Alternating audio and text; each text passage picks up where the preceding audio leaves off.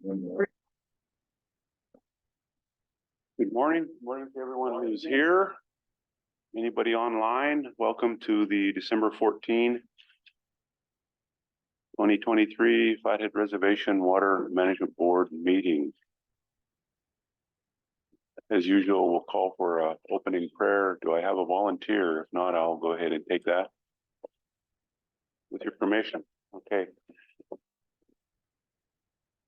Lam Lam Tupia for this beautiful day, for giving us the opportunity to consider all these important items today for our resources and for the people. Watch over all the people here, that we care for them and watch over them as we get ready for this holiday and start approaching this new year. We pray for health and peace for each of us and all of our families. We pray that we make wise decisions and care for each other during this process. Hey, Lemon. Okay, thank you. Attendance, please. Here. Here. Here. Here. And for me. Georgia just put into the chat that she sees that Rick is here. She's going to tap out now. Okay, that's good. We have a quorum. We're good. Thank you. So as always, we announce that our meeting minutes and information are on both the DNRC and CSKT websites. So anybody who wants information about past meetings can go there and find that information. If you have any trouble with that, please let our office know and they can help you out. Okay. So as the agenda sits, before we review the agenda, are there any potential conflicts of interest? We like to just check that before we move on. Ken? Nope. Roger? No. No. Rich? All right. And nor do I.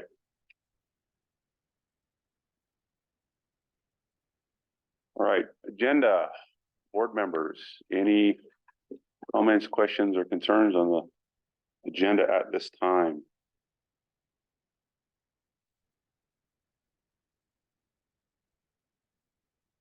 Not, I'll take a motion to approve the agenda. Mr. Chairman, Ethan. I do notice that there was an error under item 4 in between 4.1 and 4.2. Should the board take some kind of an action on that particular form, there needs to be Public comment. Yes, sir. Apologies for the oversight. We can add that. Thank you. We'll call it 4.1.5.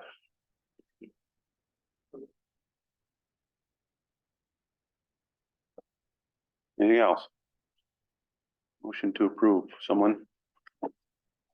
I'll make a motion to approve the agenda as modified. Motion by Roger. Sir. Second by Ken. All in favor, say aye. Aye. Aye. Any opposed? None. Okay. Any public comment for items not on the agenda? We included this some time ago, so for anybody in the audience who wants to make a public comment, we'll take a comment. That's just to bring anything to our attention you'd like to bring that might not be on the agenda. We may not take action on it today, but if anybody has a comment. So anybody in the audience has a comment, please come on up to the podium, state your name and give us your comment, please. Good morning. My name is Wayne Smith. Some of you have seen me here before. I recognize everybody pretty much. I'm here today on behalf of some suggestions from Christina Corville and Ethan about the drafting a complaint form for the use of water usage. My particular complaint is the fact that I'm a landowner in Urban Flats, and my family homestead there in 1910. We have a huge disregard to water rights with a neighbor out there that has a bunch of artesian wells that he just lets flow 24/7, 365. And currently they're running 30 gallons a minute. And the reason I know that is I'm able to monitor it, which back when I was 12 years old, when all this stuff started, they taught me how to use a bucket method to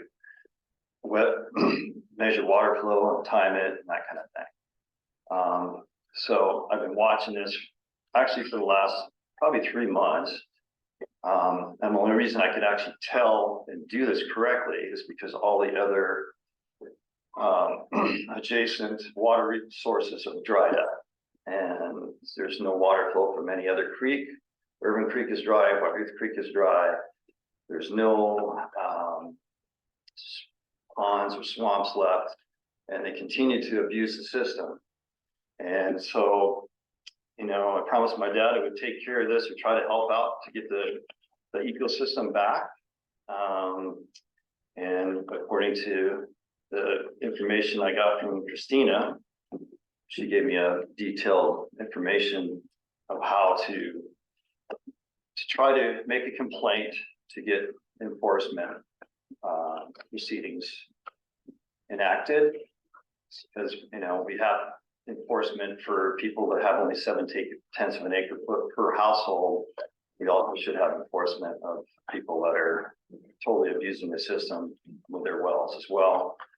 There's only 18 head of cattle currently on 640 acres, and it doesn't take 30 gallons a minute to keep them with water. It's a shame. I've had to go through this most of my life. I'm 60, 48 years of my life. I've been monitoring and watching them destroy the whole community out there. There's no quaking ash trees anymore. There's no beaver, which used to have beaver. There's no willow trees down White Earth Creek anywhere, and used to have brook trout. There's nothing there. It totally destroyed the whole ecosystem. And we also have another threat coming. The Buddhas are going to be building a huge complex up in Windy Pass. And when they do that, there's going to be a bunch of wells and water usage, I'm sure, there too. And that's going to affect that whole water resource, which is very limited. So I'm the last person that really knows anything about the whole area. All the other elderly people are either deceased or too old to really remember anything. And I'm the last hope, as far as I'm concerned, to try to get urban class back to where it used to be. So what I'm here for today is to make sure that as soon as possible, you can adopt a complaint form so I can officially complain and try to have Ethan or someone stop this abuse of water. Thank you for your comments. Yeah, thank you. Appreciate it. Any other public comments from our audience here today? Please come on up to the podium and give us your name and your comment, please. Yeah, I'm sorry to hear this because it seems that this is going on everywhere. My ranch is Your name, please. I apologize for my accent. That's okay. Your name, please. Helen Borden. Helen. Could you spell your last name, please? Bourdon. Actually, I guess I've got some cousins on the reservation. Thank you. Thank you. Yeah, so it's that thing about people coming and abusing, you know, the resources of the state. And in my case, what could make it a little more complicated is that this neighbor who's destroying wetland, bringing field from who knows where, and digging. He dug what's called a neighborhood pond in the middle of the forest. I've never heard that. Anyway, he's doing this hiding behind a permit from the Army Corps of Engineers. The guy is in the army, he's employed by the army. So it looks like he went to Helena, told them what he wanted to do and got a blank check. And when a neighbor told me what was going on, because it's in, you know, it used to be very dense forest, so I didn't know what was going on. I'm kind of downstream from him. The neighbor finally told me that, yeah, there was a pond and there was this dredging and filling of the wetland, which mostly belongs to me, the wetland. reached out to the Corps in Helena, and I got them to send me a copy of the permit, and I think I forwarded it to you, to your office. And then I reached out to the original office in Omaha. And at first, the person there, was interested and told me to write and blah, blah, blah. But after several exchanges, and me saying that I know that I'm entitled to have you run an inspection of what that person has done. You give him a permit, but you have to come inspect what he's done if I request it, well, they refuse to do it. I got an answer yesterday, and I hope I have all this and I can leave you at here. He was telling me that, well, it's up to me. It's up to me to just check how much construction has been done and if it goes over the permit.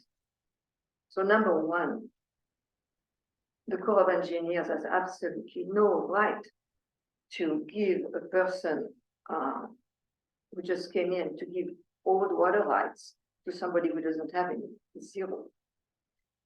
And number two, to make me responsible for checking what's going on, I don't agree.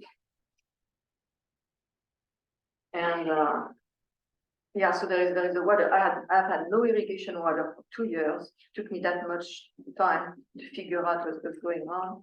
I spent the summer, feeding troughs for the cows and the calves, and I'm not doing it again. I'm too old for this.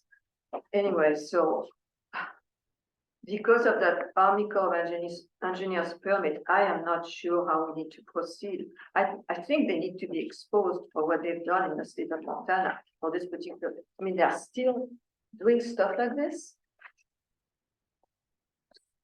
Anyway, so I would really like to be able to brainstorm, with people who have met this kind of situation before, because I have. I'm kind of stuck at this point. And my ranch is actually north of Missoula County. It's 1 mile south of the casino on the east side. So it's Missoula County, but it's the Flathead Reservation. And right now, Missoula County wants nothing to do with people like me who live on the reservation. And it's Missoula County, but it isn't anymore. I guess not, you can't even call the cops anymore if something happens. This is not like Lake County. I've heard that Lake County, something that there's an emergency where they respond, they don't ask you who you are. But not Missoula County. So I'm in a pretty bad spot. So I brought you, the different emails between the Corps and I. I brought you a relief map. I just paid to have that 5-acre plot resurveyed to make sure the guy, to show where he's trespassing. And yeah, he is trespassing. That cost me $600. Now, if I have to pay for a drone photography, as well, a few more $100, I don't know how far I'm going to have to go with this. Okay. All right. I'm sorry, and there is another, I can't file a complaint about the situation, but there is also the fact that the same person messed around with the road, the private road that served myself and then several people. He made it larger, he put some shoot of asphalt, and he did 2 things which are not legal. It's called a 310 violation in the old days from the NRC. He demolished the road goes down towards 93 highway, and he demolished the banks of the creek, which goes under the road on 2 sides, so that the water can drain in the creek as if it was a sewer.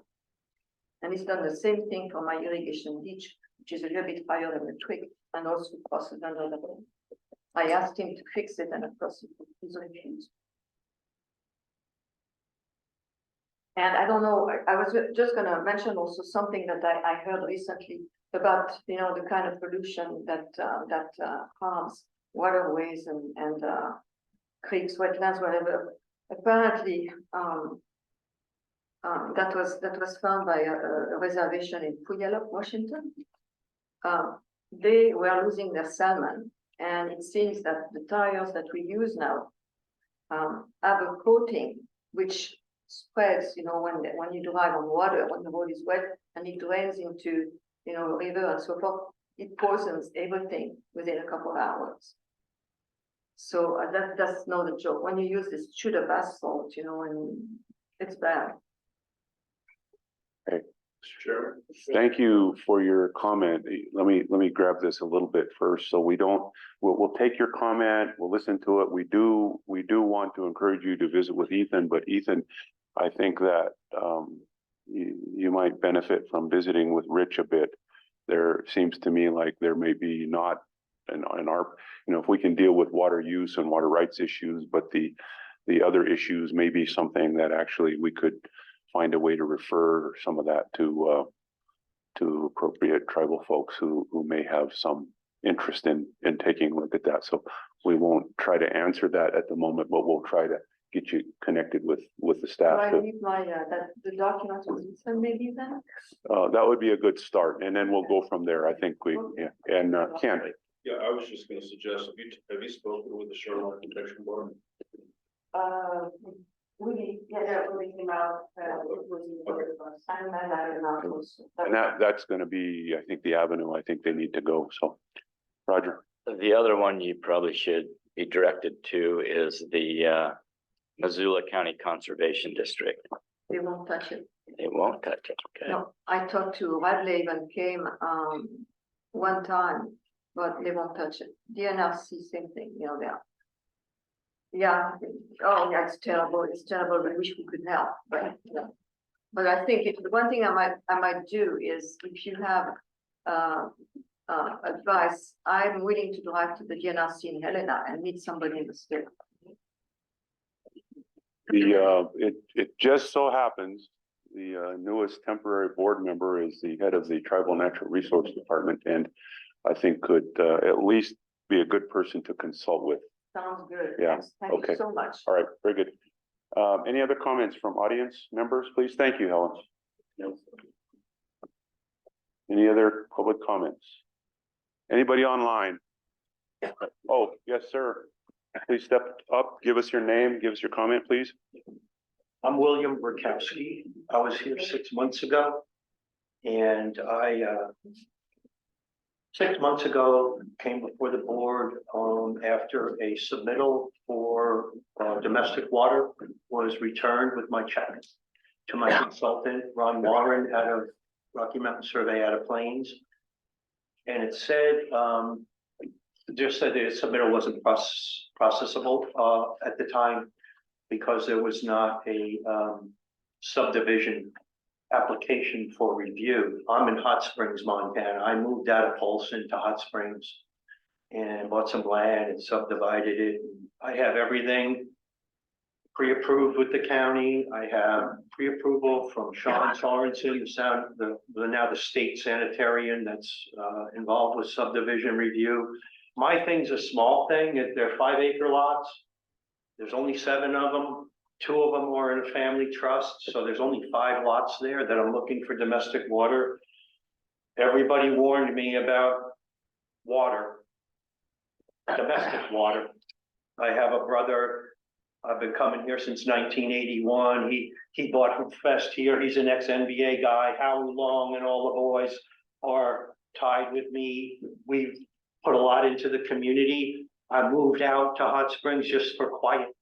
It's busy, Polson, since 81. And I'm just looking for somebody, Ethan, to tell me, okay, we can put your submittal in and go through it. I'm building. I'm doing all modular, small micro modular stuff. I came from off the Middle East and did that. So I'm improving helping improve the community. I respect everybody and everything, and environmental. I'm not a farmer or a rancher guy. I grew up in the big cities and traveled around, but it is very nice here.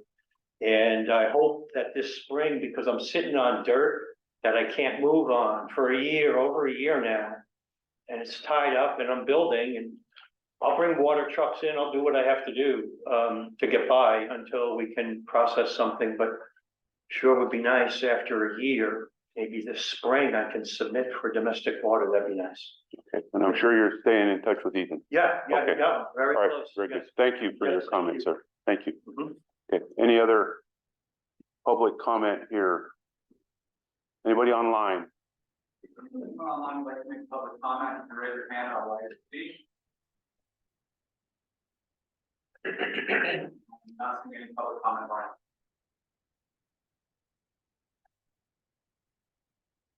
Okay, with that, we'll close this section of the public comment, and before we go any further, just so the board members are aware, public is aware.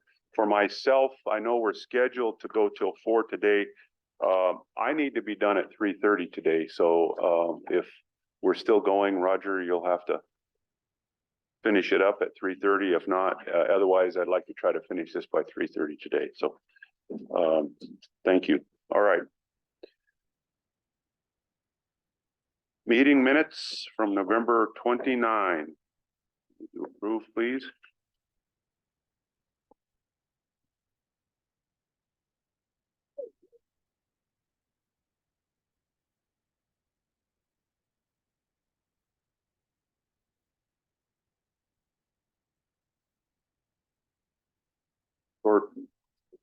Short minutes, so there are no comments. Take a motion to approve those minutes. I'll make a motion to approve as provided. Motion by Roger.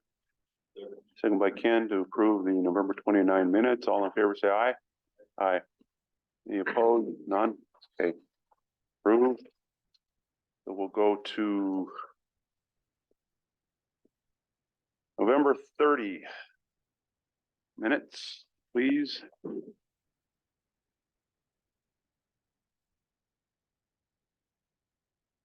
And thank you for highlighting those actions that we've taken. I think I appreciate that. So Roger. Yeah. So I have maybe two comments or questions.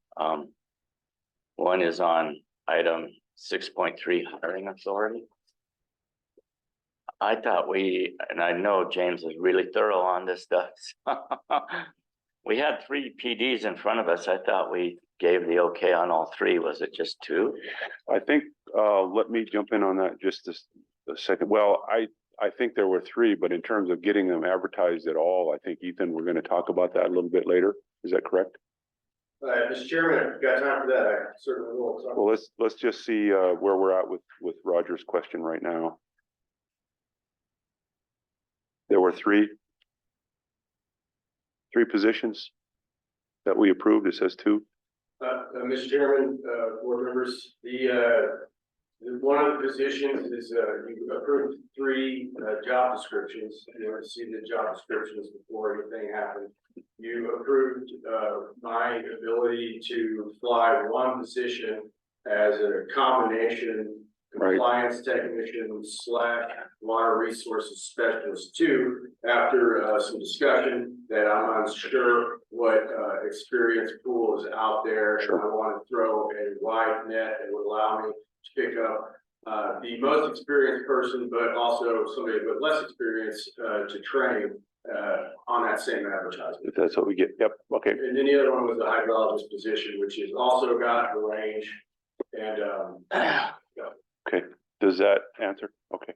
Yeah. And you had another comment? Yeah, the other comment was 7.1.3, the approval of the, man, my contacts are really bad today. It says board 7.1.3 board decision on water engineers PTO accrual. Right. So that was a very specific motion that if Ethan had submitted his stuff electronically to us, then we would hold an interim meeting.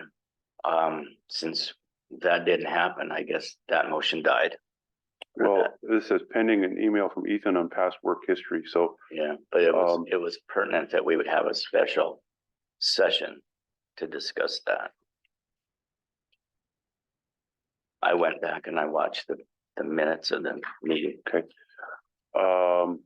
Remind me if we received the email with that documentation. I did send you documentation. But it's on the agenda today. I'm just pointing out that the motion made was very specific. Okay. To that time. Okay. Do you want the language of these minutes to reflect that? I think it's in today's minutes. so- Okay. All right. Is that it? Yeah. Any other comments? Mr. Chairman, board members, I may be a little unclear, what is needed for that, project?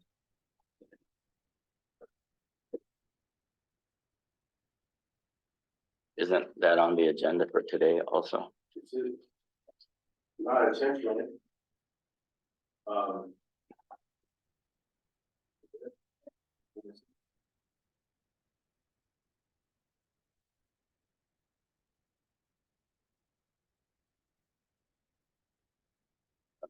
Thought it was. Maybe it's not. Sometimes I overlook things, so I'm just double checking how you do. It's not intentionally part of today's agenda. My understanding is that if I sent the electronic, information at that, and that appeared to suffice, that was, closed.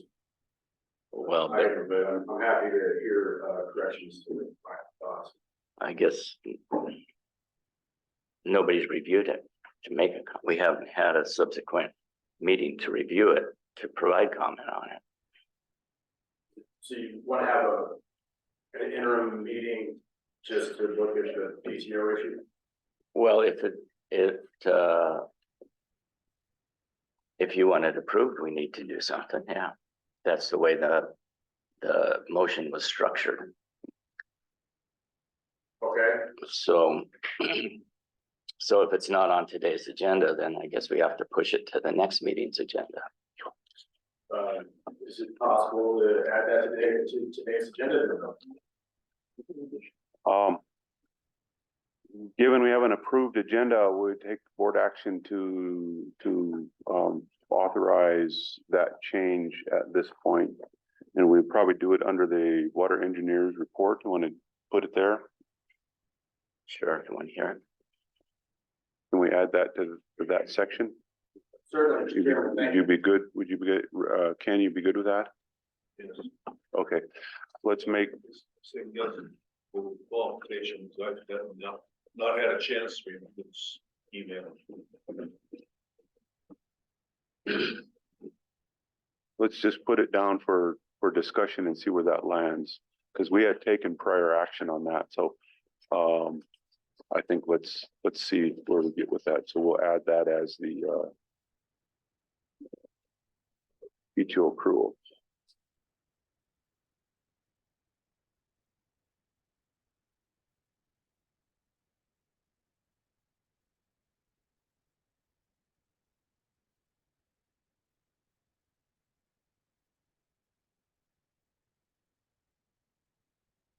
Add it, yes? Yes, I'm just gonna get consensus here. Add that.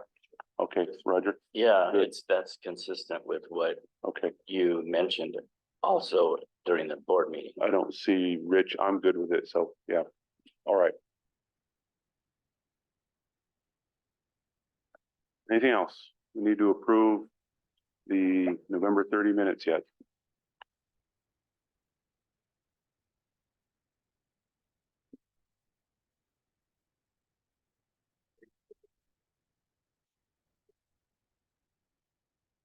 With, terms are consistent to others and others. Motion to approve with comments from Roger. Motion by Ken, Second, second by Roger. All in favor, say aye. Aye. And note, Rich is out of the room.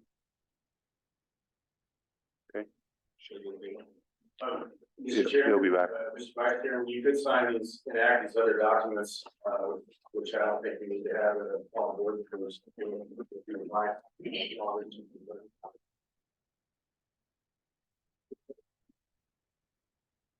Enact, you have, moved, letters to be sent out, so I'm sorry, motion is.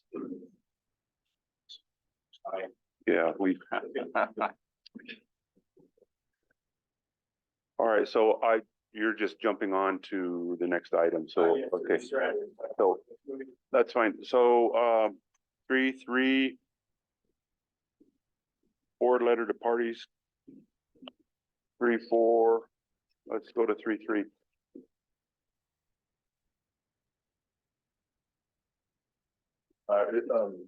Which one was the 3-3 one? It says compensation All right. approved on 11/30. Mr. Chairman, Oh, Mr. Vice this was- Chairman, this has to is do with the letter board. that you need to sign, so we can, get that out the door to the parties of the compact. Okay, and we made the changes we talked about from last time. Yes, sir, and, we got legal review on that as well. All right.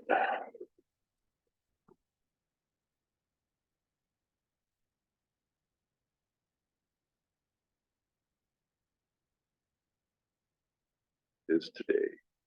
12/14, Mr. Chairman.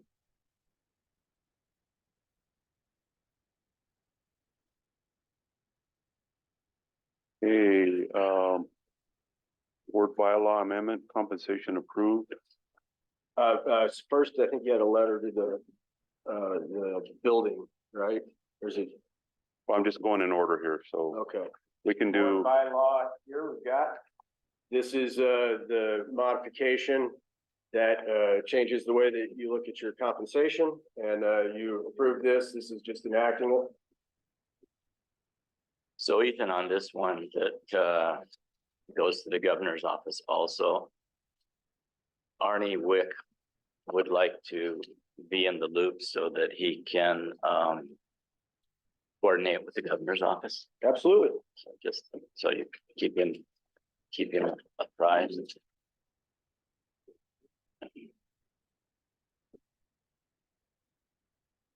the space letter. This is your office space letter, Mr. Chairman. If I can speak.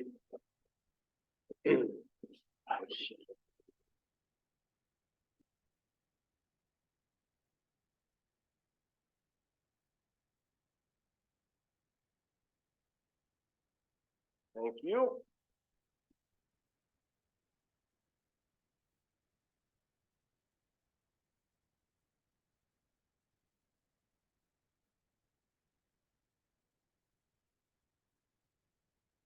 I will get these two letters out the door for the board, and we'll copy, the folks in the medical offices that we coordinate with to make sure that they are kept in the loop.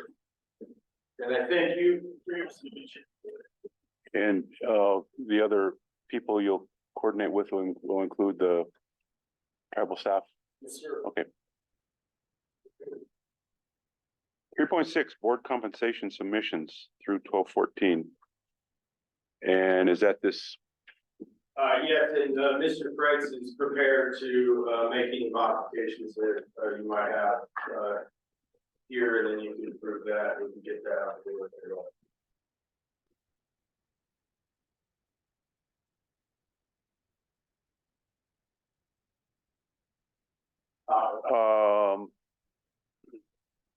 We approved. I thought we approved, just correct me. We approved something like this last meeting.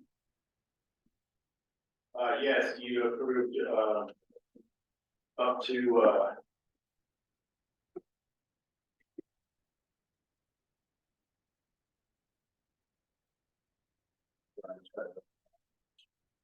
And then while you're looking at it on mine, it says December 30. I wonder if that should be November. Look at that, yeah. it certainly should.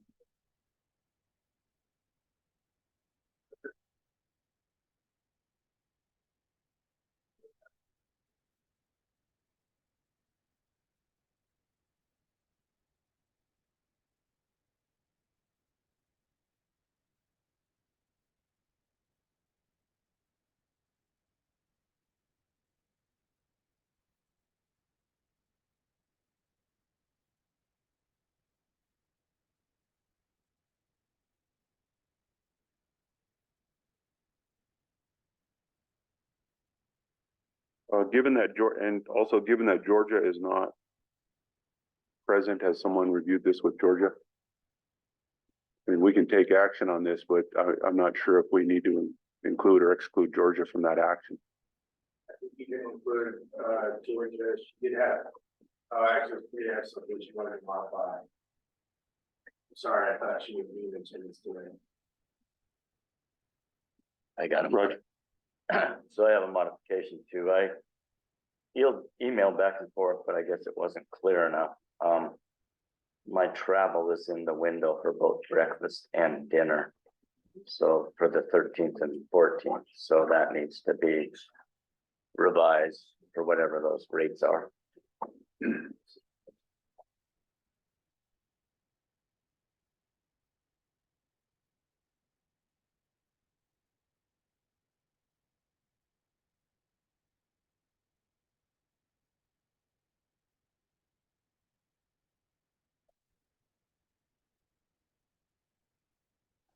Mr. Chairman, I'm looking at the last compensation improvement that you made, and that was up through October the 18th. Okay, So the November 2nd is the correct start date. Unfortunate error on mislabeling your November as of December 30th. so I have a correction. Roger has a correction. You said Georgia has a correction. You know, Should we put this off until we get those corrections and then try to approve this the next meeting? Our board members be okay with that? I think that's a good idea because we might have additional time in December on something else. Okay, And so then it would all be at the end of the month. okay. Ken, you okay with that? Rich, you okay with that? Yep. Okay, I'm good. So we will take no action on this. We'll put it off till the next meeting with those corrections, and you'll visit with Georgia. and just back, I was trying to look at something. Did you get your corrections in here now? I don't know what the rates are. James was gonna check on them. He can fix it. I'm not worried about it. Mr. Chairman, Ken, just so you all know, this may go over my last meeting. goodness, Yeah, what you're, what was out, yeah, I have. Did- applied, is the process in place to actually appoint? Oh, it is, okay. but, You're just never gonna go anywhere. That's what's gonna happen. Well, thank you for the heads up. You're not going anywhere, are you? Mine's a 4-year term, Just for you to, but okay. Ken's. Do we know what the status is of their process? Yes. Kind of. So the governor's office sent letters to the 4 counties, Sanders County, Lake, Flathead, and Missoula County, asking for nominations. And each county has until the 15th of December to respond, which is Friday. And so then after that, the governor's office will review the nominations and make a decision And the deadline is what again? tomorrow. And they'll decide when? After that sometime. After that sometime, okay. And then I think, maybe Ethan can, or somebody can remind us, should we go past that without an appointment, there's a mechanism for a temporary, like we have with the tribal appointment, is that correct? There is a chairman. And that is Director of DNRC, okay. Oh, All right, that's what I thought. So we'll have at least someone, I won't say that could fill your shoes, but that will come here in the event that they don't have that appointment made. And good luck, Ken. I'm glad you put back in for it. So thank you. yeah. anyway, All right, thanks for that heads up. That was probably under other board business and board committees. Is there any other board business? Board committees?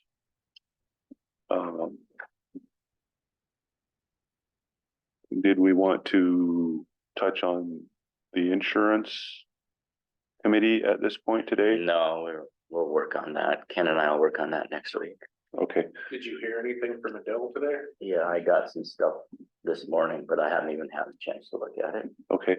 So, Do we have other standing committees or board business we need to discuss? Not that I'm aware of, Mr. Chairman. Did you have, Other committee that you have is Human Resources Committee, and one a member of that committee is Teresa McDonald, and the other is Georgia.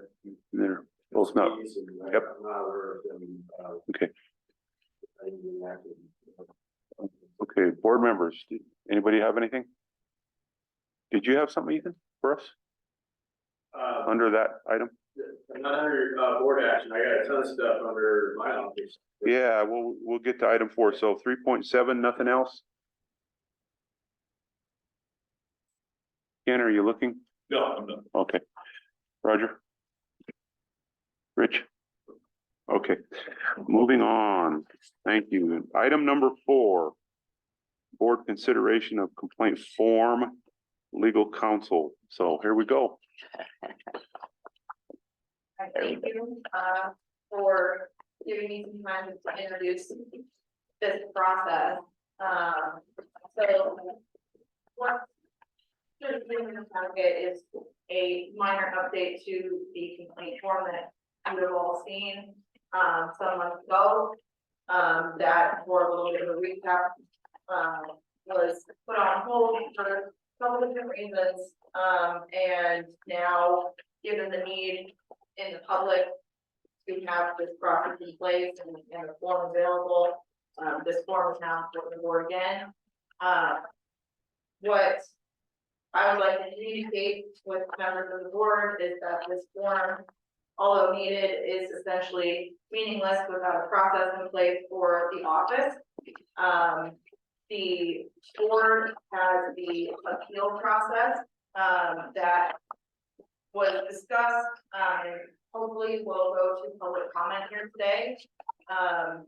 But the Office of the Engineer under 31102 and 31103 does have the responsibility to evaluate such complaints. So we need to have that process in place, and hopefully that is something, I mean, that's something that legal intends to work on with the Office of the Engineer, and recognizes that the need for the process should be as soon as practical. The process you said that will go to public today is, remind me? Sure, so if the board so chooses, to publish the appeals documents that legal and board already, discussed earlier, those 2 documents would be going to public comment today or choose. Okay, and those are the ones that are critical to this form. They are not, no, I mean, they are an after process. The Okay. first process would go through the Office of the Engineer. The complaint form that's before you would be submitted to the Office of the Engineer for first evaluation. Then if there's any such other issues pertaining to the decisions that come out of the office, that then is the appeal process on the board that we have already discussed. Okay, so where do we stand with the complaint process? That is in the works, and that's what I intend to have a discussion about, is when the board would like that process to come before it. There is need for it, and so as legal counsel, we recognize that we can do that as soon as the board would like us to do so. Today, no. Of course, it's for the board first, though, for board action. Right, So if that is the next regular board meeting, then we need to have that discussion. I think that if you and Ethan are ready to bring that to the board for consideration by the next meeting, then I think we should, if we need to decide that today for you to bring that forward, so board members' thoughts. Yes, I think it needs to come to the board by the next board meeting. Okay. Yeah. Roger, Ken. So, given that, is it something we can get our eyes on before an actual meeting? It will be circulated as meeting materials, yes. Okay, and in terms of bringing it forward, is it something that is in, you're just started, is in rough draft, or is fairly well developed and we just need to review? So it's a fairly minor, section within the ordinance. I do have some things that, myself and co-counsel have drafted up. We have not had the time to meet with Ethan, nor was there direction on that. So at this point, we would need to have those conversations and be collaborative with the office of the engineer, because that is the office's procedure. Okay, so given your comments about this form and the need for the process, is there any reason for us to actually take action on this form then today? I know it's set up for that, but we'd be willing to postpone that and do it at the same time we process or approve the process, if that's more appropriate. It would probably be fairly appropriate to approve the process and form at the same time, so that when a form comes in, there is a process in place for the office. Okay. Other thoughts, comments, board? Well, actually, I think we should not wait until January to do this. We should have an interim meeting. I mean, that's my thought, is we can approve the complaint form today, why not? And then be ready for the approval of the appeal process in January.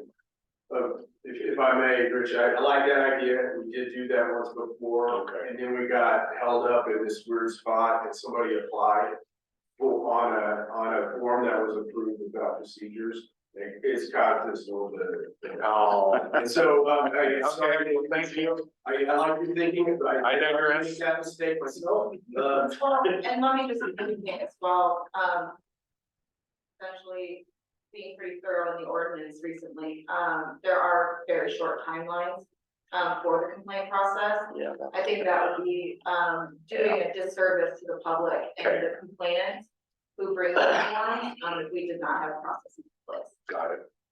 Okay, Roger. Yeah, it seems like some of those time frames were 10 days, so.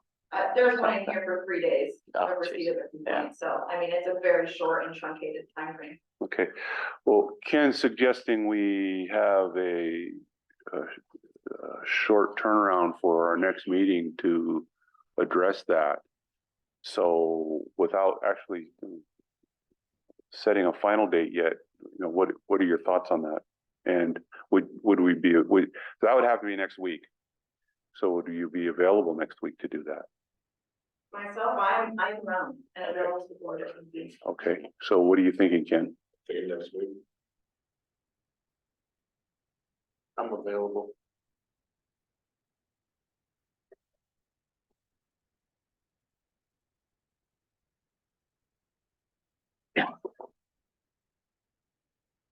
What day?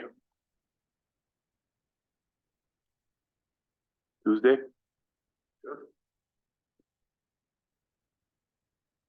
Throwing it out.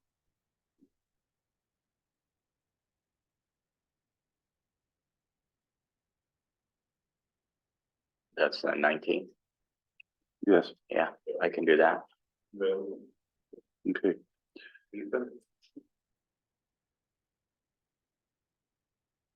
I was hoping to not be available.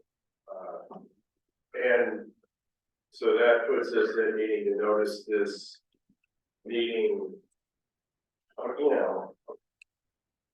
Yeah, a minimum of 48-hour window to notice the meeting. What time of the day is the meeting gonna be? You go soon?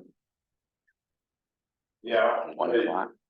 I mean, we gotta we gotta create an agenda, we gotta create a Zoom link. I mean, there's a ton of stuff that goes into your meetings that nobody knows about, and there's not a ton of staff to dedicate to it.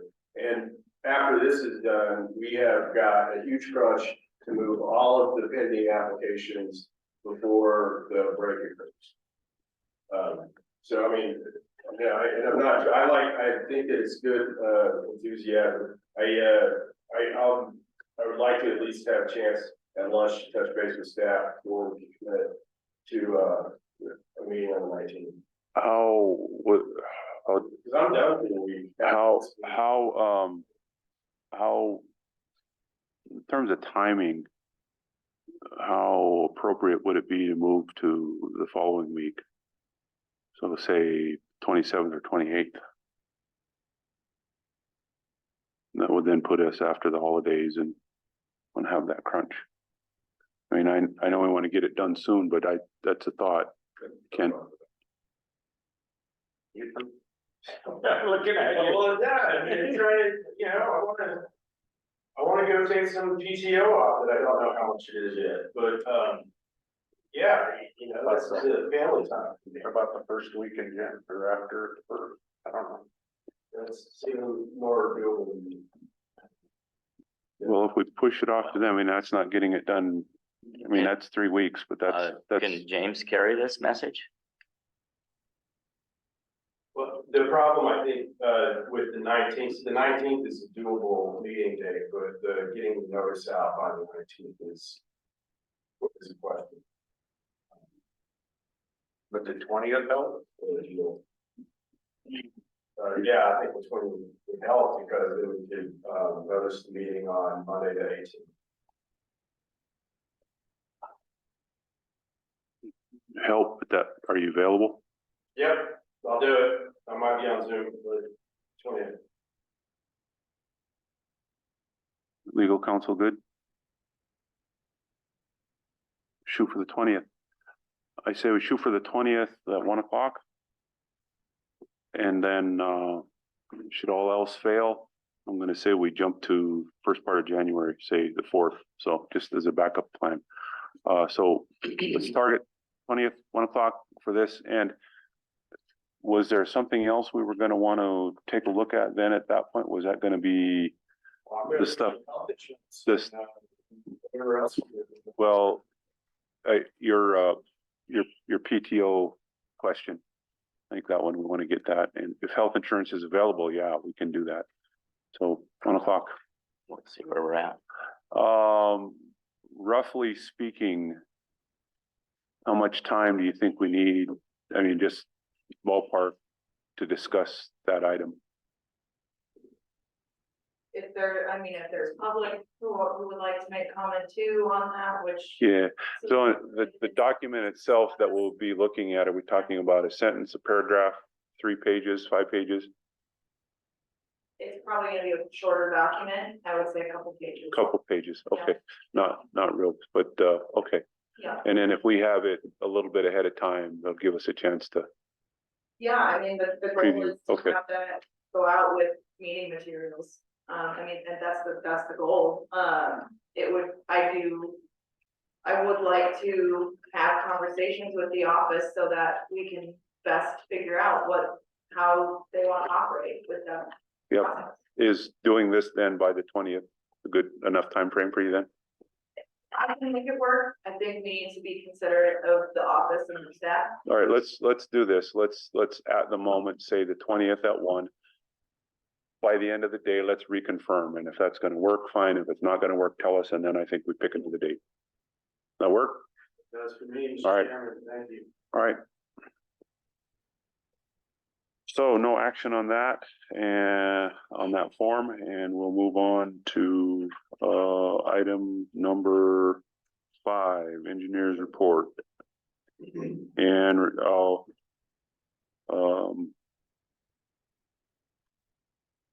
yep, engineer's report, all right.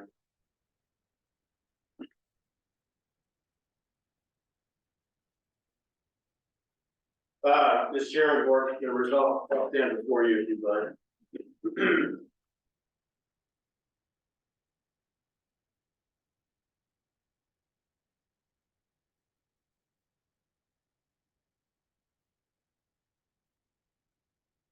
Right, Mr. Chairman, I do, believe somebody in the audience here was actually specifically waiting for 4.1 and a half to offer comment, and although, the board wasn't going to take action, well, you sort of did take action. You decided a timeline for, getting the, you know, less than formal action, but, could, you know, I do believe we should at least, honor the public comment. We're not taking any action, but does the board want to hear public comment right now? Since we have public here to comment? Sure. All right, we'll hear it. Once again, thank you. My name is Dwayne Smith. And I just, after listening to you guys, I really want to thank you for recognizing the urgency to adopt the complaint form. And I just, if you want what I want to say, just say, you know, really appreciate it. So thank you very much.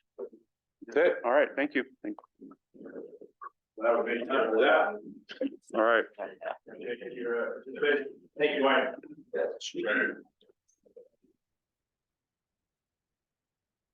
Ethan. Chairman, board. All right, first item, I will, talk a little bit about the, office workload. Our office workload is, on the getting towards the unreasonable side, and that we have significant upcoming projects, which include, defining substantive terms for tribal water rights, and the elements and how those will be presented in the water rights database. Continuing on with the water right information system work, the ongoing work for excuse me, the ongoing work for active applications that are coming in, and presumably as we develop additional processes for new types of applications that will increase that workload significantly as well. We did not get a briefing from the Montana DNRC about state-based registrations, but those certainly are still there. Thousands of water rights that need to be attended. We are actively working towards the details that are needed for the tribes registrations of their water rights. Also thousands of water rights. The personnel policies, you had asked for an update on that front. Broke my glasses.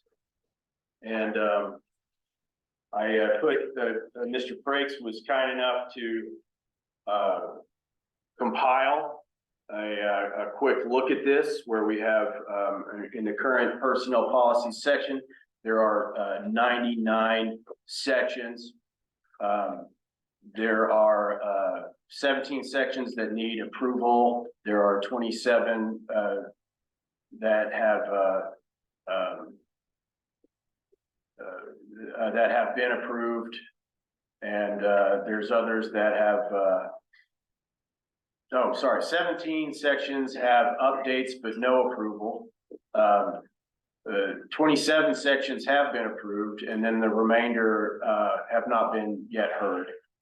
Your meetings on this, you've had 1, 2, 3, 4, 5, 6, 7 meetings where you've talked about personnel policy matters. In some of those meetings, there were certainly other items being discussed, but I think what you can see here is that, this also does not include the amount of work that went in previous to my staffing with the associated employers. So at the rate that we're going on the personnel policies, you'll have to be the judge on what percentage we've done, but it could be still a significant amount of work. It's helpful. Thank you. Okay. Any comments on that? Questions? Okay.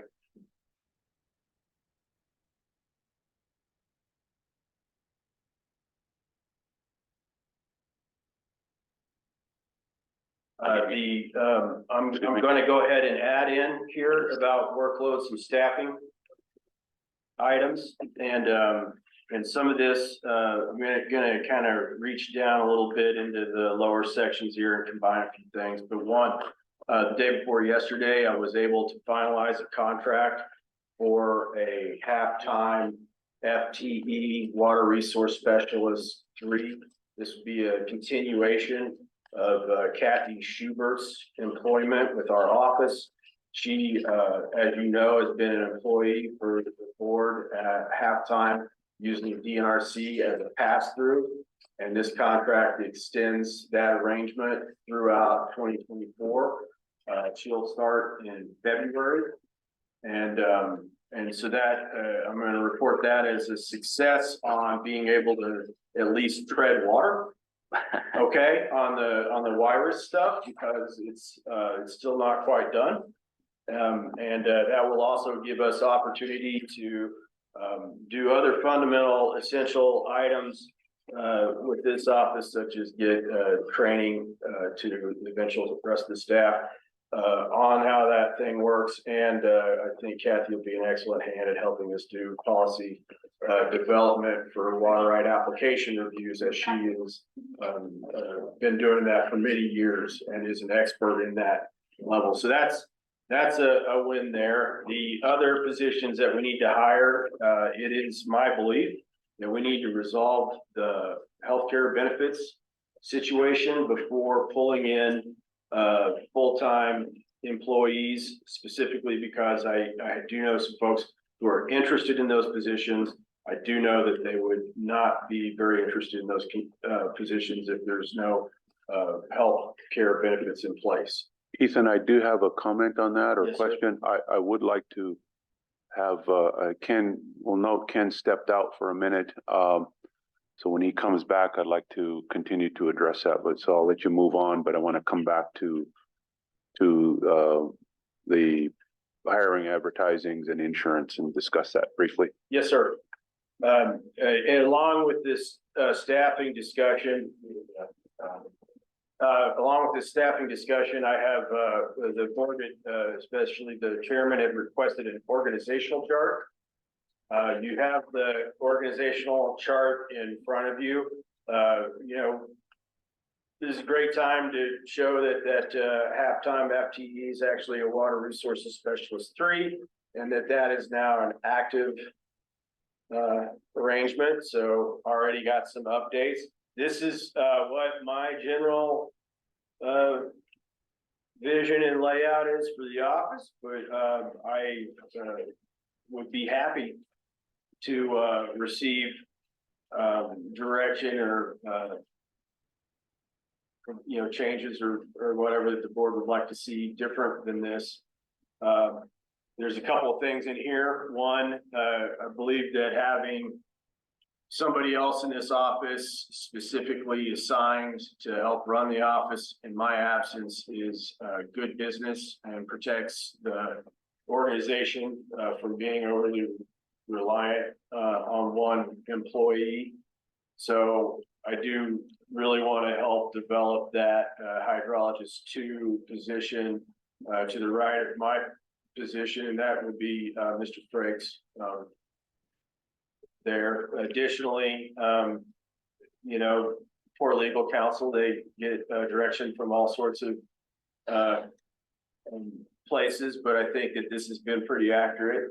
Sometimes they get board direction, sometimes from the chair. Where it says chair, it is obvious that in the absence of the chair, the vice chair has got that same role, I hope, from this chart. I guess I'll ask a question. Is this what you had in mind with an organizational chart, Mr. Chairman? I don't have a particular model. I think an org chart helps. This is a good start. If there's any questions by board members, please feel free. Which one is Kathy on here? Mr. Chairman, this would be Kathy's position right here. Here. Yep. So it's no longer imminent. Yep. It is active. We have a signed contract. Obviously, the way that we do our contracts and our employment is that, people, there's no obligation from our office or from Kathy, but we do have an agreement in place, if you understand. That sets terms for payment, travel, duty stations, all of the things. And we do have she's got a draft position description that is also associated with that position. And, has reviewed that and, I feel like we are in agreement with that arrangement. Okay, with, Lucky to have her, really. so with that, Ken has returned, so I wanted to just touch on sort of the hiring, advertising, and your comments about insurance. Now, it was my memory, I thought, that we took action to advertise last time. And prior to that, or in that meeting, we had agreed at some time to offer an amount for insurance to new hires until we get a policy in place. Is that correct? Okay. So I understand your position, but I think the board's position is we want to get those positions advertised. And we would go ahead and tell them that that's the status of now. So I'll let you make your case, but that's kind of where I thought the board was at. And what exactly is the wording that you would like to see in the advertisement?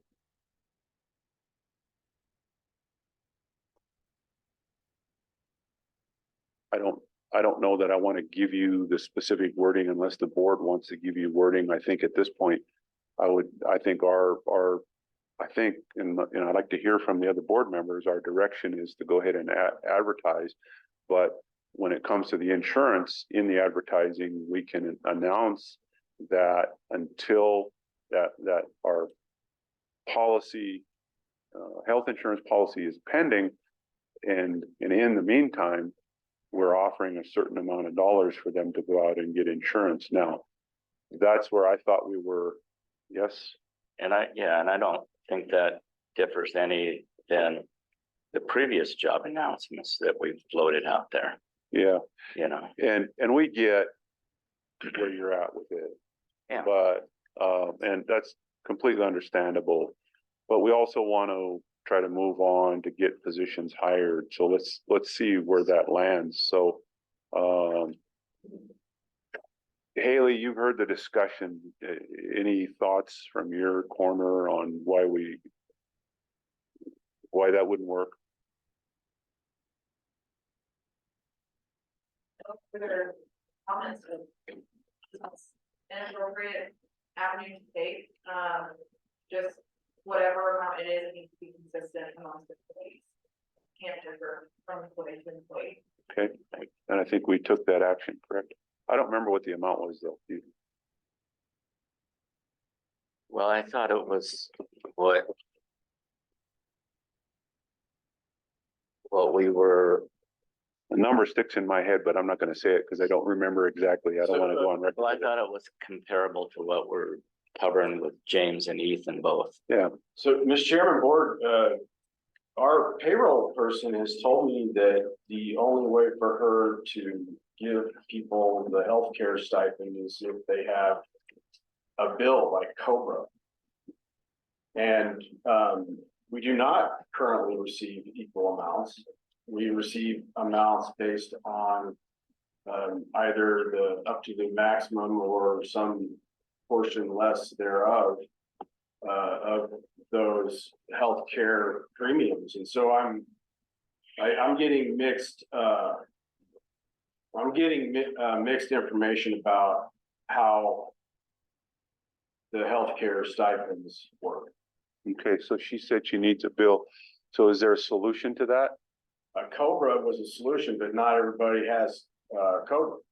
How That about, was why we had an employee who quit because there was no health insurance, and she specifically did not have COBRA. We did investigate if there was a way to give her just money. The payroll folks told me that there was not an avenue for that. I'm happy to. okay, well, yeah, let's do this. So the board did take action. Let's clarify what that amount was. Do we know?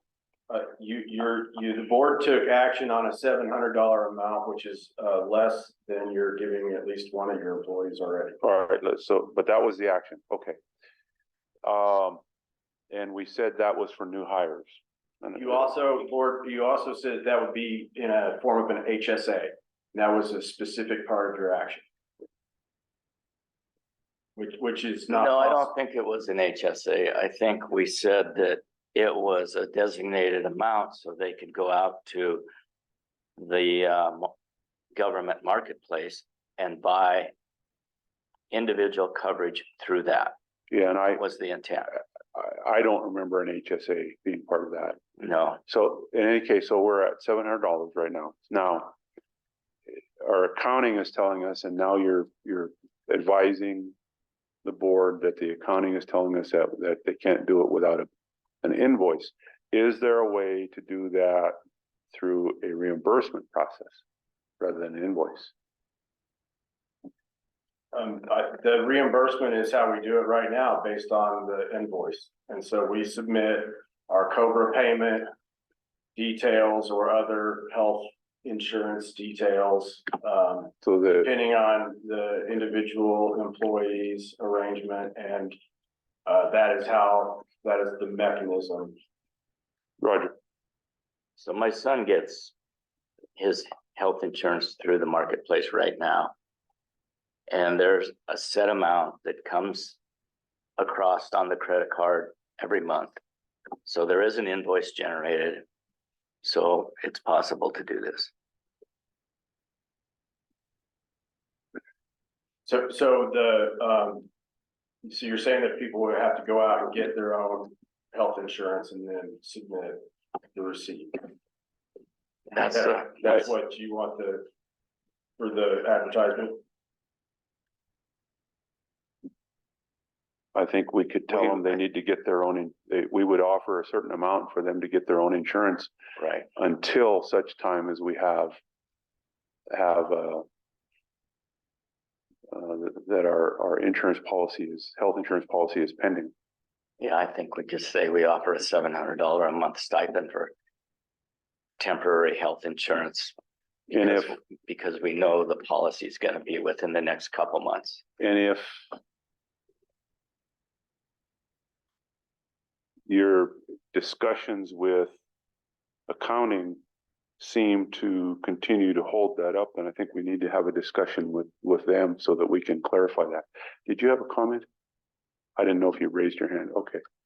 And I think we need to have a discussion with the accounting office so that we can, the accountant, so that we can clarify that for each other. Because there's got to be a mechanism to do that. We just would like to see the advertising go forward so you can try to get those positions filled.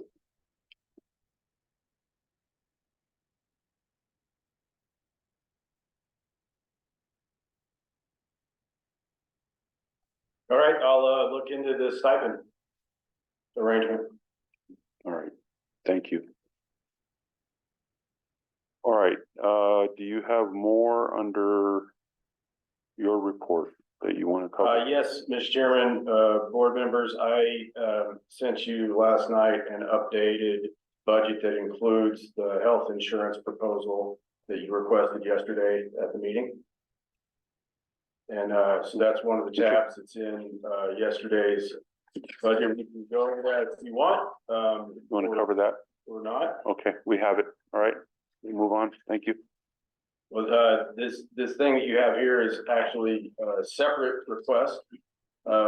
Vice Chairman Noble wanted a monthly expense accounting, and so this is November for you, and it has both expenses and also fees received.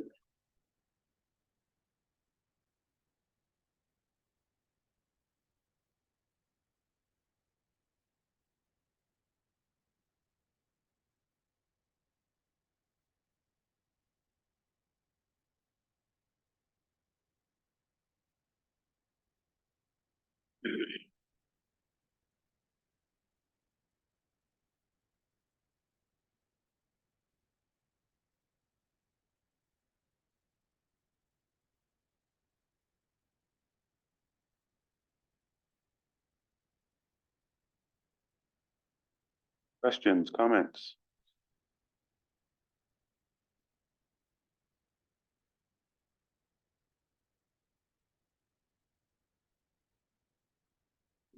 Just quickly, Yep. Spectrum Internet. Yes, sir. We can get Spectrum here in Ronan, high speed, right into the building, not access Montana. That is true, sir. Good. A little competition. I get it at my house. Might have to look into it. Yeah. Just park next to Clayton's house to get Wi-Fi. You just can't call them in Missoula. They do not have an office phone. You cannot talk to them. You have to go in to talk to them. If you call Spectrum, it's a national and phone number, and you talk to somebody in Timbuktu, somewhere. But in fact, when I finally went in and talked to them, I said, "You guys have a phone here?" They said, "No. Phone company doesn't have a phone." Wow. Anyway, that's Spectrum. Final item in my section is a website release, press release, and your original packet had a printing error, so we reprinted that and portrait for you, and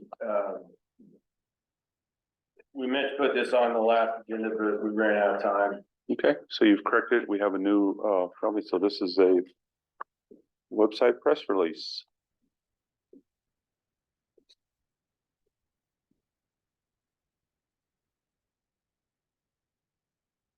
Does it? I mean, you don't have to add anything, but have you, do we track how much attention that website's getting? We can for fee, Mr. Chairman. No, I'm not saying add it. I was just asking if we already did. Not presently. We haven't advertised it yet, no. It has just probably started getting some attention. I did use our website in this meeting's meeting material distributions. So anybody who has been tracking the CSKT or DNRC websites would have seen a link to our website for the meeting materials. It looks a lot like the link that I sent board members. I also used it because we had an active list of interested parties for one of the topics that you're discussing today, which is the water policy stuff, and so it went out with that. But that's really the extent of the distribution. I can't imagine people would just stumble on it. Other than that, Yeah. but we can look into tracking the use. Of course, most of what you'll see is me and James. Yeah, no, I was just curious. So on the website, there's a place on there for people to actually communicate with your office? We have steered folks towards using the contact at FRWMB.gov email. And we don't have that section you fill out to contact us anymore on there, do we? We actually received three through that. and they've all been in Spanish. Okay, so They've all been what? All of the perspectives coming in Spanish. we have one area that's Really? like And did you respond? fill in, if you want to contact us, fill in this, and we're kind of thinking we might do away with that because obviously the utility's not there. And if we get contact through the contact at FRWMB.gov, it's easier for us to maintain our public records in that sense. Yeah, I was just curious. And so, Yeah. aside from that, James would have to learn Spanish. And or whatever other language comes in. That's interesting. What was on your resume? That's good. So board members, do you need action on this, or No, you just advising us? Unless you didn't like it.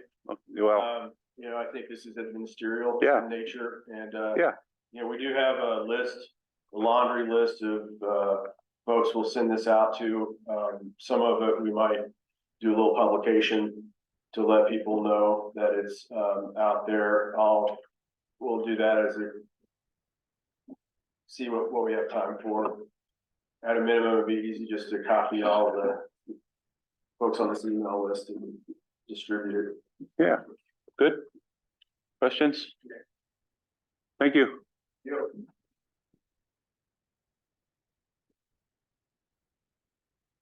Item 6, resolution, legal counsel. Perfect. So,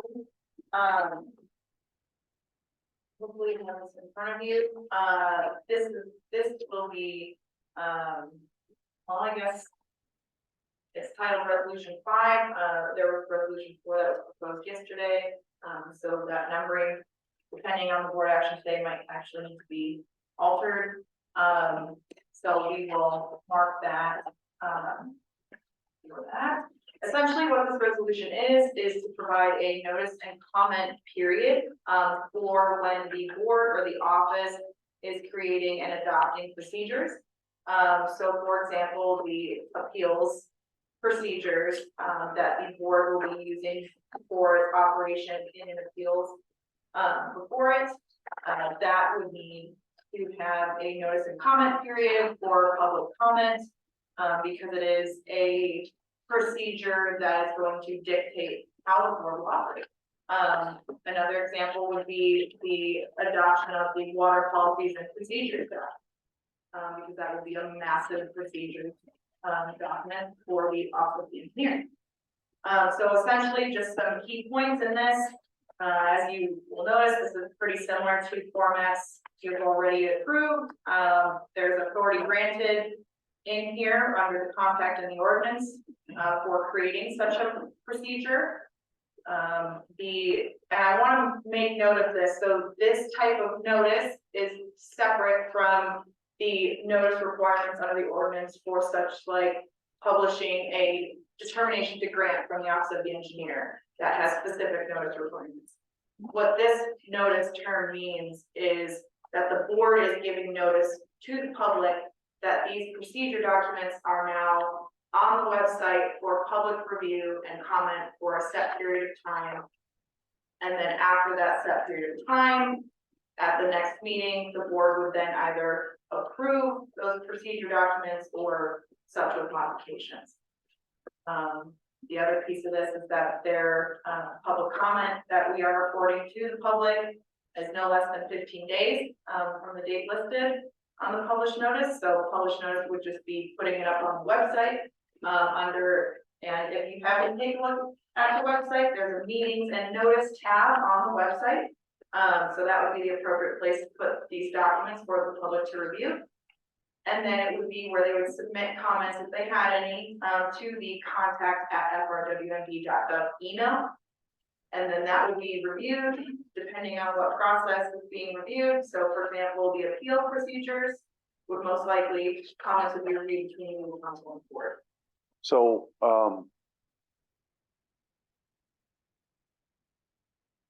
for our purposes, for policy purposes and legally, we only need to put out the notice on our website.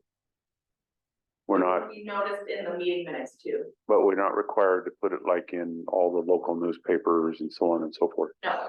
So if this press release doesn't otherwise say that, we should also make sure that's in the press release, because people are gonna want to know that the place to see these notices for public comment is gonna be on the website. Because if we're not gonna be putting it in local papers, that, you know, if that's adequate and legal, that's fine, but we should probably make sure that it's, people know that. That's my only thought there.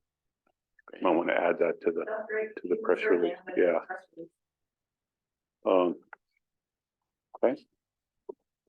Any other questions? Anything else? Any other questions? You want to take a second to review this more, or I had one minor suggestion on it. did you pass? 15 days, just make that 15 calendar days.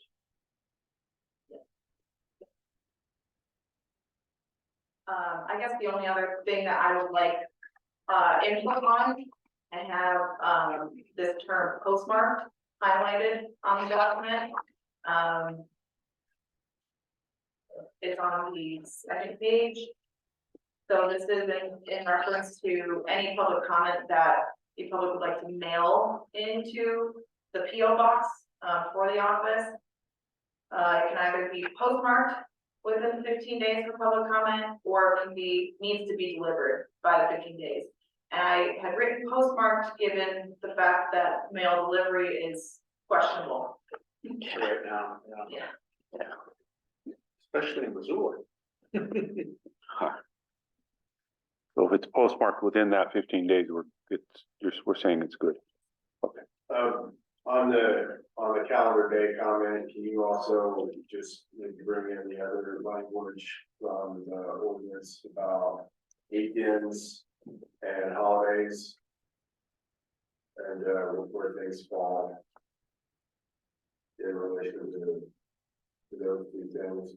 Yes. Also, is it possible under the website comment that we could remove some specificity and just say posted to the website? And on the chance that the website gets restructured somehow, I don't have to. If that would have to, if you want that. That would be, that's up to the board here. Okay, say it again, and what do you want? Currently it says, it's good, it's on the website. Yeah, meetings and notices tab. Meetings and notices tab, it's their website. That will allow us to, you know, if we have to do some kind of restructuring on the posting. The language meeting and notices tab is in here, is that what you're saying? And you just want to change the website? Okay.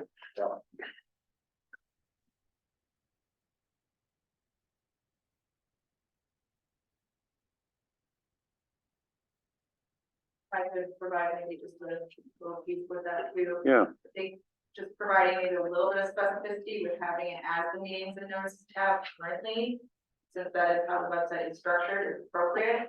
At any other time, if the website changes or we want to put it somewhere else, the board can always amend the resolution.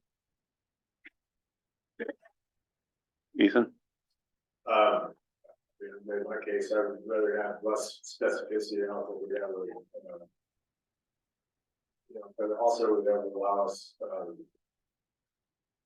what happens if our website goes down? Should we have some sort of alternate posting to just the website as well?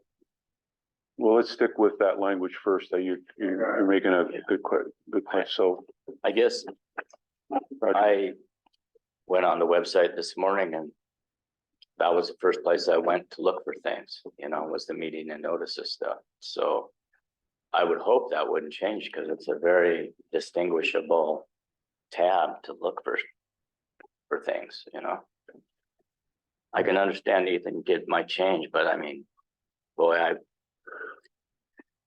there's the pertinent information is there. I don't, you know, I'd hate to see that change actually. I'm not saying that it's gonna change. I just don't want to like lock us into it in a procedures document.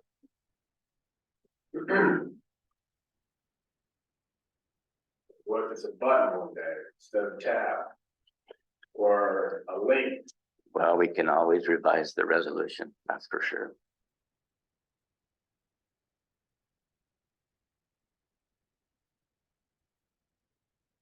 what's the tab name now? Meeting and notice tab? Yeah. So, can we just drop tab and say under meeting and notices, and that way wherever meeting notices are, say meeting and notices in the website. And that way, That'll work. that way, then it may not be a tab, might be something else. At least it's in the website and meeting and notices somewhere. Does that sound good? Good, Rich? Okay, consensus on that, so let's do that. So with those changes, are we looking for approval today then? If the board sees it fit, yes, that would be into the next discussion item on the agenda, so. For minor changes I can make within the day. I guess. Yeah, so public comment first. Yeah, are you Yeah, I'm good. ready to move forward then? Move forward. Okay, any public comment? All of our public has left the audience, except for maybe online. So if anybody online has a public comment on this at this time with, we want, do we have anybody?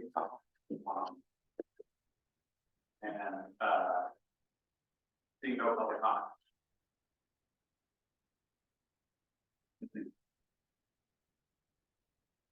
Okay, going once.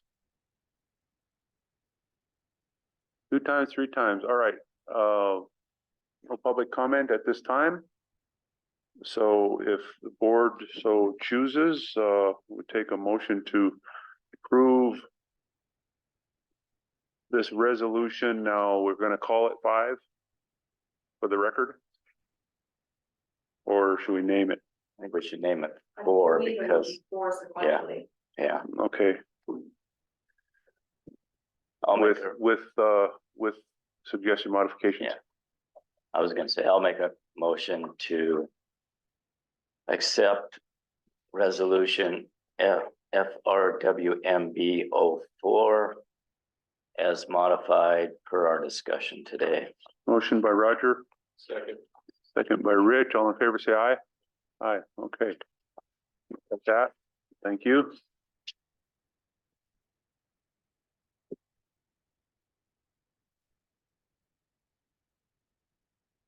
Number 7. Let's see, what time is it?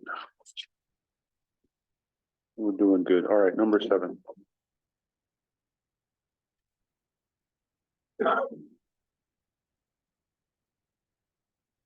So, this is exactly, what this resolution is for. So you get a practical application of this, right here. So, for board and legal discussion, from our November 29th meeting, we have 2 documents, that discuss and describe the appeals processes, for the board. So the operating rules and the, just procedural rules that we went over. Board provided legal with some minor edits. There are clean documents that are now ready for the board to approve for notice and comment.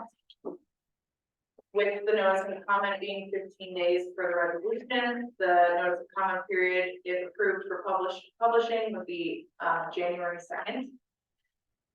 And so that would be, these 2 documents would be published on the board's website for notice and comment. And then after that time, we would evaluate the comments if there are any, and the board would then be able to approve the procedural documents at the next meeting following that notice and comment period. Do we need to see those documents? I don't. Based on the discussion, it was that we would make the edits and then release it for public comment. Okay, Because there is no board action to approve those documents right now. okay. You need action to take this step. Yes, to publish them for notice and comment, yes. Okay, Ken, can we move forward? Move forward. Okay, any public comments? Anyone want to make a public comment online, raise your hand, I'll speak. Seeing no public comment.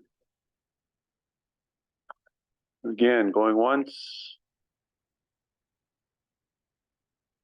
Twice and 3 times. All right, no public comment on that item at this time. So board members, take action to approve this. I'll move to release the FRWMB appeals and hearing documents for public review. Motion by Ken, Second. second by Roger. All in favor, say aye. Aye. All right.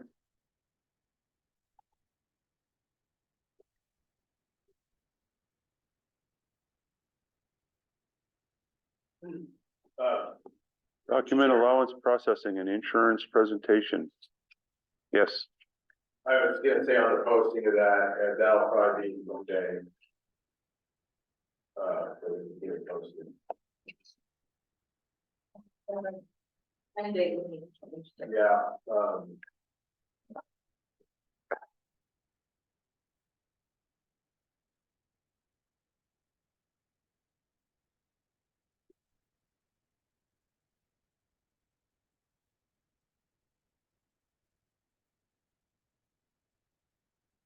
Number 8, who's up?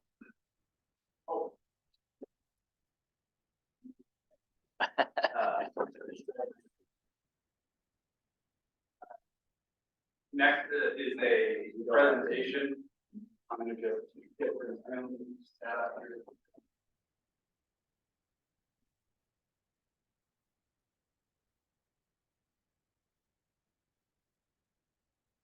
Okay, there has been a little bit of, talk about from the board saying that they might be interested in understanding how we handle our applications, specifically the domestic allowance applications. And we just wanted to give you a little peek under the hood at what we've been up to with these in the interim period before we have the water rate database up and running. So that's what the intention of this presentation is.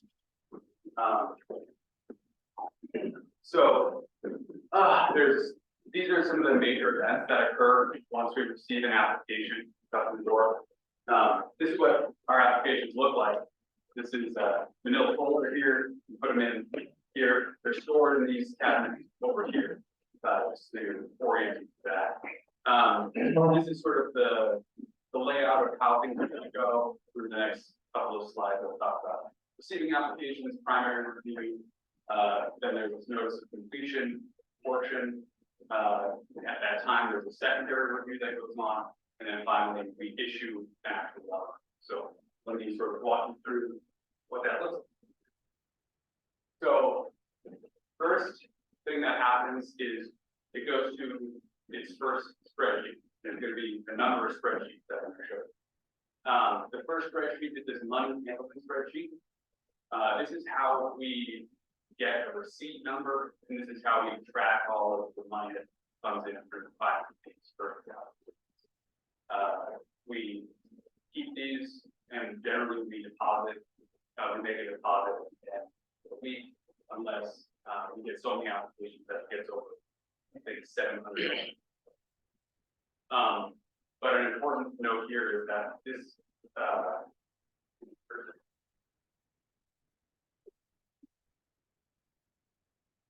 anyway, you can see that there's the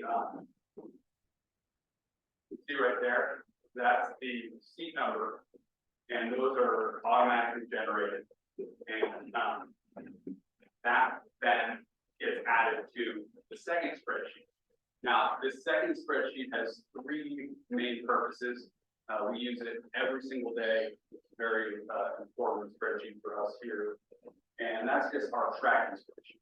So it's color coded, and the colors correspond to the status of the application. So for example, here it's yellow, that means that the application is pending. We haven't made a decision. There's also green, that means that the application has been approved, and then there's red, that means the application is terminated or is canceled, withdrawn. The second very important thing that this thing does is it tells us where the physical file is in the office. So if we move a file from one area to another, we have to put that information here so we never lose track of an application. And that helps when we have, if it's calling, we have to go looking for an application, we can look and cue us in where that application goes. And then finally, it's really important for making sure that we stick to our deadlines. As you know, we're held by a 30-day turnaround on these. So we put the date that we receive it in here, and then we generate a 30-day turnaround time, and just need to make sure that we don't let things go along with it. Okay, so that's the first 2 spreadsheets. Here's the third spreadsheet, and this is a really interesting one. This is what we call the load sheet. This is where we enter all of the data on a water rights application. These load sheets actually come from the DNRC, and what we do is in our review of the application, we enter in all of the important data that eventually would make the water. Like we have the owner's names, their mailing address, all of the purposes of the water right, the priority date, legal land description, the point of use, geocode, all of that information gets entered into this spreadsheet. And the intention is, once we do have that water rights database up and running, we can automatically upload these through the back end of that database and generate all of our applications through the database without having to go, redo all of those. So this is also where we get the water right number right here. It's the water right number in the basic code. And there was a question a couple of weeks back at a board meeting, like, how do our water right numbers get generated? These are sent to us by a worker for the DNOC. He gives us a chunk of water right numbers that we then put into this into the database. And we're currently on load sheet number 10. And we have about 450 applications for the next quarter. Okay, finally, after everything, all the reviews happen, we determined that it's good to go. And we have all of the materials in the application that we need. We finally create a letter. Now, this is a letter to construct, generally it's a letter to construct a well. You can think of this kind of like a building permit. Once we issue this, we'll mail it to the applicants. It lays out the specifics of what they can do. We say you're allowed to drill a well, and we can hook it to one house, and we can use it for this amount of lawn garden. If they have stock, we list how much stock they're allowed to have. If they have other purposes, we list that as well. And then we also list out the timeline that they need to reply back to us with that notice of completion. So they're given a year to drill a well, and then an additional year to put the water in use, and then 120 days, they have to file this notice of completion with us. So the notice of completion comes in at this point. We've received probably about 100 notices of completion. Those notices, then we go back to the original spreadsheet and we enter the new information. So well depth, the static water of the well, the flow rate, that all that information gets entered into the spreadsheet, and we bring it to now the fourth and final spreadsheet, this saga. And from that final spreadsheet, what we do is we use this tool in Microsoft Word called Mail Merge. It's a certificate creation tool. What we do is we read that load sheet, we pull the data off, and we can make batches of water rights. The water rights look like this. So the load sheet generates this document for us. It's not perfect. We have to go back in and make little edits. Things get formatted incorrectly. So we go through, we review it, make sure everything's perfect, and it matches the application. And then finally, we print that off. Ethan signs it. There's a witness signature as well. And finally, that gets mailed to the applicant, and that's issued. And that's the end of the road. So they actually have their water right at the time they receive this, At the time they receive this, they at the time it's generated. Yeah, it's a active water right once we send it in the mail, so they will get it as a copy of it.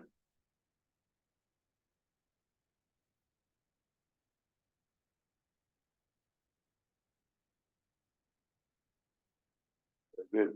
Yeah, If you could, does that have a voice fill in the bottom? No, it's just a screenshot. All right, gotcha. It's a minor thing and probably doesn't mean anything, but at the one point where it said they can't get a water right unless they file their notice of completion. I understand the process, but someone might look at that and say, well, if I file my notice of completion, I have my water right. But they don't have it until you guys finish.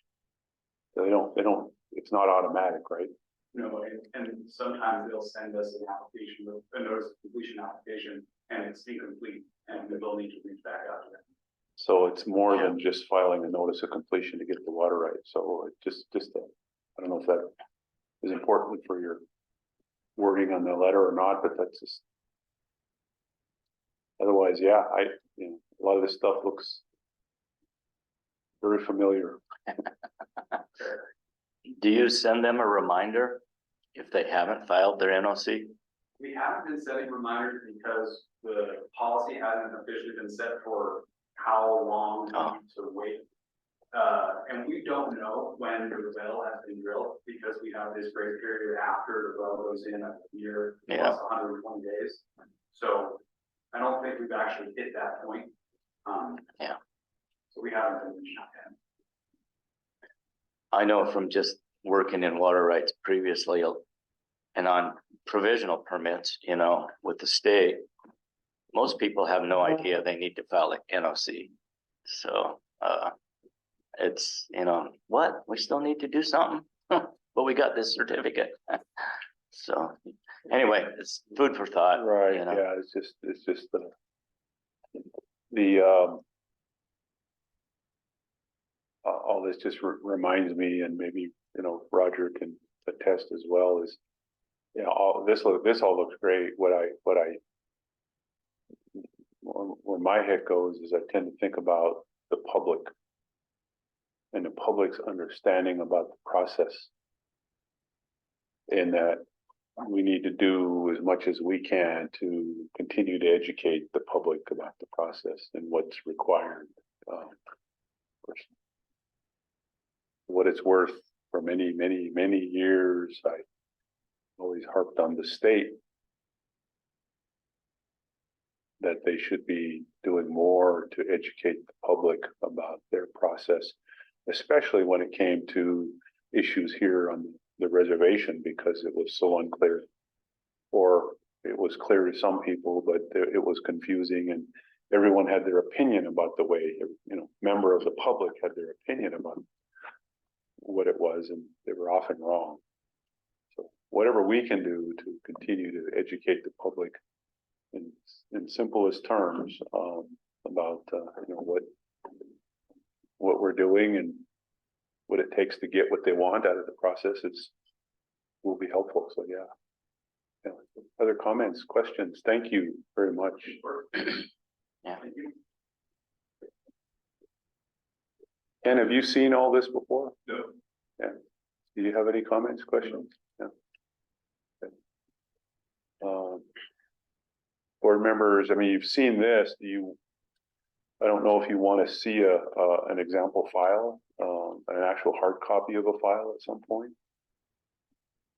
You can always come in and look at one, but I'm wondering if you want to have a copy of one in your hands. For what it's worth, when we have talked before about trying to rotate board members through, Georgia being a task force, she did participate in that. And I think it's a great way to look at a file because you're actually looking at the file for purposes of helping our office ensure the file in its complete status. And although the board member participating at that level, it's up to make decisions because you know, hot water, Yeah. but it's ultimately my decision Yeah. on that first tier. It is an excellent way to become familiar with our process. There's plenty of administrative assistance that we really do benefit from by having participation on the application of the data. That I think helps take it from like this nebulous Yeah. thing. And James, I really appreciate the presentation. That was great. I really wanted James to give this presentation to let you know that there's a lot going on every one of these pieces of paper that comes in the door, and that some of them involve sending out letters of defect and hitting those timelines and making sure things come back to us. And often now we're using extension, deadline extension letters when needed. We passed that form as a board. It's fairly actively used.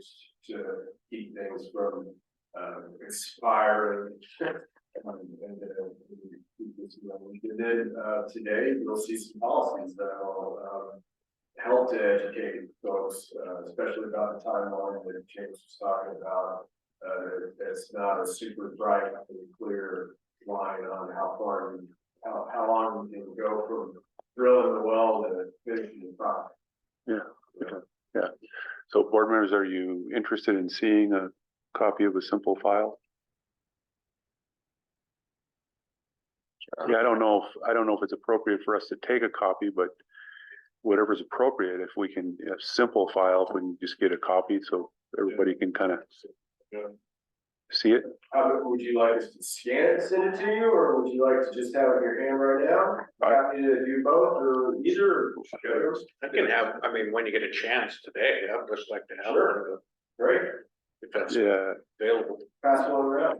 Just pass this around. I'm gonna do that. This is an issued one, so part A and part B have gone through the system and they are ready. Let's start with these guys. Thank you. Have at her. All right, 12 o'clock. We'll check on that. Are we, should we go ahead and hit pause now? I've looked at mine, so I've seen. All right, Thank you, James. yeah, we've come a long way. Made good progress.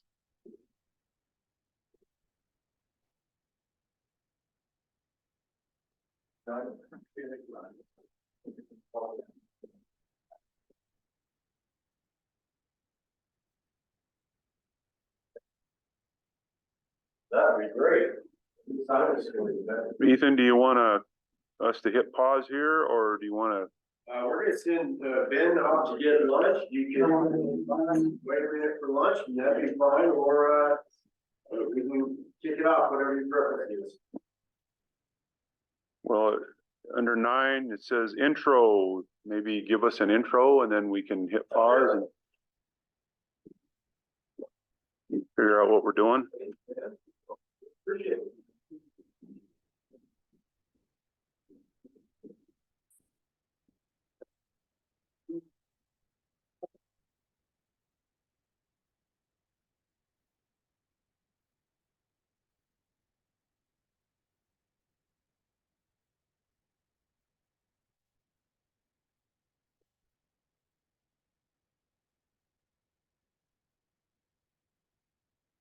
Mr. Chairman, board members, there's kind of actually an intro before an intro. Yeah. And the reason I say that's because 9.1's intro is actually the specific language that's in. Okay. It's in this, but I just wanted to give a quick overview on what I've tried to do here. Why there's so many pages on this particular draft. You know, and where we're at, what we've got going on here. So we have generally on this overview, we have the first structural effort to create water policies and procedures that are designed to provide additional clarification to work in unison with the ordinance. This document is specifically not intended in any way to replace, circumvent, or override any elements of the ordinance.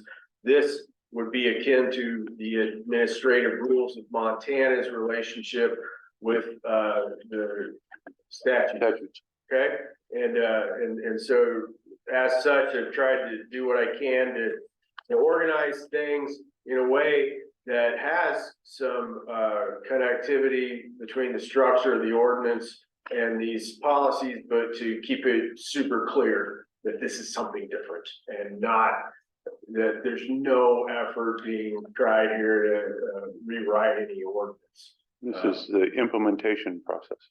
Yes, sir. Yes, sir. But a lot of people want us to be super cautious about making sure that it was known these are what they are, not a replacement of the ordinance. So now for a second, you'll see like, oh my God, there's a lot of table of contents in here, right? And the reason that I did that was to, and I did talk to Roger in advance, and he thought we should just include the large table of contents for now to get an idea of what, the layout would look like. And, What's coming? and what's coming, and the things that are highlighted. You want that? Thank you. There you go. All right. The things that are highlighted are the only things in this particular draft that we've got prepared for you today to consider. So that said, what things are there? We have an introduction. We have a list of comprehensive forms, a pretty big table.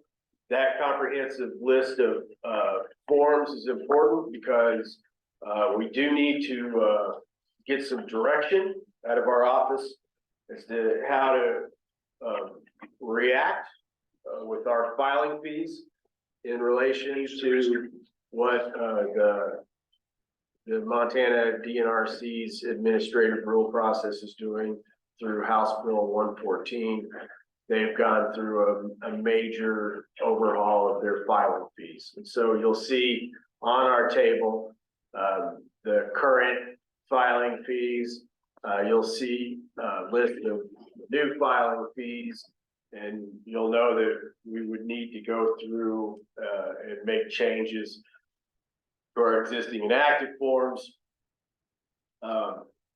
Some of these are required in the ordinance that we track what the state does. Some of the forms that we have, I believe, are significantly different enough to where we don't have that direct parallel. Okay, and we can go through those one by one. They're unique. Just my introduction right now to the bigger picture of work that could be done today, if you will. Then we have a section in here that is specific to the DEQ subdivision application water right verification. And that is, we've talked about draft forms. We've heard people tell us that they need a process for this office to come in and be able to get an existing and active water right verified for purposes of their DEQ subdivision or lot boundary change. We had, matter of fact, Dwayne Smith in here earlier. He was the first person who exposed you perhaps to that as a board. Not to say you didn't have some experience before that, but he was struggling through that process. And so we have included that in this first set of potential policies because we see it as one of our most commonly asked issues. We have clarifications about stock allowances, pretty minor on the stock allowance front. Accepting automatic waterers, alongside stock tanks. They don't happen to be specifically mentioned in the ordinance, but they certainly perform at least the same, if not a more efficient use of stock water.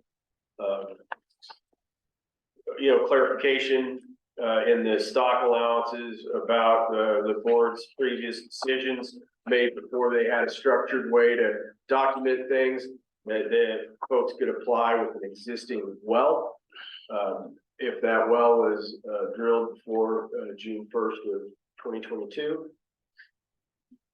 We have a section in here, probably one of the bigger sections to discuss today about domestic allowances, which would include development domestic allowances, going through and trying to take care of a laundry list of clarifications that are needed, then also trying to expand into the types of policies and procedures that would be needed for our office to accept and be able to review development domestic allowances forward going.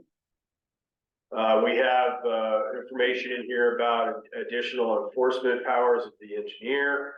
Some things that would be helpful for me to get clarified to, by this board to ensure I'm doing the correct thing. On some items that are slightly different, or less clear, from the ordinance. And then we have a section on next steps. The great thing about your passage of the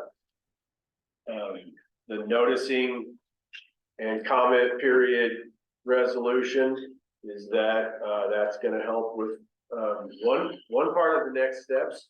And that if this board finds a spot where they feel comfortable, getting a draft of this out, in particular intention to solicit public comment.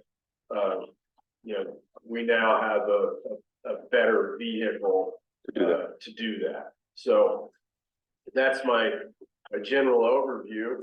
And Question. yes, sir. So on the table, Yes, sir. the bottom says denotes DNR fee structure. What denotes DNR fee structure? I know you said some of these are required to track DNRC fees. I'm just wondering, is that what that is intended to say? Yes, and so there's a slight green color to this that doesn't show up as good. Okay. In this printout. I see. So you've got it highlighted. If you hold it up, I guess, well, last time I went too dark and then you couldn't read it. If I squint. No, it's just a little too light. I see. It looks good here. Oh, I see. Right, Okay. see Okay. how that happened to me. Okay. All right. And, That's what I was looking for. Yeah, so I've tried to parse good. this, parse that out, to show you what I have determined to be, a more of a direct, linkage there. And so you see right there on the individual and shared domestic allowances, the state's 602 goes from 125 up to 250. Yeah, and I'm seeing some that go from 800 to 1600. Yeah, I'll go ahead and explain something about this, why I would need direction. That those change authorization, and there's another one for new appropriations. They really jumped, because the House Bill 114 is, I'm going to say, really urging applicants to come in for a pre-review meeting with the Montana DNRC to the, and so when you see the number on the left side, there at the new use, a new appropriation, and it says $1,600, and you see the number on the right side, and it says $2,900. $1,600 is what you pay if you come in and do a pre-review meeting. $2,900 is what you would pay if you just submit it. You just submit it and you roll right in. Now, this isn't a terribly good match for our arrangement. We do have a clarification in the ordinance about pre-application meetings, and it says that we can meet with applicants and that information that we transfer to one another can improve applications, but it's not really set up in this hard cycle of, nope, you got to come meet with us or we're going to charge you, almost double. And so that's something we probably need to figure out, forward going. Yeah. So and it's just, again, just for me. So especially at the time this goes to public, it might be helpful if we had a footnote somewhere on that page with the table that gives a little explanation that some of these track DNRC fees as required by the ordinance, so that they can see that it's required and they can go look it up and then it's not just arbitrary. Some explanation. It's just a thought. I think it's a great idea, Mr. Chairman. We'll make sure that occurs. That's a good idea. Comment? Comment. So I guess I would encourage us to develop a pre-application meeting structure also, because that is extremely useful to both the applicant and the processing entity. They set the stage and they tell you what you can do and can't do, what you need to submit, what you need to provide as documentation. It's extremely beneficial. And then it just sets everybody on the same page right off the bat. And you know what's possible to, if it's even possible to get a water right. So. Yeah, I think what's interesting when I see that, I just curious, because it looks like it says you do a pre-application. I think essentially is it's saying it sort of lines everything up and gets everybody on the same page. It makes it easier for when you apply. So if you do that, we'll charge you less. But it seems to me like you're spending that time and we ought to be charging more, but that's just, that just goes just the opposite in my mind, Yeah. but that's just me. We certainly have. But I get the incentive. It's meant to be an incentivize people to come in and try to do the right thing. But that also requires more time. Well, if I may, from my understanding about the response to House Bill 114 is that if you come in for a pre-application meeting, the department intends to do all of its required calculations before you actually even submit. Because they, House Bill 114 tightened their application review timelines to get to correct and complete and preliminary determinations so much that that is what that is intended to address as far as I understand. And that said, I can't imagine somebody not coming into our office in advance. I'm happy to make it easier for them. We could do it with a fee structure, but people come in advance for almost every, they're going to at least call and get information about the individual domestic allowances, the shared domestic allowances, because although we saw this thing and we talked about, the need for some of the public education is really to know you need to apply and that you can apply and that it does actually achieve something. Most people, they might only put one or two of these applications in for their entire lifetime, right? And some folks that are more professionals, you're going to do a lot. And those folks are in our office quite a bit. Were you thinking about doing it and following the same process the state's following? Or just making sure we have a pre-meeting? Well, we haven't quite defined what our process is yet, but I think it's worth considering Exploring? using it as a template. Yeah. Good. I smell like our lunch is here. So if you guys want to hit pause, we'll hit pause and grab some lunch. So shall we say, give ourselves an hour here? Will that work? 12:19. So we'll just go 1:15 like we did yesterday. That work? Okay. Well, we'll take an hour. Plus I do have to leave and run a couple errands. So break for lunch. All right. Thanks, Ethan. All right, welcome back. Thanks for the lunch. It's a good lunch. Ken looks like he's ready for a nap now. All right, Ethan. Carry away. All right, you got a little brief introduction to the bigger picture. Bigger picture on things. Are you gonna run our edits for it? Yeah, let's do that. Let's see how that goes.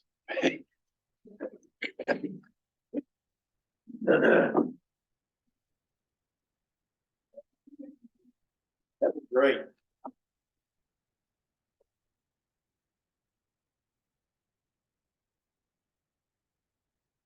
Okay, So just to check in, where is everybody at with these policies? Did anybody have a chance to read them? They were starting from scratch. hit your priorities, I just go start top and hit your priorities, whatever you want us to hit. The introduction section. Yeah, that make a suggestion. Yeah. Go for it. Seems like public really wants something done in that. With the development, Yeah, domestic allowance yeah. permit. Okay. Skip that section. All right, Yeah. That's a good is suggestion. that 22-117, is that what that is?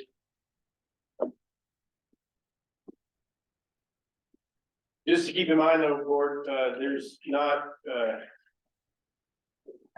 unlike the personnel policies. We're gonna do it all first This, before we. this whole package needs to go out, you know, or some smaller portion of it, I guess.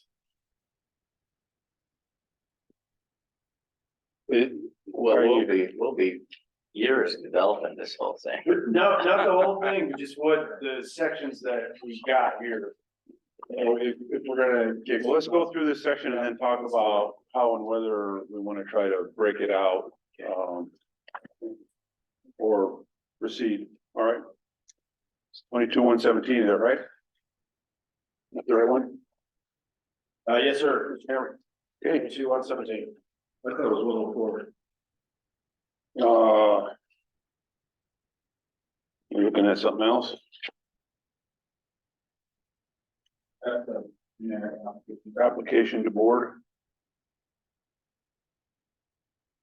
Yeah, WP plus P 10-104.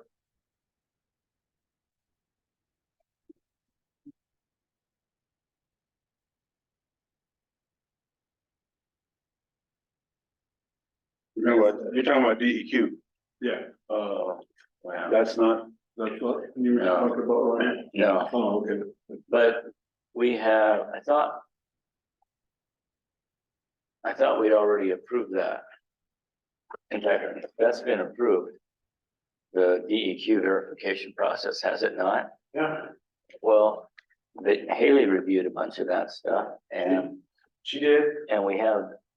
you had a packet and I thought, and I was at the meeting, not at the meeting that it got approved at, I thought. So what happened with that is that the board approved a form.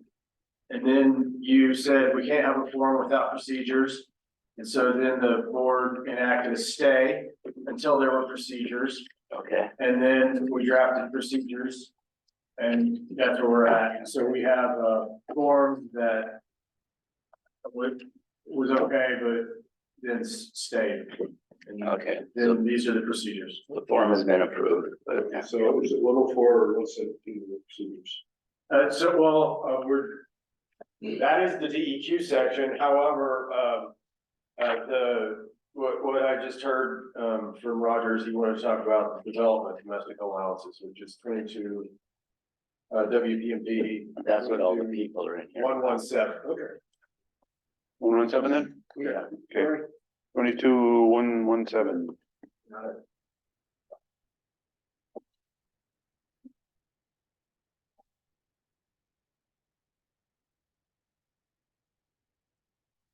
I'll keep talking, you stop me if you want to. How's that sound? Yeah, so Page 14. page 14, and then within that section, you got a couple highlighted items. You want to just go down from the top, or you want to hit those highlighted items first? I would, suggest going from the top down, because we need all of it. Okay, Uh, numeral, Some of them are easier than others. Number one is an enactment of some previous direction that you had offered about existing wells and the use of existing wells. And this just brings that forward into these policies. This just says that, this board has made that decision, right? This is something that you did actually previously contemplate. The June 01, 2022 date is on the existing 60 DF form as the threshold period where the board started mandating that anybody after that date get the pre-approval for new use, or that they would be out of compliance, but that anybody before that date, which includes before and after the effective date of the compact, could use one of those existing wells to apply.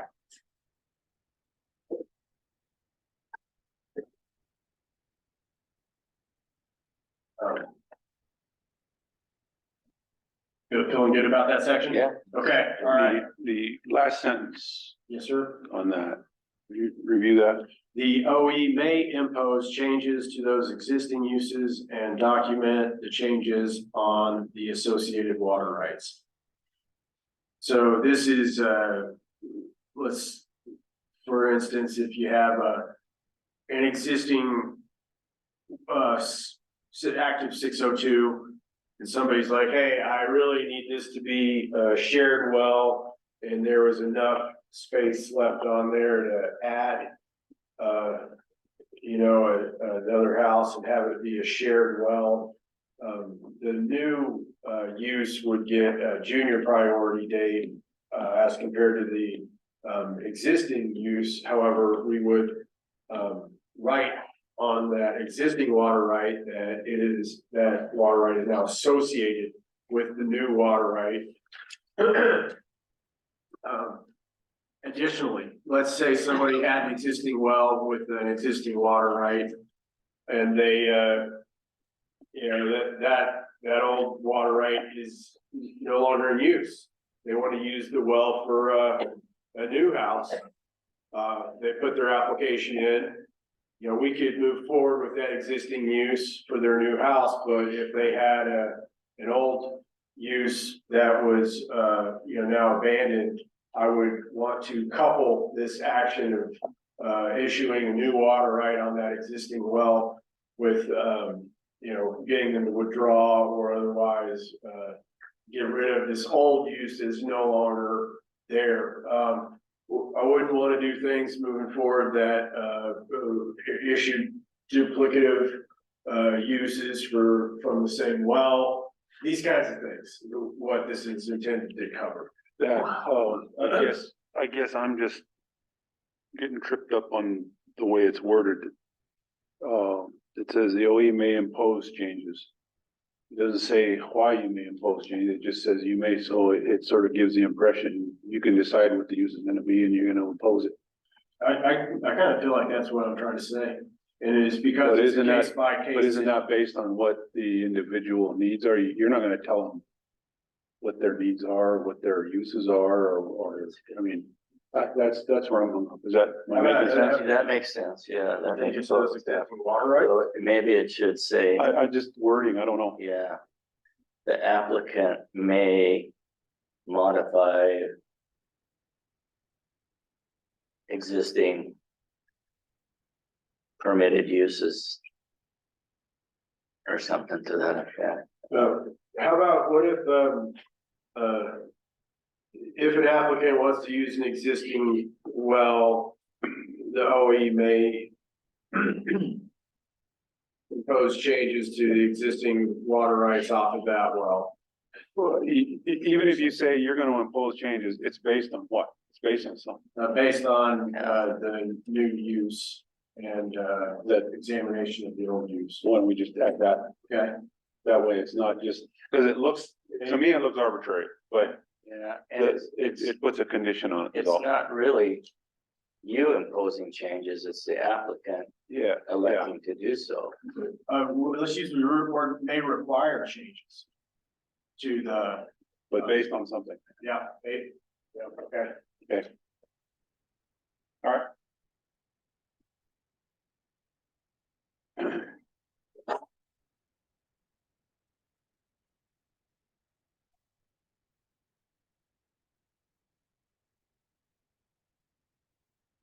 I'm gonna try to do this again.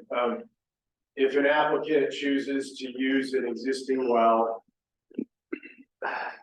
the OE may require changes to existing water rights associated with that well. Based on, Well, There are changes to existing, they require, water rights associated with the existing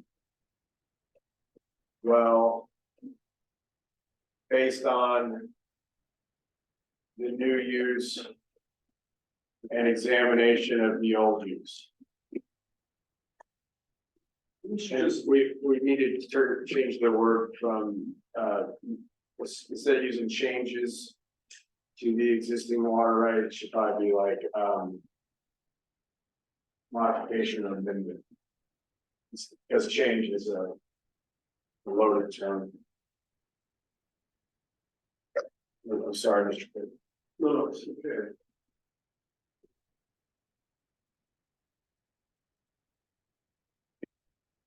and So, in order to understand, changes are gonna make sure that the new use does not violate the volume and flow. Right? Yes, and also reflects an updated look at that particular existing well. So if we tie that sentence into volume and flow rates, would that kind of clear everything up? I mean, there's where it takes it out of the. Sure, we can add in volume, flow rate, and purpose. Yeah, I mean, that's. something, and I'm not trying to make it more complicated, it's just that the way it was reading was just look. yeah, Yeah, I mean, it's not arbitrary, I mean, you use it so much. you Yeah, use it's- more. There's a reason to do it, Yeah, just there's a that, reason. yeah. Gotta comply with volume and flow rate. Purpose and place of use too.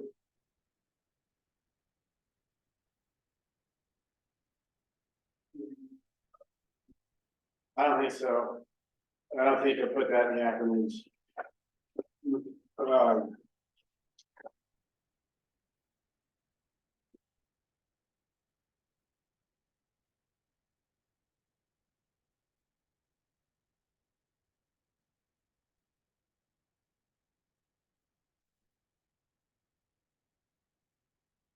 That feel better, Mr. Chairman, Mr. Vice Chairman?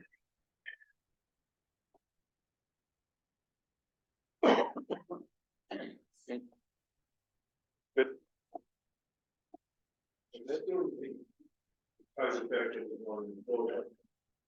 You can make part of these modifications and you should read why the volume and flow rate standards. So you could say modifications to comply with standards Yeah, so just to tie it in. associated with. Remove the. Yeah. Okay, is that what you had in mind there? Okay.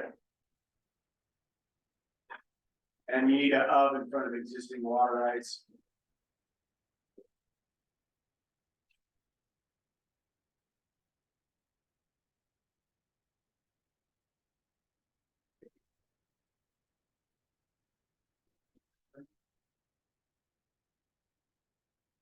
Develop spring, yep. Good catch.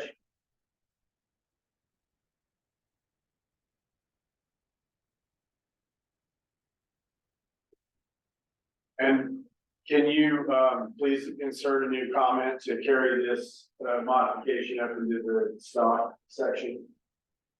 Just in case we don't get to it. So if you're gonna add develop water springs from the first sentence. So Okay.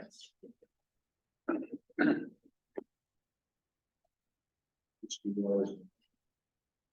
So the first sentence, Ken's got, it needs wells, existing wells and developed springs.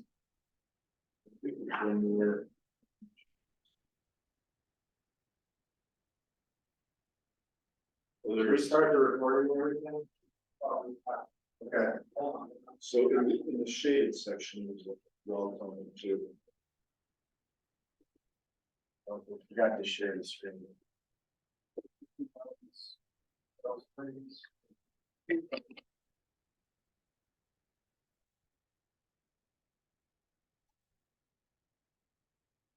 All right, so at least twice the volume, so right down to.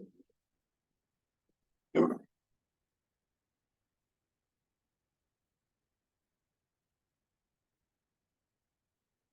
wonder if it's possible just somewhere early on to define wells to include developed springs. Can we write with the intention that we're gonna do that, because this is gonna get a little cumbersome, right? Unless, or the ordinance defines them separately. Defines them separately, I'd be hesitant to change. I'll open that up.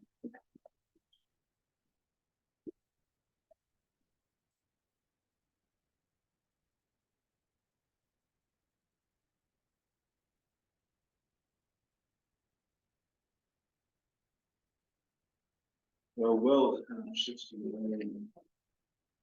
They were. Yeah, they are. Defined separately. Are defined separately. Yeah, they're defined separately. All right, Well, it's just like, that's it. If we say that the purpose of this document, wells should be used to address both wells and developed springs. In terms of the process, yeah. Yeah, I mean, it's, and If the process is the same, it's. we could, it seems like we should be able to say that, you know, if you want to make clear with a footnote or something saying, you know, recognizing that they're different, they're defined differently in the ordinance, but for the process, if after we write it up and they're the same, we could meld it, yeah. maybe as like, unless specifically, you know, Figure that out. state, yeah, thank you.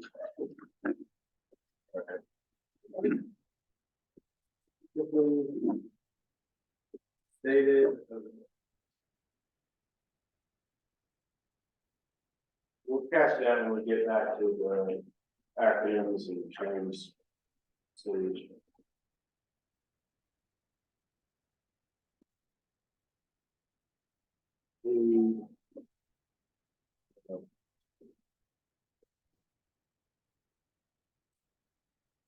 All right.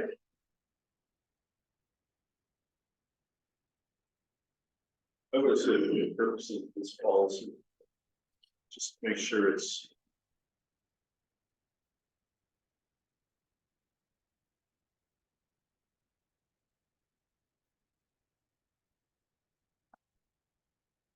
All right. Make sure we write it that way.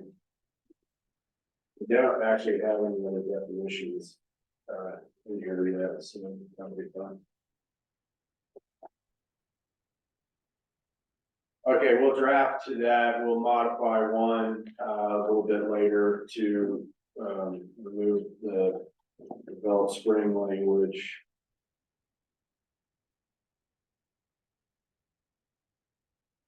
And would you like to move on to item 2? Yep. Wells drilled after June 1, 2022. Wells drilled for beneficial use without pre-approval from the OE may be subject to a fine or other conditions for failure to comply with the ordinances. Requirement to obtain pre-approval before drilling a well to be used for beneficial use. Exceptions include replacement wells, substitute wells, and wells drilled solely for aquifer testing that will not be used for beneficial use. This is in here for a couple of reasons. One, we've had people specifically calling our office about wells being drilled for aquifer testing. We've had confusion about people who have a bad well and they think that they need to wait for us to go through the application process instead of being able to go through the substitute well drilling process. That includes both folks through tribal housing and folks out on fee lands. So it's it's an array of people. This is intended to help make a clarification that you really, if your water supply is, if you all of a sudden needed to put in a new well because you have a E. coli contamination in your developed spring, then you would be filing for a substitute well. And if you do not, we need to know what to do. And so this says may be subject to a fine. You guys need to direct me on this. This is an idea that Question I have, there was a lot of wells drilled before we started approving, and does this apply to them too? No, this is after June first, wells drilled after June 1st, 2022. Okay, never mind. okay. Subject to a fine, so what's the fine? Yeah, I mean, I am asking. Do we have, other fines built in to the ordinance? Does the ordinance specify what The fines ordinance can be? does say you can fine people for water use violations. Do we have specific fine amounts set in the ordinance for any reason? I don't remember. I am looking up that section. Unless Haley beats me to it, she can read it.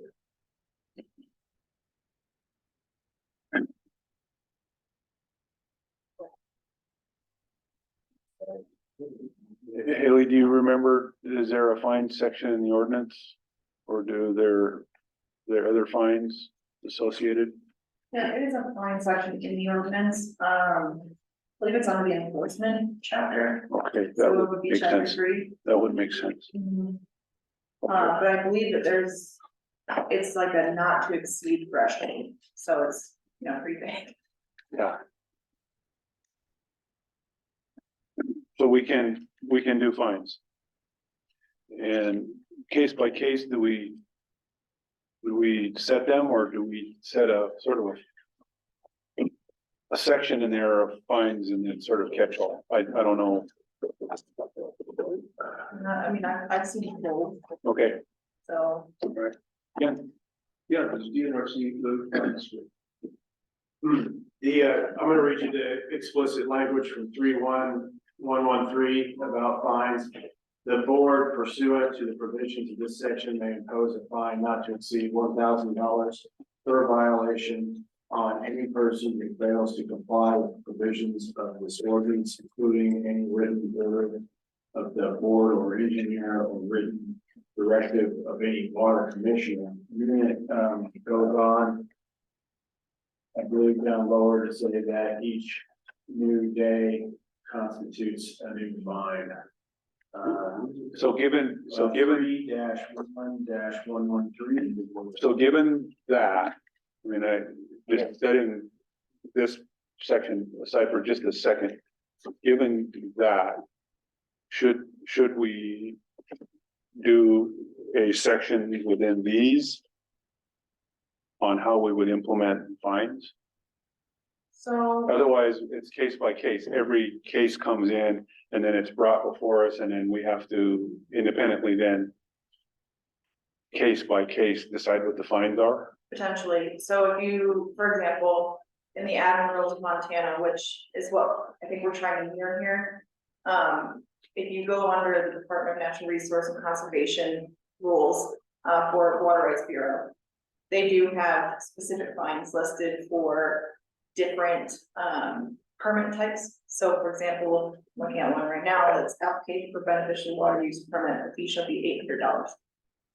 So they do have some listed for, more generalized situations, but I think if we had, specialized situations, then it would have to be a case by case decision. Does it make sense to have a section in here that addresses fines in a way that allows us to address it so that it captures fines, but also is flexible enough that allows us to deal with unique cases or special cases, case by case? I'm just, This, what I think. Am I making any sense? I mean, Yeah. A good idea to consider is in the operations section, we do set aside, fines imposed by the office of the engineer. You know, which just means like you would be directing, the office of the engineer, and then you can pick, any of the items that, are determined to be a finable option. And you can set, the standards for me that it will be a may, not a shall. I prefer a may, so that if I can solve things, it's not my first solution. By the way, unless you make it my first solution. From may instead of shall, then you could hit, a not to exceed or, a firm value, whichever your preference is. So aside from the fine issue in this section, then the real reason for this is the exceptions, because we're already saying that fines can be imposed for violating the ordinance. Yep. So This is an additional clarification about, violating the ordinance by drilling a well without pre-approval. That ties into the June 1, 2022, the board, kind of the line of sand the board drew for whether to do it or not. is this, so my question is that necessary that we break out that one? I think it would be good to either eliminate it or maybe clarify it. I don't know. So I've got a concern. I mean, 113 said that the board may impose fines. And I don't see where that power is delegated. I don't see where we get the authority to delegate that to the office there. I suspect we can delegate it, but we would have to specifically delegate I it, I don't see think. the authority for that. Oh, okay.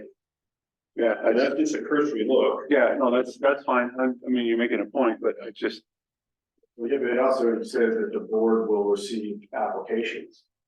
I mean, there's multiple language arrangements that are like that. and this doesn't say the Office of Engineer will impose the fine. It says subject to a fine, that the action is subject to a fine. And it's, if the board sets the fines, then that's the board doing it. I would challenge that. You know, if I was a water user, I'd just say you're suiting your authority. Who's exceeding what authority? If you were to find me. If Stephen was to find me. But it would be based on board authority. So how does the board impose the fine then? I don't know. If we don't do it through Ethan? I don't know. No, we set the policy, we set the rule, and then, so certain actions, or we have to bring them in case by case and take action on each action that there might be a fine. So if something like this happens, we do that, Ethan brings it in, we review it, we impose a fine, we take action. It's either that or we have a policy that allows for the implementation of that. Yeah, I'm comfortable with the former questioning letter. Oh, okay. I'm giving the way, Yeah. I'm just thinking it out loud that those are the processes that I see in my head, unless you guys see something else, but if you want to do it case by case, Well, that's that's not fine. what I want, I just want. No, I get it, yeah. Solid grounds. Yeah. I mean, 1-2-1-7 says those powers are necessary and proper. So in this case, this would just come to us and we would review the case and impose a fine. And, Well, no, because I just have to deny it. I wouldn't have, I mean, so without, having some other option. Wells drilled. What would come to you is, not a request to, find somebody. It would be, denial of an application because they drilled their well after June 1, 2022, and I would just be like, oh, that's not compliant, and I can't really do anything. then why do we need this? Because if you have this, then we could just find them, and they can get their water out of John the bond. Well, that's my point. If we're gonna take that route, it's gonna come here and It we would set the have to fine. be Yeah. in here. I wouldn't be comfortable doing that absent these policies. No, I mean, the board would actually individually review it in the case. Did you? Yeah, just, a little bit of clarification to a comment that, Ethan, I just heard you say that, you know, that you might not have a written document come to the board about imposing a fine. Under 31112, which is the section right above the fine section, upon a motion by the engineer, you can ask the board to impose a fine. And so it's where the board would have to then review it still, but the engineer could motion the board to impose a certain fine. Okay. So just to clarify. So I wasn't trying to challenge this, I'm just trying to understand what this means, and I think this just means it would come here, we would review it and impose a fine.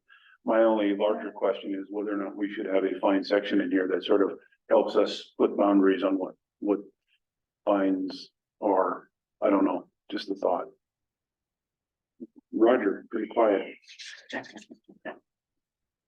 You guys got off into the legal morass, so Yeah, well, it's, Well, I just want to make sure we're being careful when we're talking Yeah. about things, because, you know, there are certain authorities that are granted, but they're just in a different section of another section, so we just have to be careful when we say you can't do something.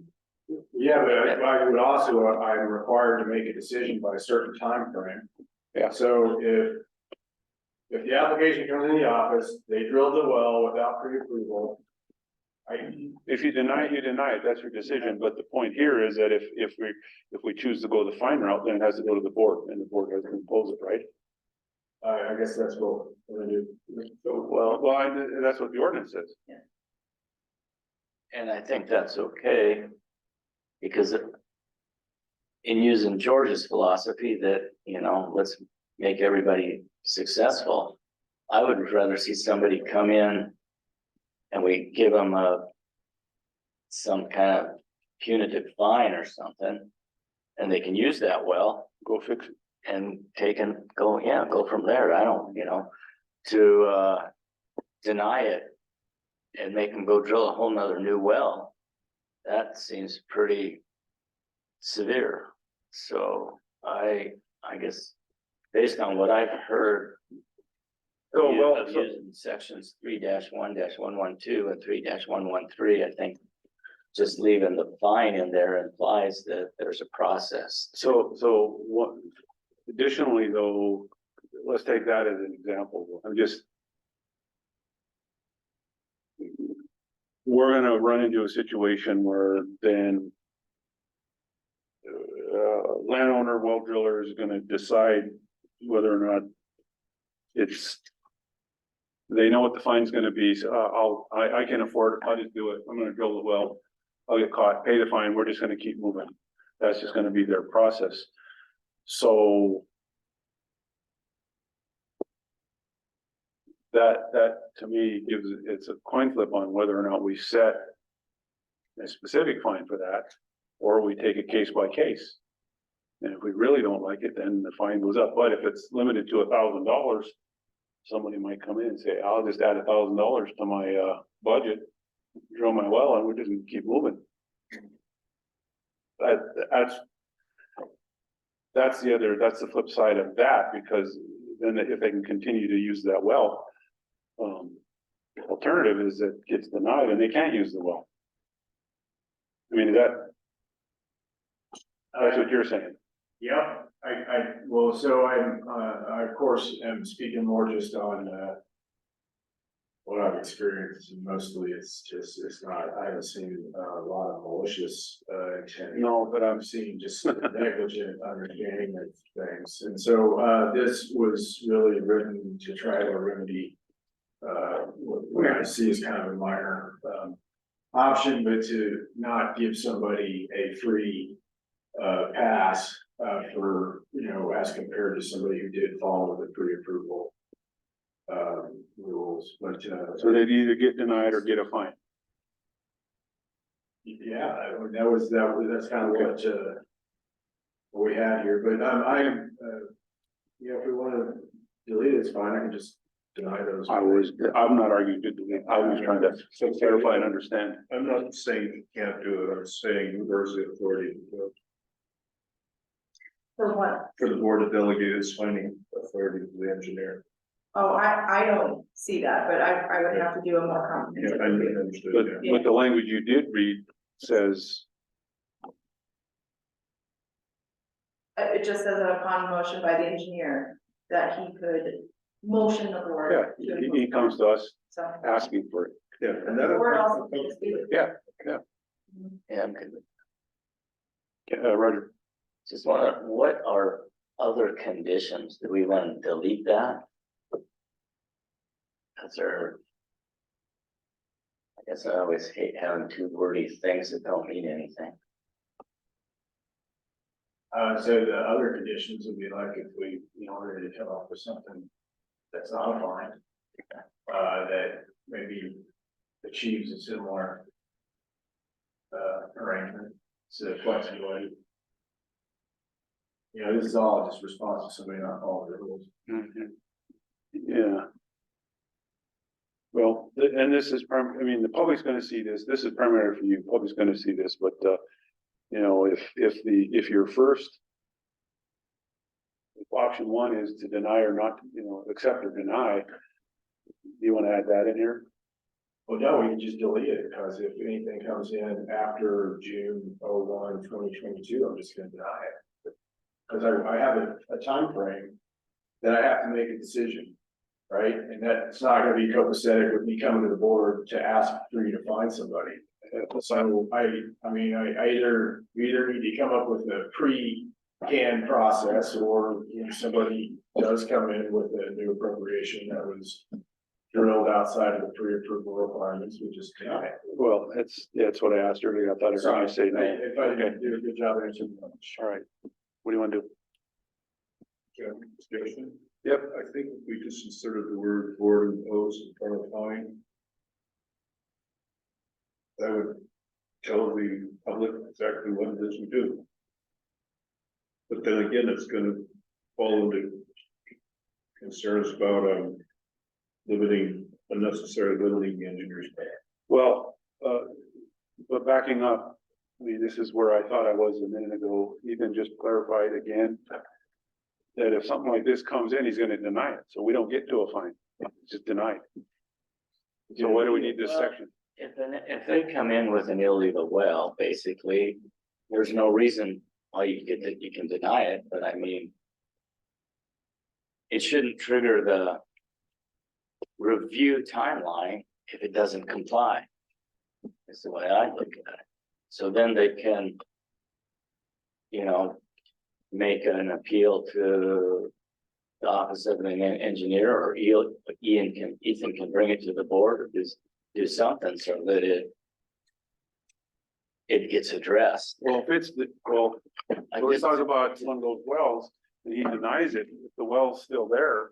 Yeah. The other issue then is, other than the fine, maybe a condition is they've got to cap it. Right, Well, I can impose that without something specific. yeah, that way it's not usable, Illegal. that way they can't continue to use it. But I mean, there's gotta be something that's, if they drill a legal well and we don't, and they don't otherwise come into compliance. I was kind of gotta more on stop the it. side of like trying to get a little hand slap to be able to move forward. Okay, you guys, I just want to be clear that, No. that, and all of a sudden we're capping wells and, God, yeah. I get it, but then, all right, what do you wanna do? Ken, where did you wanna? I'm actually okay with it, paragraph, I mean, it's ambiguous enough that, doesn't limit his powers, it doesn't increase his powers. Okay, I'm good with it too.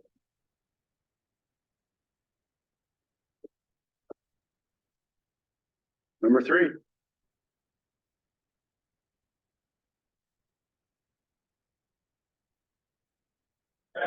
Great comment on the side. yeah. Yes, please. Couldn't the engineer submit a form of business letter? There was real to the person, and that would get you out of the timeline crunch.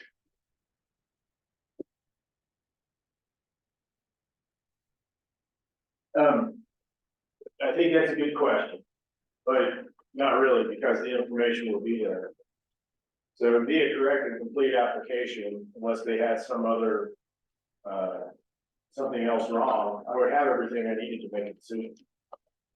You know, so the defect letters are intended to get additional clarification of information when we don't have all of the required information that's needed to make a decision, or some of that information doesn't meet our standards, right? And that's if they filled out the form completely and paid and did the things that get you through the first two, which is successfully applied. But I mean, you know, I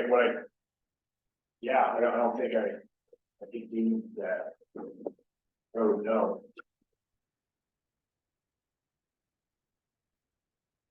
If they didn't have a well log, we send them a letter back and extend the timeline.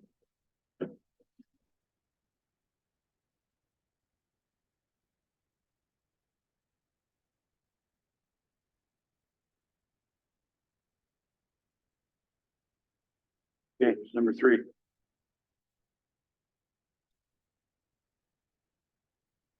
In this case, you're gonna terminate a water right. Yes, and this is more specific clarification about what we discussed loosely at the bottom of item 1. And is just additionally clarifying about retired uses.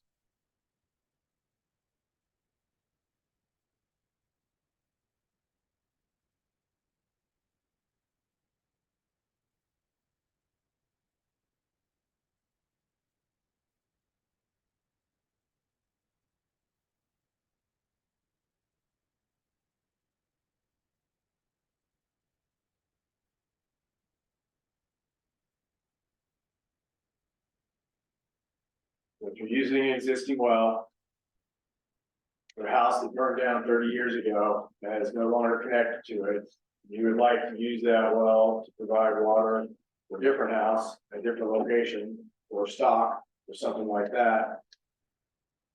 We have to, you know, there we are, we got an application, we know that there's an existing water right, because we do a diligent job researching each one of these as they come in.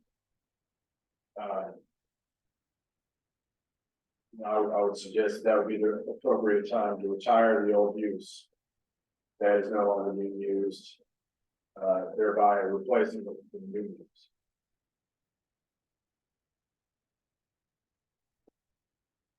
If they built the house in the same spot, they could potentially just use the same water. Right? Never talking this, just to be clear, before somebody thinks. Reading my mind. Okay, yep, just to be clear, this is for a different use. Okay. Okay. Comments, questions?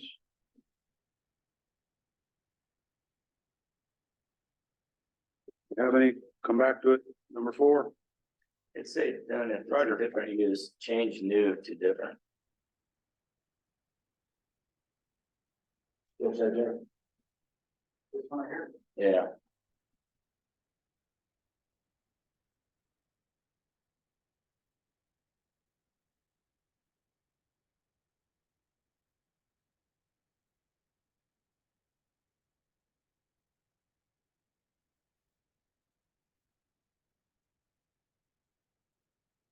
Why does that help you? Well, I guess it implies more that that well, just like the example that was given, that if that well was being used and the house burned down and then they came back and built a new house, it's still the same use. And there was no intent to abandon. But if they change that, if the house is burned down and now they're gonna use it for stock water, then that's a different use. So it just, Would that trigger a change of use requirement?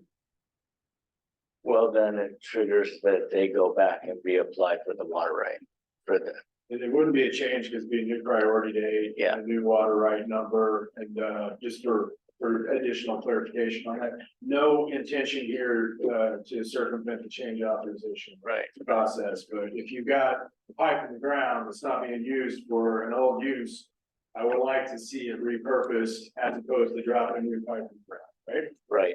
Okay.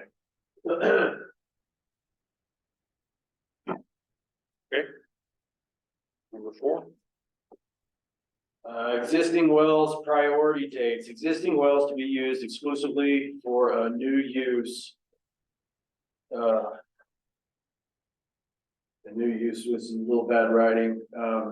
Will receive a priority date of the date of application. Existing wells to be used for new use in conjunction with other existing uses that are approved to be used simultaneously on the same well will receive a new priority date of the date of application for the new use portion and will retain the historic proper priority date for those existing uses approved to be used simultaneously on the same existing well.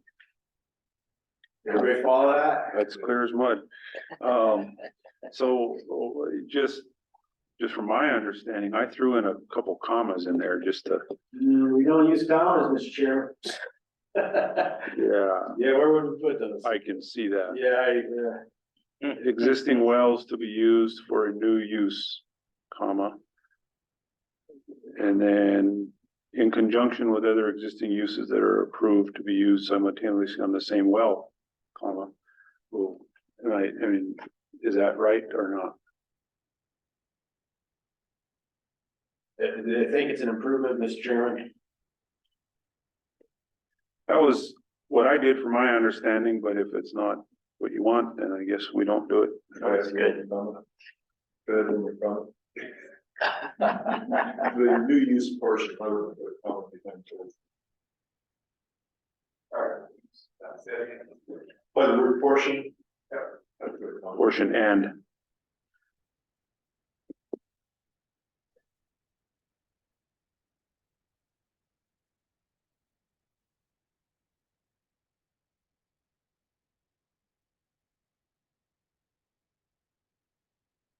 All right. Does everybody feel good about that? Just to know what we're planning on doing, right? Because instead of changing everything to a new date, we'll keep the old date for the old portion. Okay. Other buildings defined. Buildings close, spaced closely with, main home or business. And then that is within 300 feet from the nearest points, including shops, outbuildings, ADUs, and other smaller affiliated building connections do not count as an additional home or business and can be added to the water right purposed as other, so long as the connections do not exceed 3 in number and are located within the same parcel boundary. This does not apply to buildings that are already or planned to be separated by a property boundary. Now, Mr. Chairman, board members, this is something that you generally had approved going into the 60 DF arrangement. There is better specificity in perhaps in this articulation than we had before, so do scrutinize the work. Thank you. I have a question. Yep. In the last sentence, you use the words property boundary. The sentence before that, you say parcel boundary. Okay. Is that intentional or No, why? no. To me, they are interchangeable, but we can get that straightened out to be parcel. Now, would this parcel or property, like property boundary? Thank you. I'll tell you, in my vineyard, I have 2 buildings and they're 2 different parcels, but they're on the same property. We'll see, I would still make you apply separately with those. Cause I would expect that is poised for you to sell half of that off. Yeah. So, can we go back to parcel?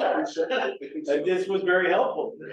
Yes, and the reason is because that needs, we wanna see it, we're likely to think of that as a shared arrangement, and that even if you, on your particular scenario, if you don't mind me using it, if you apply for something that served both, I would want you to, provide us with a shared well agreement that's executed.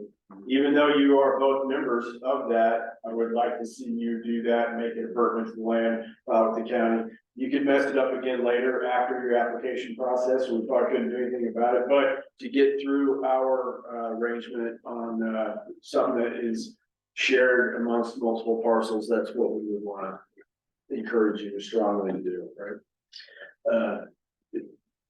Any other stuff on this one?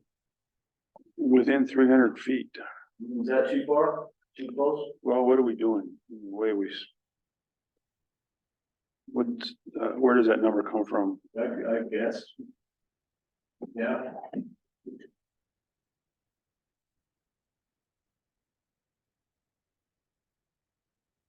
I was gonna leave it, spaced closely.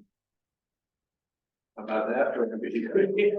But, some folks wanted to have a more, fixed, distance.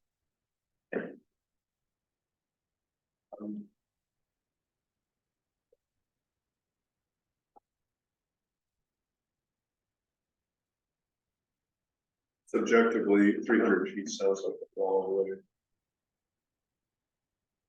But then, you know, maybe on a ranch or something like that, sprawling out buildings, maybe it is okay.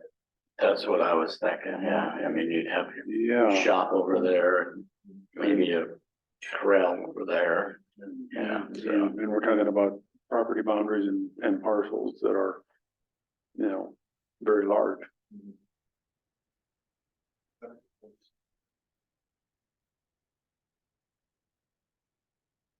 So if it meets all these conditions, but is greater than 300 feet, is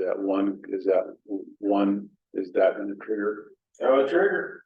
Yeah, so we can write an exception if you wanted to write an exception. We can make the 300-foot number at that spot where you're like, that's just too far. Which is probably my preference, if we're gonna use a number. If you wanna use my judgment, we could do that, just leaving it closely. I, you know, sure, maybe that's a little tough, but.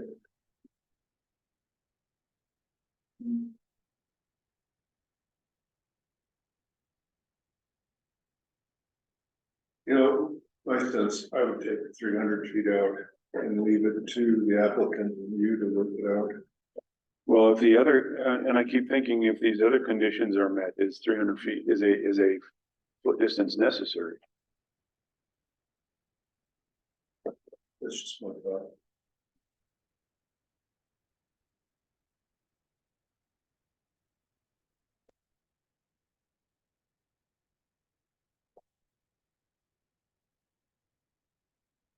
And if you take that out, what does that do to the rest of it? I mean, it seems like if it meets the other. We can manage the situation. Worst case scenario is, you know, somebody was like, 2,000 feet away. You might see it. As a deal. It's like 2,000 feet seems like a lot. But I mean, some of this is limited by plumbing, right? I mean. It starts getting a little, cumbersome to run lateral line that's below frost line. And so to me, I'm not super worried, and I've got these words in here. You know, like that 80, you know, things that are. Clear now. Is there potential for somebody to come in and try to abuse it? Of course, but I mean, for the vast majority of these, I think we're gonna. I just think you're gonna see so many different scenarios. When we try to apply the. We already do, yeah, and this is written with a little experience, in the background, but. Well, either we take it out or leave it. We leave it. if you deny something based on that, then I have an opportunity to appeal. So we could understand and take the position that that's the route they would go. And then that way they'd come in, make their case, and we can make a decision then at that point. If we could leave it that way, just leave it. Well, if you, took it out, they still could appeal. His judgment's arbitrary. And you could, if you agreed, they could do yours too. That's okay. That's part of the process. It kind of goes back to my version of this, and some guy comes in, well, I'm 310 feet. Yeah, that's, want to take it out? That's my problem. Take it out? I can go either way on it. Either way, I'm willing to take it out. Rich? Guess what? I just keep looking at this and I'm hearing what everybody's saying, and it just.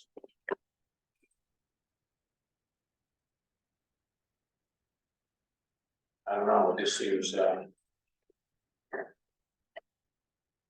like we're adding, we're deleting, we're adding, we're deleting. I'm just kind of unclear. So I have this in front of me, right?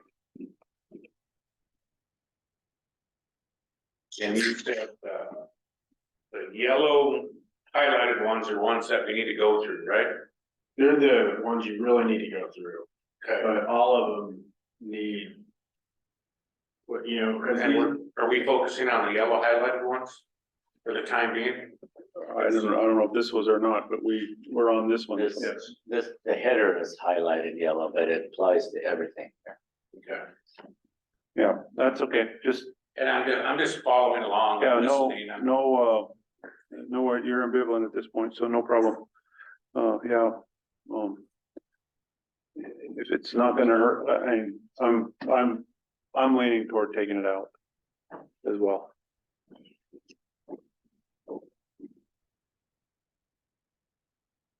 I guess what we haven't heard is even, what do you think? I don't care, I just need to know, take it on. We can make a decision on judgment. We can be rigid, it's up to you. Some people like the certainty of a good amount, some people don't. For me, I don't want you to mess with the parcel boundary thing. Yeah, that's the part that I am particular about, is that when they're separated by parcel boundaries, I'd like to have some different, appreciate that. Picky comment, Yep. first line, word business. Could you move the comma inside the? For, I guess it is. Sure.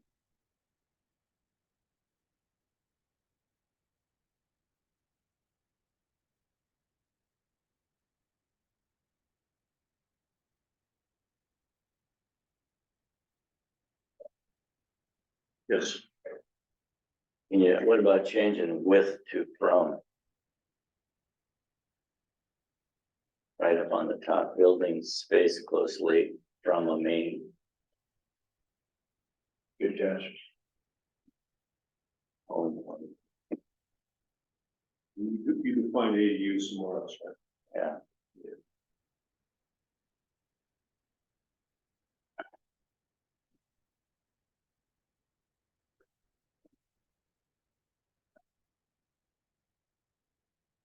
Okay, number 6. All right, number 6, drilling time limits, upon OE authorization to construct a domestic allowance.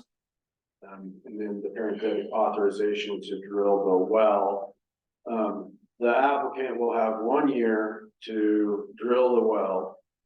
Failure to meet the deadline may result in termination of the application. An applicant may request a deadline extension using Form 607F before or after this deadline. The extension form filing fees increase after missing the deadline. The 1 year arrangement is in the ordinance. The rest of this, I believe, adds additional detail that is useful to know what to expect and what your options are. You have approved Form 60 607F, which is a deadline extension form. In this case, though, it does, the failure to meet the deadline may result in termination of the application is an additional clarification. But we'll really quickly give you an out.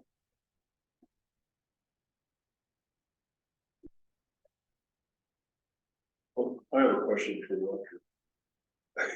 But it says applicant will have 1 year to drill the well. I mean, it's just kind of assume that the applicant won't be the one drilling the well. It'll be somebody who knows what they're doing. Yeah, right. It's just the applicant is kind of the designation.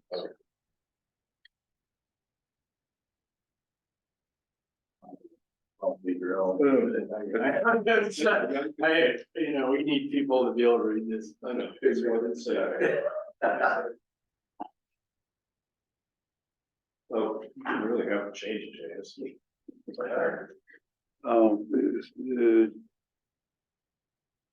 We can Sure. extend the deadline using form 607F before or after the deadline. So do you want to put a time limit on the after part? I mean, No, because it says it's may request. So it doesn't really necessarily give a certainty. Do we have a deadline on that? We don't have a deadline. We would terminate the application or that would happen, then they have to reply. Yeah, and part of the reason that would trigger that is if somebody in that area, all of a sudden, if groundwater got contested or petitioned to be controlled, or some other event happened, then that would be a significant reason to not leave an open-ended application out there.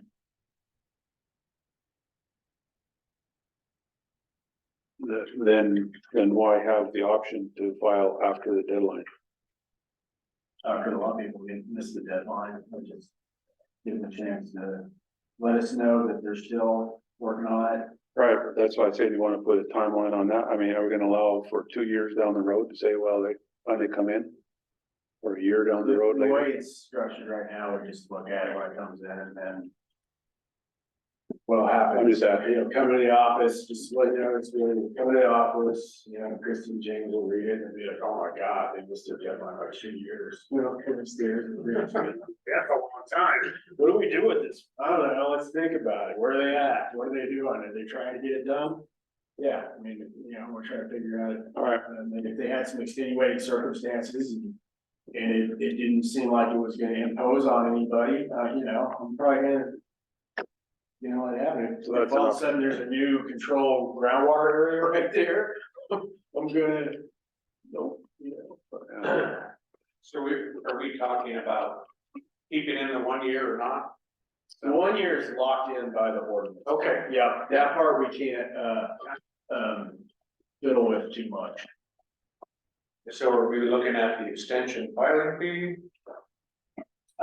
What, I'm kind of having a hard time hearing. oh, I'm sorry, What I- I'll talk louder. what I was looking at was the language that said before or after the deadline. Well, my only question was, after the deadline, if we're gonna allow that, how long? Oh, okay. And Ethan is saying he'll review it when it comes in, so. Oh, okay. Roger. So one way the DNRC addresses that is, they will provide extensions, provided you can demonstrate some progress is being made. So if after deadline, we inserted, provided the applicant can demonstrate progress is being made on the project or something to that effect. Might help, you know, if they're just gone away or you'd want to terminate it, but if they're trying to diligently move ahead, they run into financial problems or something, then that allows them to show that they've made some headway and that there's not a need to, they're gonna finish it, so let them finish it. A lot of folks couldn't even get the driller Well, out that's, on site for that first year, so I mean, yeah, yeah. you know, that's a real issue.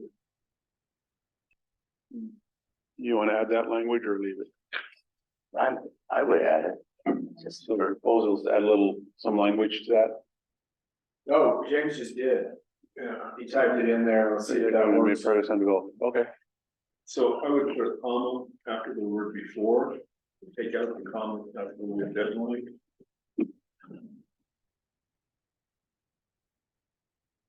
Excuse me, after the word before, I'm sorry. There you go.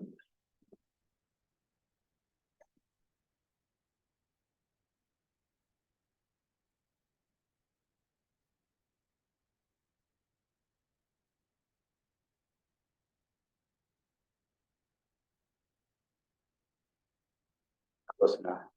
Yeah, all right. Ken, are you okay with that? Yes. Not a Rich? Okay. Nobody likes the semicolon anymore. Yeah, what's up with You know, it's another sentence that's directly related to the previous sentence. You can use it instead of a period and a new capitalization. Okay, go All ahead. right, thank you. You gotta have that semicolon back. with you. All right, move on to 7. Okay, so this is something that we do need to figure out, and this is what we put in here is what we think, this is a suggestion, okay? Now, the ordinance, gives us guidance that, the Part B form needs to be filled within 120 days of having completed the project, right? But it doesn't say how long you have from the 1 year well drilling amount of time to the completion amount of time. And this is without extensions. This is just like you came in, you applied, you got authorization. What's expected after your authorization, your pre-authorization, excuse me. And so you get the authorization says the ordinance says you got a year to drill your well. Okay? The ordinance says, then once you put the water to use, you have 120 days to file the notice of completion. You know, what we call it Form B, right? So how long in between drilling the well and finishing the project? We think a year, which would give an applicant 2 years of authorization to drill a well. And still, we've got the deadline extension in there, which we can copy the language from the previous section if needed. But this is a question that we get all the time. How long do I have to build my house after my well is in? Because as you can imagine, if you're working on a big project, sometimes it's easier when you like have one thing where you cut a check and the well driller comes and he puts the well in and then you're like, now there's the whole rest of the house, right? So we took a rough estimate of what we think would be all right, which is a year in addition to the well drilling time frame. Well, I have an acquaintance who's been building his house now for 10 years. And he's been at it, he doesn't just put it off, he works. Yeah. So, I understand this. Correctly. Say that again? he's been working, building his house for 10 years, Yeah, and it's not just something he puts off, looks at it once in a while, he's out there. You know, yeah, He doesn't have to have his house finished. If he has the well hooked up to the house, like, okay, so just, and I did say, you know, completion of the house, but I mean, it's really the water beneficial use. You got the well hooked up to the house, and then, you know, there's presumably the opportunity for you to use a spigot and, irrigate your less than 7/10 or less, acre yard. You know what I mean? So this would you like to comment? That we need one. Okay. Yeah, that's one thing, we just need to have some certainty from somebody. And part of that is to avoid, there is a larger issue on water rights that is, you folks are not supposed to reserve water. So you don't want to come in with an application where you're, like, I've got this water that I never put to beneficial use, and it's kind of like you're just holding it. It's not that big of a deal with the domestic well. It's looked after under for something like a new permit, but anyway, I hope that's helping you figure out what to do. The 120 days came out of the compact. Yeah, the ordinance, yes, sir. Yeah. So I guess I might have screwed this up, but isn't this for domestic development allowances? Beneficial use? This would be for all of those. So this is under, just as a small reminder, it's a weird section because it has all the development allowances are underneath one section. And then in that section, it parses out some specifics with individual and then shared and then development, right? And so some of these that are under this heading, they would apply to everything unless specifically stated that they only apply to one of those three types. So should the title then read domestic shared and domestic development allowances? I'm just trying to cover it.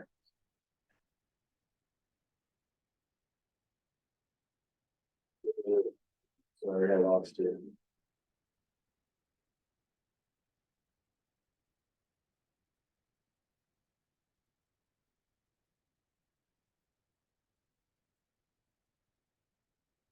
Shuffle my papers too much. I'm sorry. We'll just scroll to the top, Ethan, I guess.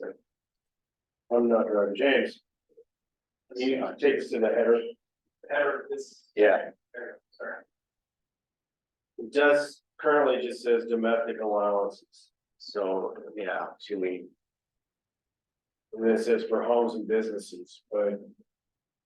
You know, development, domestic allowances are homes and businesses. Okay, we can change this, by the way, just not trying to not change it. And that does mirror the title of the ordinance section. Okay, It is domestic allowances for homes and businesses, and then sub one says appropriation rights for domestic allowances include individual shared developmental domestic allowances. oh, so I just copied the ordinance. Yeah, you Right. got this. Okay, so I need to write that. yeah, if we could add that sub one, I think that would help.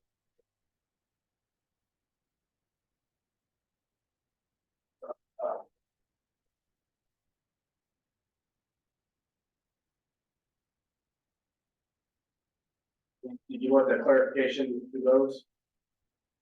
Yeah, I would like to see it in there, just so that. So it's like right there, be a good spot. So Includes individual, comma, shared, comma, and development domestic allowances.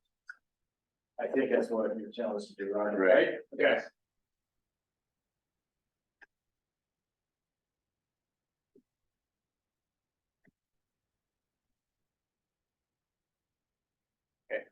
Is there a question we're trying to answer here? No, I just, when we got down to the number 7, where we're at number 7 now. Yep. So it just dawned on me that this was specific to domestic allowances, but we're really talking about all 3 of these. Under the title domestic allowance. And then when Rich said, or somebody said, do you need a timeline? You said yes, so is what's in here what you want? Or are we still looking for? But we're back down to the timeline now, and how long it takes to build, how long you have to build your home. So you got a year to drill a well, and then what we're trying to suggest here is, and you have a year after that, even if you drill your well sooner, You have like 2 years from authorization. So it's 1 year after the drilling time limit. 2 years from authorization. Have your well drilled and have your water hooked up and put to beneficial use.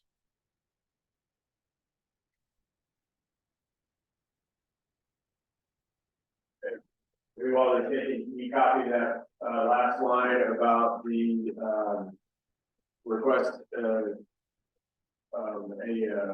extension from the drilling time limits. Now, you should be able to just copy that and replace the bottom line for this section. Right? Yeah. So and the catch is, if they can get an extension, they get it, but the priority date's adjusted. Yeah, we do, have the opportunity to adjust priority dates on extensions. That was to help with the issue that I was talking about, preserving water, beyond, the folks who put it to use earlier. You apply first. And, okay? Yeah. Roger? Rich? As always, Rich, I think in the meantime, if you take this and got a chance to look at it and still have comments or suggestions, feel free to send an email to the group and to Ethan, and then so and Ethan can communicate with Haley, and we're all in the loop. I mean, I'm looking at, again, Yeah. I'm looking at this. Yeah, no, it's understood. This first time you're seeing a lot of this, and that's no issue. Just but if something comes up, Listening to you guys banter. but if something comes up, Your let us know. comments, not your banter. No, it's matter. Yeah. It's good matter. Just to also like tie in a little bit why this is important to us, this is when we would send the letter. 2 years after authorization and we haven't heard from you, Yeah, that's when we're gonna send you a letter, likely terminating your water right application that you never followed up on. So I didn't explain that, and I was like, oh, this is important to us. I should tell you why it's important to us. This would be one of those fixed moments in our spreadsheet, and we track things, people got an application in, and then, we might be able to come in and do that 6, 7.5. And we kind of have things set up where we can handle that. All right, thank you.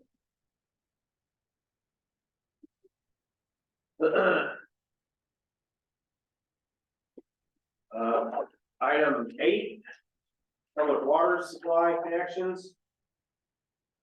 This actually came out of work group.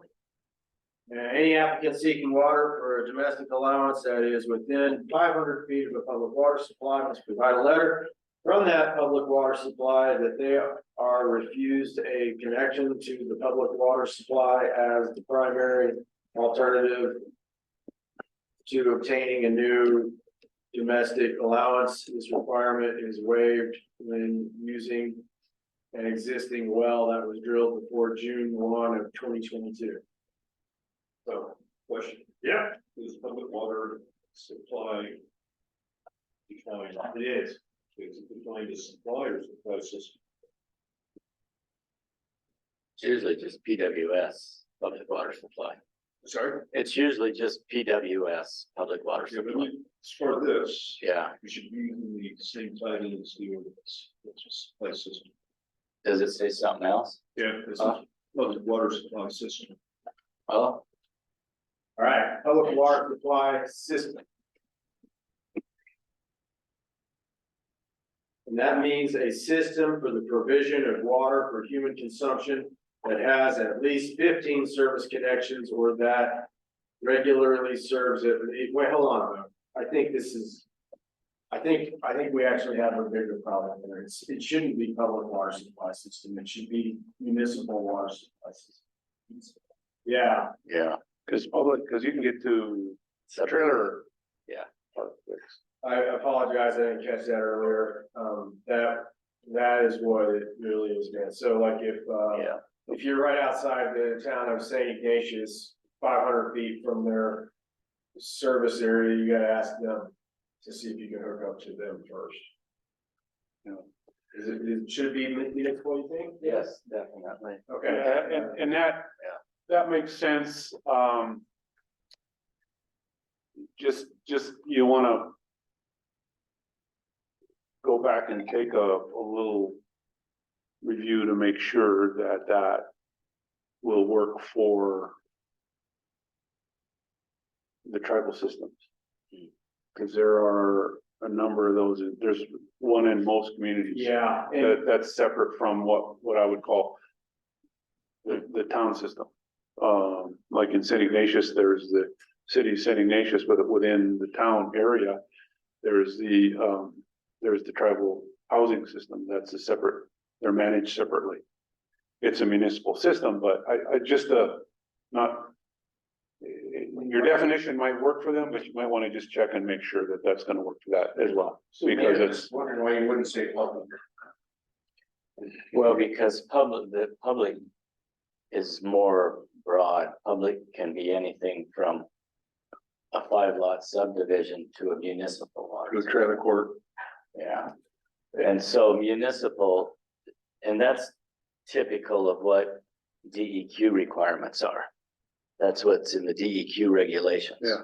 So, Like safe drinking water. yes. yeah, Yeah. so there's like testing requirements, because you're serving water for a certain number of people, and you have to have a redundant well typically at a certain level, so that if one well goes off, you have an alternative, and through the editing process, we just sent out municipal turn to public. So for you and Haley, so like in St. Ignatius, there's 2 systems. Around Ronan, for example, in addition to Ronan City, there's Peachy, Woodcock, Clarice Paul. And you go to several other communities, and then housing actually operates those. They're all community systems, which would fall into the municipal. I just want to make sure that our definition captures those and everyone understands that. And if we need to change the definition in the ordinance or whatever, we should propose to get that done. Just a note. Oh, I got it, Yeah. we're gonna get on that. See, I have a concern though. If you have a drilling well and your area is serviced by a homeowners association, that is not a municipal water system. But you might be required to tap into it. You move into that subdivision. That's why I think you staying with public water system is good. Well, the problem with that, so a public water system, if it's a subdivision, that water system is built for how many ever units are in that subdivision. They can't add any more units on. So that would be a public water system, whereas a municipal system has the capability to take on more clients or more service connections, And so let's say why you wouldn't want to include public water systems. because they don't want to take you on. Okay. They're, Unless they're part of the subdivision. I see what you're saying. yeah, Okay. like Milo's subdivision is 24 lots. We're not gonna connect anybody else because it would just be too much of a headache and we'd have to go through all kinds of additional permitting, even to add 1 lot. Okay. So, Maybe it's me. so the only thing I have here is any applicant, and I would like to say requesting and get rid of seeking water or requesting a domestic allowance.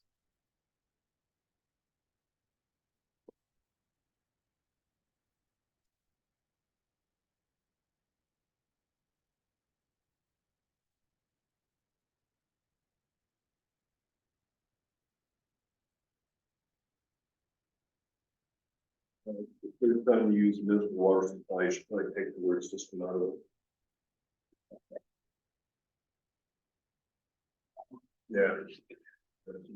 You just put it in there. Well, it's either municipal water supply or municipal water supply system, which is gotta be consistent. But we will check this section, I'll make a comment in there, just, I have it on my notes as well, but, just to reassure the chairman. And then on that last sentence is just a little, probably too picky, but I don't think you need the word existing. Is all. Yeah, the bottom, sentence, or bottom line, yeah, thank you. All right, I wasn't really helping you that much.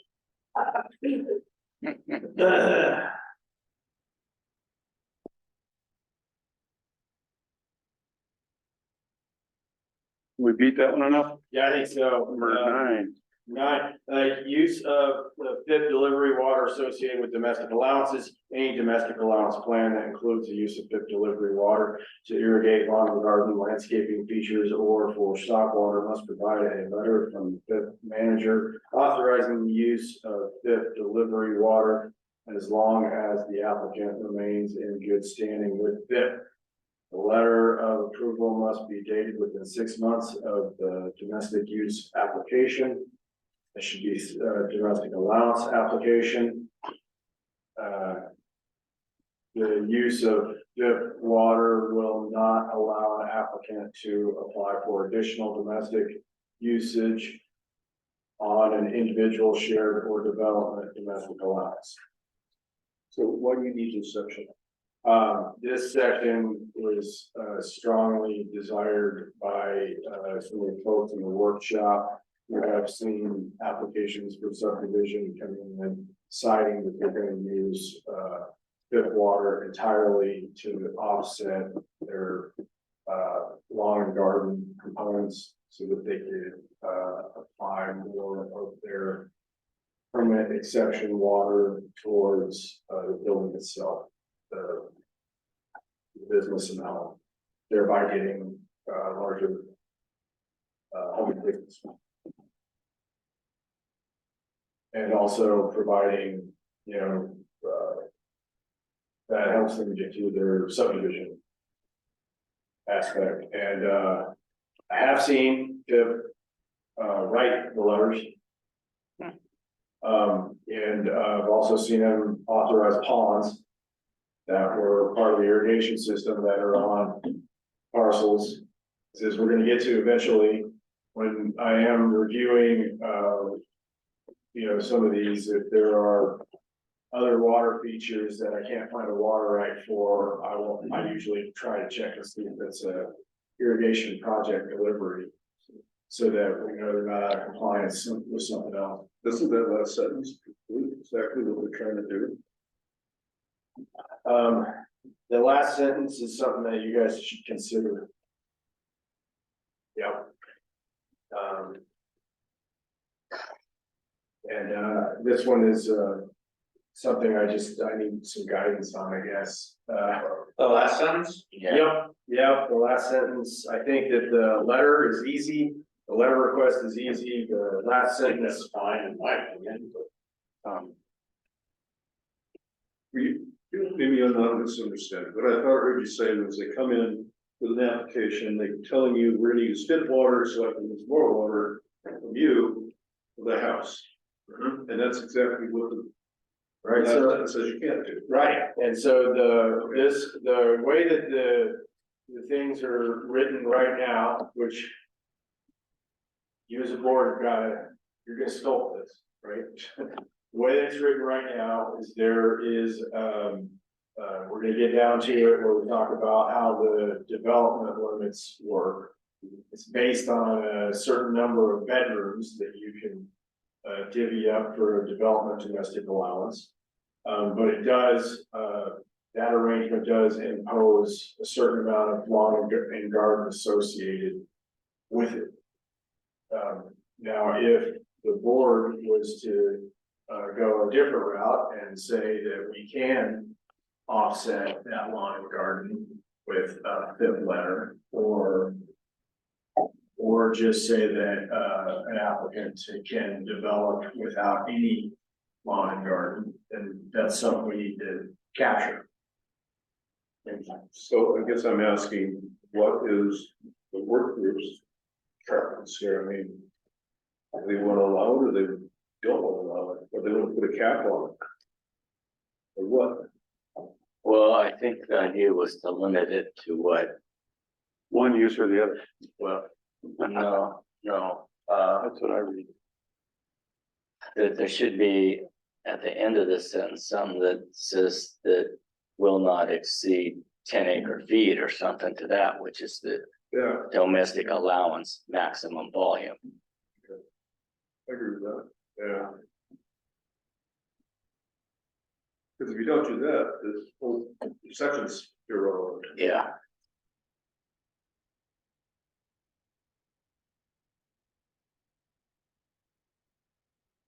Not to exceed flow and volume flow rate standards.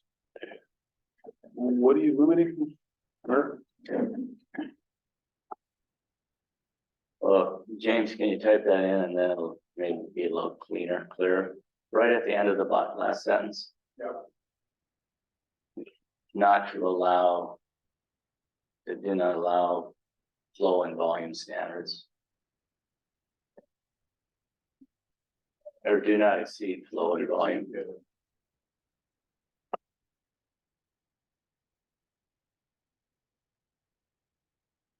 And you probably need to take that not after. out. Yeah, I was gonna say that something's gotta change there. Oh, Well, and how about instead of will, may?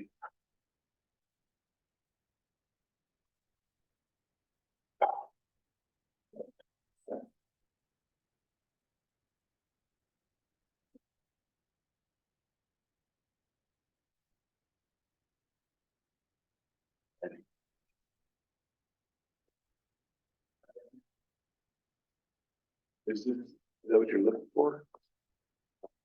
All right. That's what attracts my head. Thinking of this. Yes, if it were me.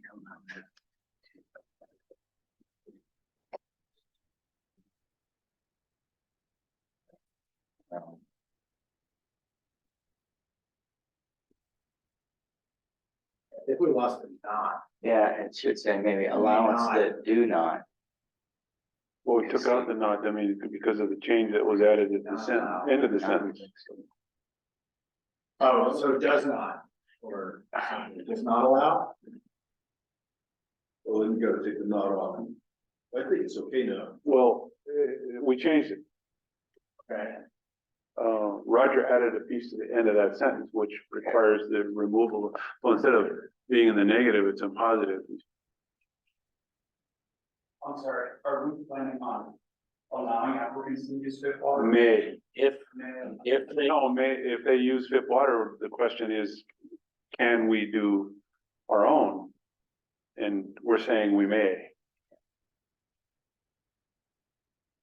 yeah, if they get authorized to use FIP water, then we can, You can adjust the domestic. Okay, Not to exceed flow and volume Right. standards. right, So when you say not to exceed flow and volume standards, you're talking about in combination with the FIP water? well, flow and volume, I think, aren't they 35 gallons a minute, 10 acre-feet? It's 2.4 acre-feet for an individual and 10 acre-feet for development. Yeah, so that's, so if, where I was going with this, so if somebody built a apartment complex or some condos or something like that, they used FIP water for their lawn and garden irrigation, then they could use the up to 10 acre-feet to supply their domestic needs. I think the sentence is pretty clear. It says the additional water has to not exceed volume flow rate standards. Yeah.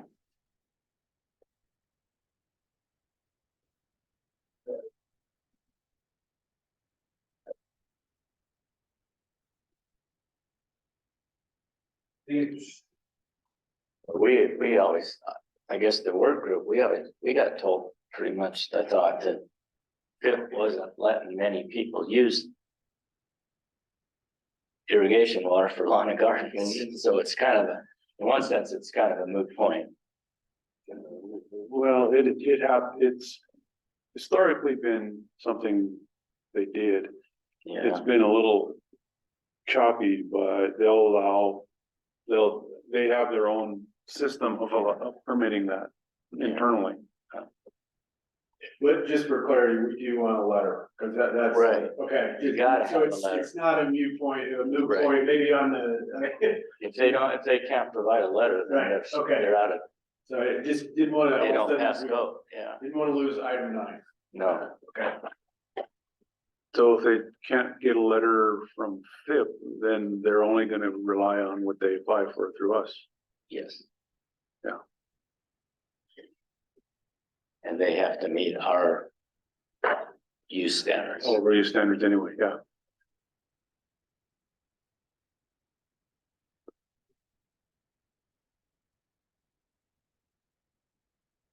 Good enough. All right. Keep Now it going. gets even more complicated. Everybody hang on. Maximum number of connections. Yes, Yes, individual domestic allowances may only be hooked up to one home or business. That one is easy. And that was in the ordinance, right? So we do recapitulate them here because we think we needed all of them listed for, that's it, help me keep it straight even. Shared domestic allowances may only be hooked up to no less than 2, but no more than 3. So it's either 2 or 3 homes or businesses. Okay? That item there is something that the board had previously taken an action on to clarify. Because at 4, you started to approach a development domestic allowance. That's my best and easiest explanation of what the rationale for that board guidance was, previously. given that the max is 3, why do we have to say no less than 2? Because if it's less than 2, it's 1, and it's an individual. Right. Yeah. Because people apply for a shared domestic allowance on a single home. Then you just deny it. We don't deny it, we call them and explain that they need to have it be something different. 2 or 3. Didn't you just say 2 or 3? Yeah. So I could say 2 or 3. This is how you phrased it previously. I actually had it as 2 or 3. I still think no more than 3 is adequate. Oh, That's just me. Okay, I like that too. 2 or 3? Sure, I mean, I'm in my head, I still think no more than 3 is adequate, but I'm not sure I get the rest of it, but that's fine, 2 or 3. It's 2 to share, that's our thought.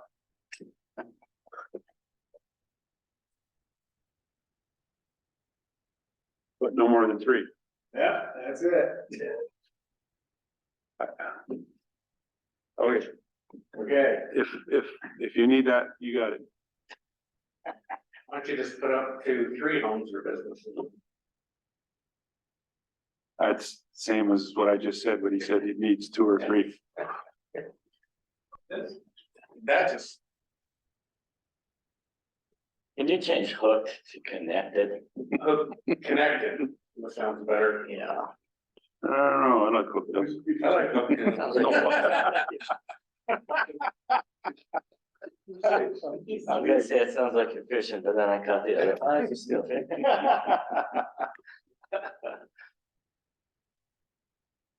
Roger, I can't, If you say up to 3 homes, you're including 1 home. Which is a individual domestic allowance.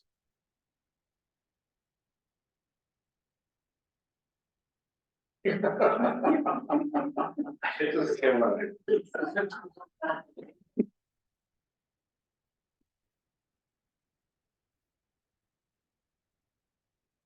Yeah, I get why you would put 2 or 3. I mean. Why don't you just say 3? Up to 3. up to 3. I mean, I don't know. I mean, this is just my thought, guys. I don't want to get stuck on this sentence. I'm gonna yes, let you do. you guys decide how you want it to read. what do you want to say?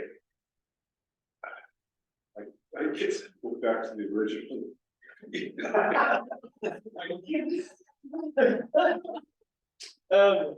Okay. I mean, you know, I mean, you're gonna confuse the public. In my opinion, if you go 2 or 3 homes, So up to 3 is what you want. I mean, what do you guys think? I'm okay with that. I mean, I heard what Ken said, but. And the third one is connected to 4 or more homes, that makes sense. Yeah. I'm okay with that, that's great. I mean, There's an overlap.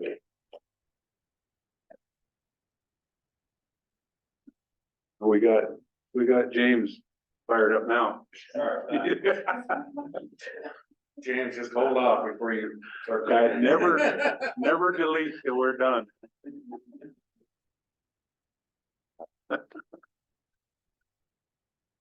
And then the next one goes to 4. Okay, let's start over. Should that be section 11 rather than item 11? Section. Maybe not, leave it. Or subsection, I don't. Here, yeah, subsection.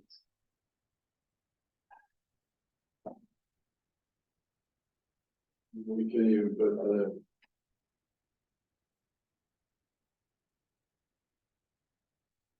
and then I would change the actual number, just use what you've been saying. Volume and flow rate standards. Just speak to it. Okay. Yeah. Sorry, I missed that. Oh, I'd say on D, change 8 feet year, just say volume and flow rate standards. Okay.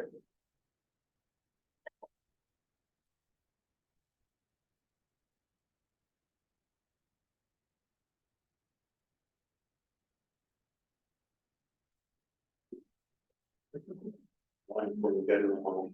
Never heard of such thing. I know they're there. Still sound goofy now, if the volume exceeds the volume, then the flow rate's better.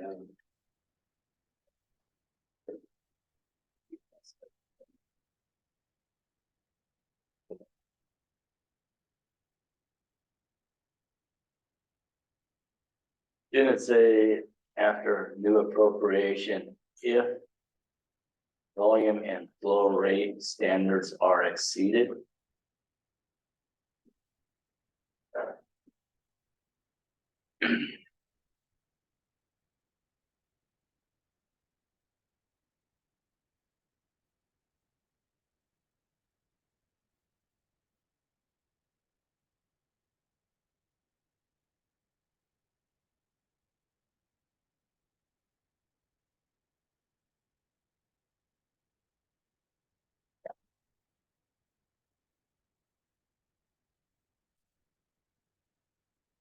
All right, you guys feeling the maximum number of connections?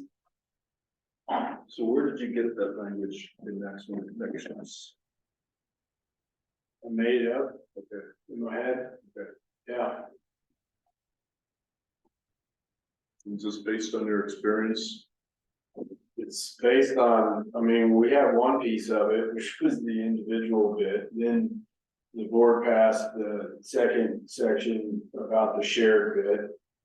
And then, the last item allows us to, you know, hooked up to 4 or more, throws you a bright line as like, okay, you're either a new permit or a development domestic allowance. And then D shows what happens with incremental increases, which we have seen incremental increases where you got a parcel, you start off with 2, and then you add another one. And when we say that I want to be able to give the certainty of the boundaries on what you would jump to from a shared to a development domestic allowance without, you know, with some certainty to look at here. Does that make sense? Does DNRC use something like this? This is completely different than No. DNRC's approach. PNRC doesn't use anything like this. This is new stuff. This, I can say this is so complicated, I wouldn't know where to begin.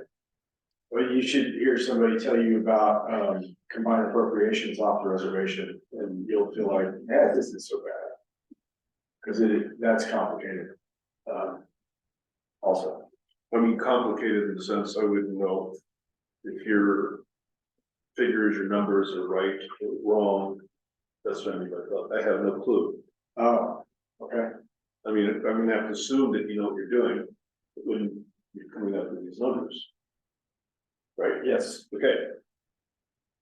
That's not a bad thing. Okay. I feel like there's a bud in it or something. It's a professional standard. You're employing your professional judgment. Yeah, okay, so I think that this gets us, I mean, this is in fact the number of connections is.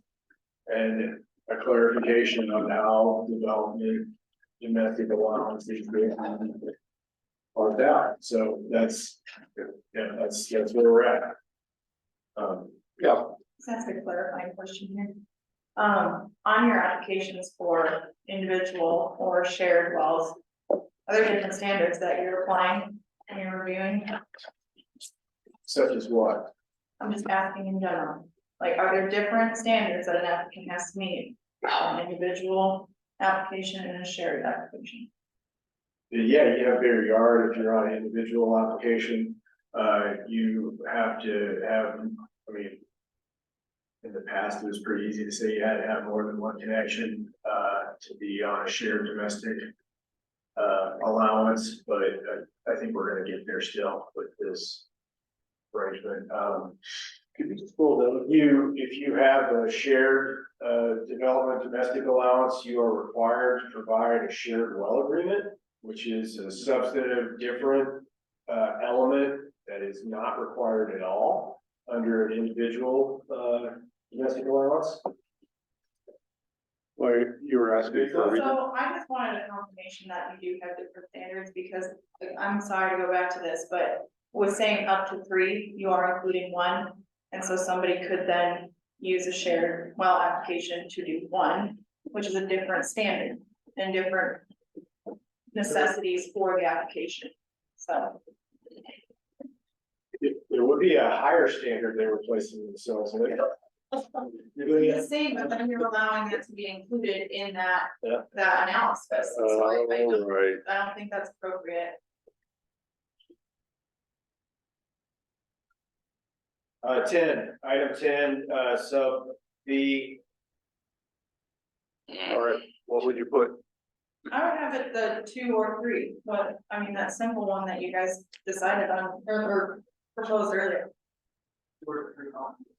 Yeah. Yeah. Perfect. Haley asked you that, I felt nervous for a second. Sorry. I see. Are we on 11 now? Here's a thought I had. With these numbers, one could argue that they're arbitrary and don't apply to their bottom. Is there, I don't see an escape valve, in other words, from the office of engineer said, these are examples, there may be some uses that don't comply with these examples decided by the engineers. Well, this does say example arrangements may include, which I tried to do that as soft as possible. Had I not put any examples, you would have asked for examples. But, okay, we can take the examples out. Somebody will, probably. Well, I'll just go up front. I had a problem with this too, because they aren't standards. You know, there are standards in DEQ and the counties for the number. You know, if you have a 5-bedroom house, then it's 450 gallons per minute. You know, if we could invoke some standards to fall back on is what I would like to do. These are the standards that DNRC uses for their house calculations. I've never seen those before. We call them guidelines rather than standards. Pardon me? Call them guidelines rather than standards. Yeah, and the other thing though is if a developer comes in with an engineer that has a designed water system that can accommodate a development of more than 20 bedrooms, why shouldn't they be allowed to do it? It's stamped by a PE, that's what the state, that's how the DNRC accepts things. So I just, this seems, I guess I have never seen this before. There is, item 22, exceptions to standards and water use plans. Any proposed exceptions to standards must include an engineer, hydrologist, or design specialist to assessment of need and function for commercial businesses and other water uses that are unique. The OE may require the applicant to provide a water use plan that specifies volumes, flow rate, and design parameters for each proposed purpose of use. Anyway, there is item 22 that gives you that, that alternative, option.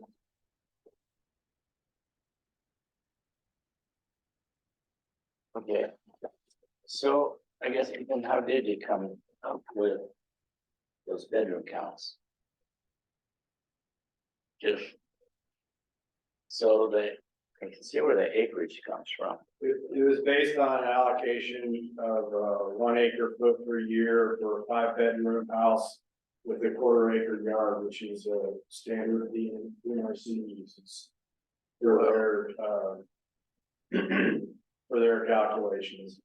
And we took that and we divvied it up to try to increase it to the highest level of flexibility on what somebody would want to be able to build under this canned exercise.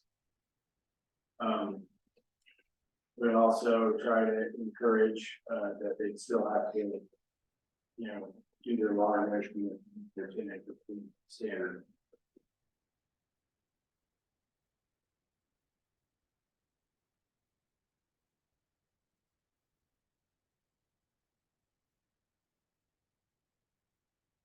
Waiting for Ken to say something about lists. You already said you might. Well, let me address them. It's not really a list. It's examples. It's not, you have to be on this list in your minds. It's examples, guide the decision maker. So what's the phrase, these examples of, how does it normally, is this not an exhaustive list or non-exhaustive list of examples or They include, not limited to, something, yeah, something like that, if we throw some language in there like that, may include but are not limited to. these examples, yeah, that way it's not, because I agree, then it's not a list. Because, No, because you're gonna, because as soon as, because you're gonna run into exceptions to this. And you're gonna have to figure it out. And the first 2 examples actually don't apply to the next. So, thank you. Based on what we just worked through on maximum English connection. This is an approach, you know. Well, I'm kind of in a rock and a hard spot here. We tried to explore tying into DEQ's major versus minor subdivision. And there are issues on both sides of being of that approach, because in some cases a simple lot that was split in half that would then be split again, one of those lots split again, making 3 parcels would immediately go over into a major subdivision. So that would you know, so it's not really fair to that lot. And there's the other arrangement where folks can use family transfer and in conjunction with a smaller number of DEQ lots to be on the minor side. So I couldn't, that is something that we got, is like, hey, can we do it, can we try to do that? So we tried to do that. Tried to look at the DEQ water use standards. The problem with that is that those are really wastewater standards, and they didn't really apply very well for us. You know, I did actually start on a spot where I was like, you know, put your water measuring device in, and it has to be 10 acre-feet or less a year, and the rest of it's up to the applicant. Folks were discouraged because they wanted to see something more conservative, because what happens when somebody goes out and they put in some sort of a development that uses more than 10 acre-feet, and then all of a sudden we have a different kind of problem where we've got you know, major compliance problem, but the homes are built. All right, so this is an idea, and I will tell you right now, I have watched for my entire water rights career, the Montana legislature struggle with things like this. These are hard issues. Whatever this board lands on, somebody's not gonna like. And you know, so I want to tell you that, you know, is this imperfect for some things? Absolutely, but you know, it's something for you to consider. Just go back. Yeah, I'm a little uncomfortable with the title, where it says detailed maximum number of connections. Okay, I would like that solved. Where's the title? Right there. No, well, you know, They love it. You already say number of connections? Where do you, I don't like the inference, this, these are what we're gonna do.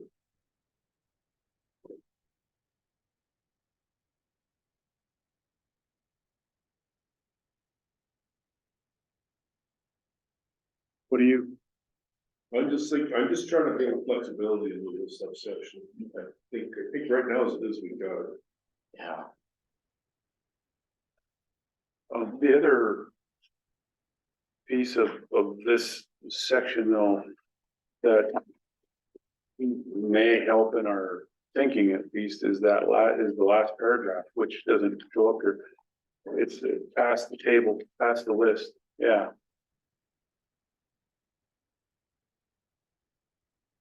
Which is really what you're after. This is what you're trying to achieve.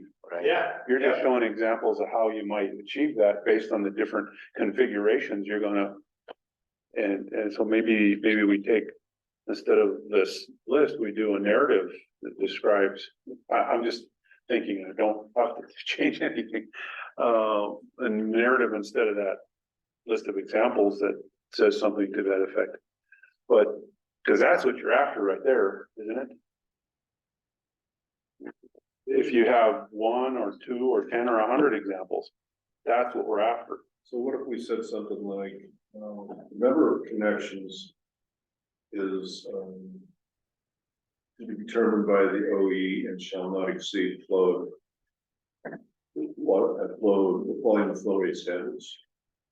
Just leave it like that.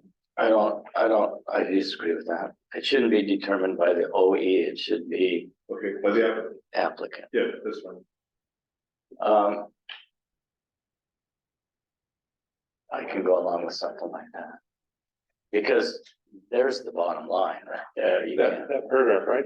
yeah, That's what we're trying to do. That's the goal. That's what we're trying to achieve. The rest of this just example. So I'd hate, I mean, so for your use and our use, we can look at this and say, these are just examples. The potential hard part we're gonna run into is when this goes to public. yeah, boy, yeah. So on that last one too, I think somehow I put adherence to this. And we'll keep the total. I think we need to add a maximum flow rate of 35 gallons a minute and a volume of not to exceed of 10 acre-feet per year. Because those are the standards. That's what we're after.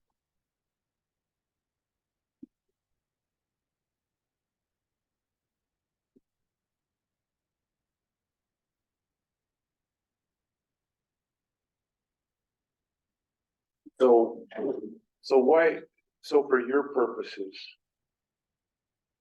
why would you need that? I'll call it list. Why would you need that list? This is what people wanted. I was fine to put all the onus of this development on applicant, up to 10 acre-feet, have them measure the water and give it to us. But there's some real struggle with folks in that if they go build some huge, I'm gonna let you know. So let's back up when you say this is what people want. Who? The folks in the work group.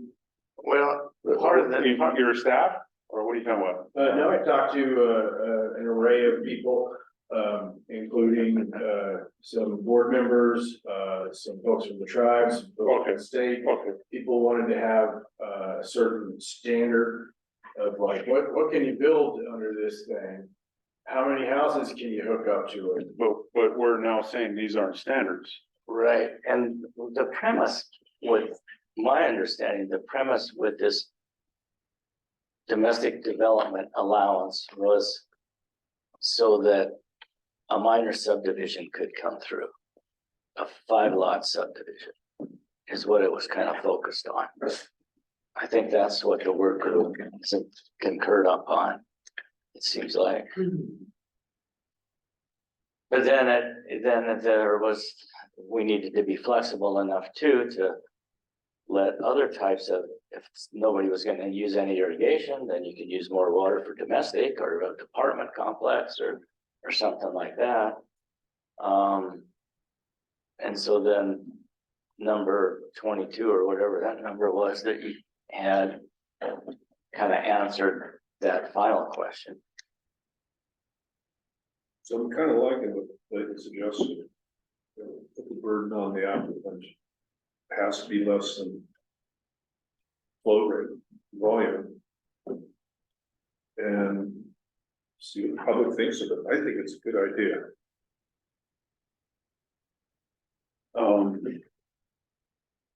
Takes all the subjectivity out of it. Sure, what I would do though is I would try to follow up and ask you, what do you want me to do when we get a water measurement a year after the build out that is in excess of 10?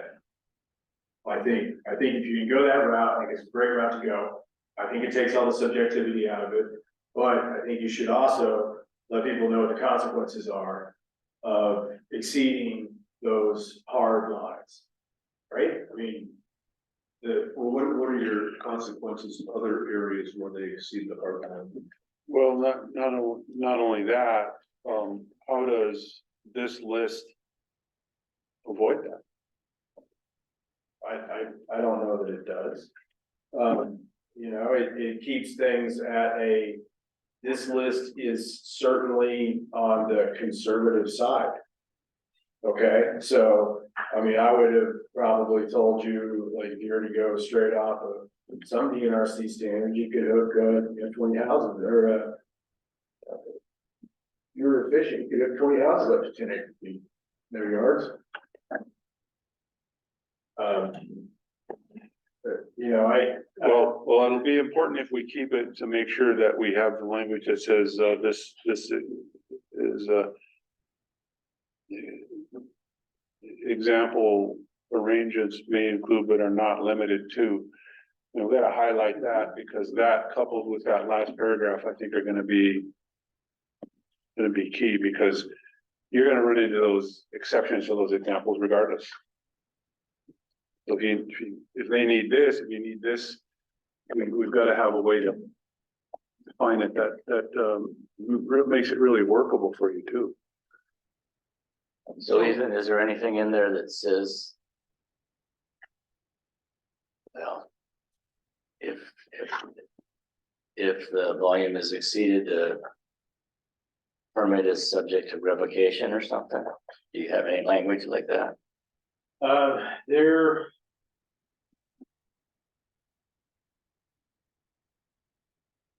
No, I can double check here. Sorry to not know right off. Question is whether or not it's in the ordinance. Well, no, in this section, this We policy, can do that for sure. I think it's a good question to ask. maybe we could just add some teeth to it like that. So Ethan, the bullet list is, those are just examples. Yeah. For the public to look at and say, okay, this may be where I'm headed in the future. Yeah, and I think examples is important because I think you're drawing them off of what, as you're describing standards, but this isn't, we're not setting out specific standards.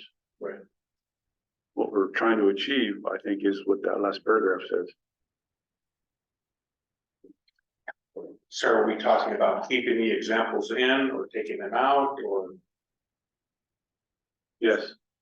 I mean, to me, this, I'm fine with leaving them in, because like you said, Clayton, With the caveats, yeah. yeah, you have that paragraph. Yeah, as long as you say, there it is, example arrangements, yeah. Maybe the They include that example are arrangements not might be- limited to, yeah, If you put that down, yeah, highlight it, something. I mean, example arrangements, you just push that down into its own paragraph.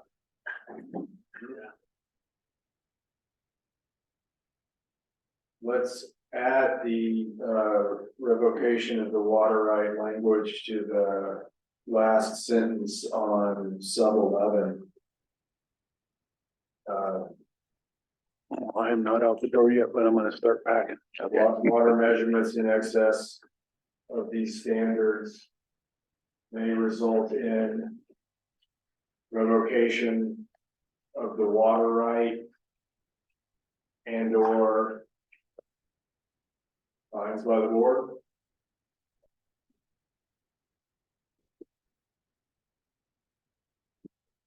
That what you had in mind, Roger? Yeah, that's okay.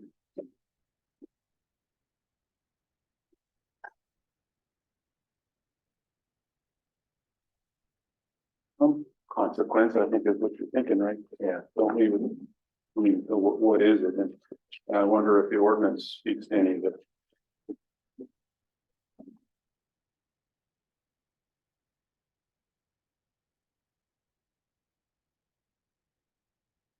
Well, Roger, I'm not leaving yet, but I'm packing, so I told you guys I'm leaving at 3:30 regardless.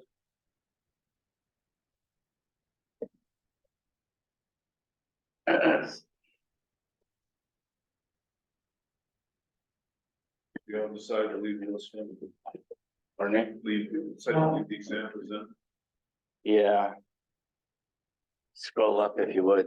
With that other language in it, yeah. See, we added example, well, we brought that down, example of arrangements. What do you think of that?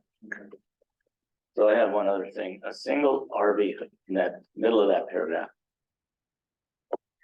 The DEQ has a standard for RV hookups. And I don't think it's 1 bedroom. It's written in PWS 3. I believe that's what you gave. Is it? Okay, well, I want to double check that.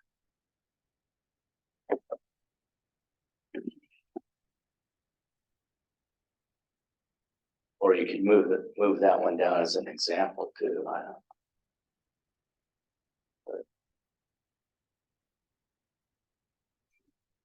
Hello, everybody. Now we're going to do the It's my staff. They're working.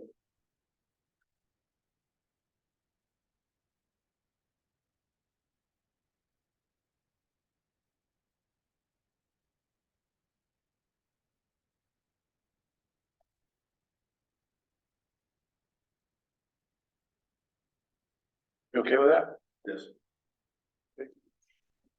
Better move on. Oh, good, you guys can solve this one next. So one of the additional questions, of course, so an allowance is an exception to a permit, meaning that it doesn't require noticing or an adverse effects analysis. And one of the questions that keeps coming up that we need to get some clarity on is whether or not on a parcel where we're looking at maximum number of domestic allowances that can go in is, do you include any of the existing permanent exceptions?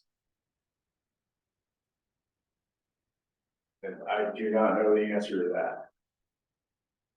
With the idea being that, there is some strong history in Montana that there's a certain threshold that gets crossed when there's a certain number of exceptions to a permit in an area.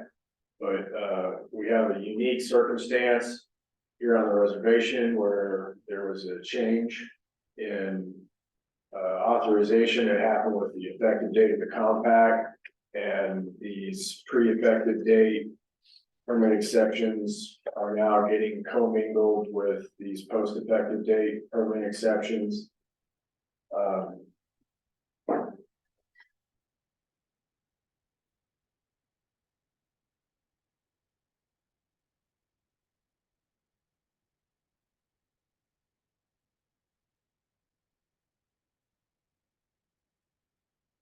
GW is groundwater. Sorry, what? GW is groundwater. Yes, sir. We can. Got that there. But we can write groundwater. Right now, Yeah. a lot of us.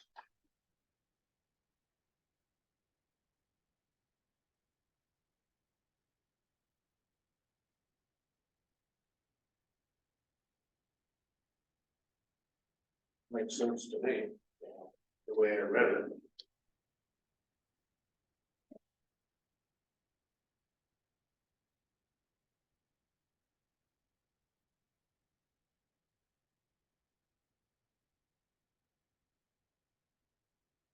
Pretty straightforward. Would you? You don't have to write an example, but describe an example. Okay, let's, we have a parcel and that parcel has, it's a single parcel and it has an existing groundwater certificate on it for a single home. The 602. Yep, 602. And, the applicant comes in and, applies for 3 more individual domestic allowances on that same parcel. Now, is that 3, which is like the, allowable without getting up into a development domestic? So are we gonna allowance? call 602s a domestic allowance? Yeah, that's the question, is like, where, Okay. is that existing one change the threshold? And we have limits on what the numbers can be. Well, I mean, so first of all, the last sentence where we have this issue about the bedrooms doesn't really work.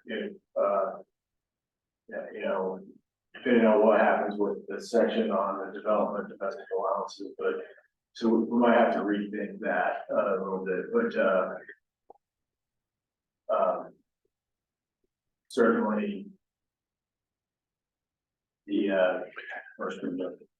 So would that be, so that might be something we should actually, in addition to this, because you're talking about how you implement this under this sort of implementation policy. Should we back up and consider a policy that adopts those as that, under that rule?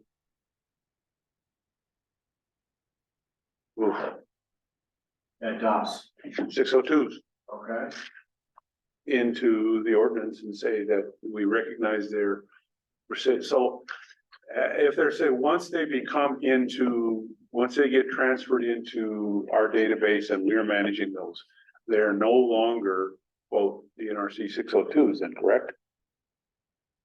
Is that, Well, there would still be groundwater certificates but they, that were filed for under the NRC form 602, but we can phrase that part of it however we need to, but we won't be, none of those will meet the standards of our current domestic allowances, because those were all up to 10 acre feet They don't require, the water measurement for uses in excess of 2.4 acre feet. They're really different. They didn't require pre-approval, but they were all still exceptions to a permit that, cumulatively impact senior water. So I guess what I'm reaching for, and I'll look to you and Haley both, is if we do something like this, should we strengthen it by going back into a policy or recommend a change in the ordinance that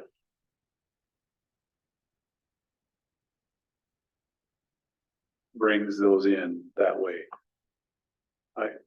Some language, because otherwise, I'm not quite sure what I'm reaching for, but it's,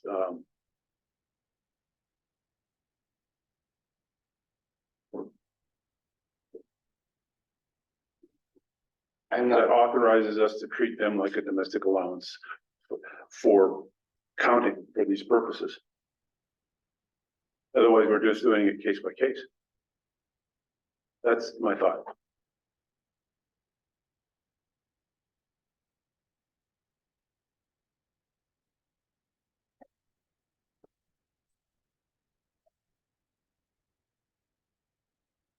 Yeah, this is a tough one for me because I don't. If you've got a 1973 certificate, groundwater certificate out there that's 35 gallons a minute and 8 acre feet, it's an existing state-based water right. I don't see how we can modify that. I'm not talking about modifying, but this is asking whether we change the policy or not. This is asking whether we recognize it basically as counting toward domestic allowances in a particular situation, right? Yeah, that's what I'm trying to queue up. Sorry if the language wasn't eloquent, but I'm sure we can improve one way or another. I really need to get pointed in one way or another to properly explore. And so the question is kind of that threshold one. If you pushed it one way or if you struck it, we probably improve it. But just depends on what the board wants to, encourage consideration of or put out to. The other thing you do is originally when I wrote this, there was an or in this section, and it said do not the other side of the or was do not consider any of the pre-effective date exceptions to a permit when determining the maximum connections that you can do with the domestic allowance. And we could phrase it something like that and just put it out to public comment. So when we say the maximum number of individual domestic allowances, what is that referring to?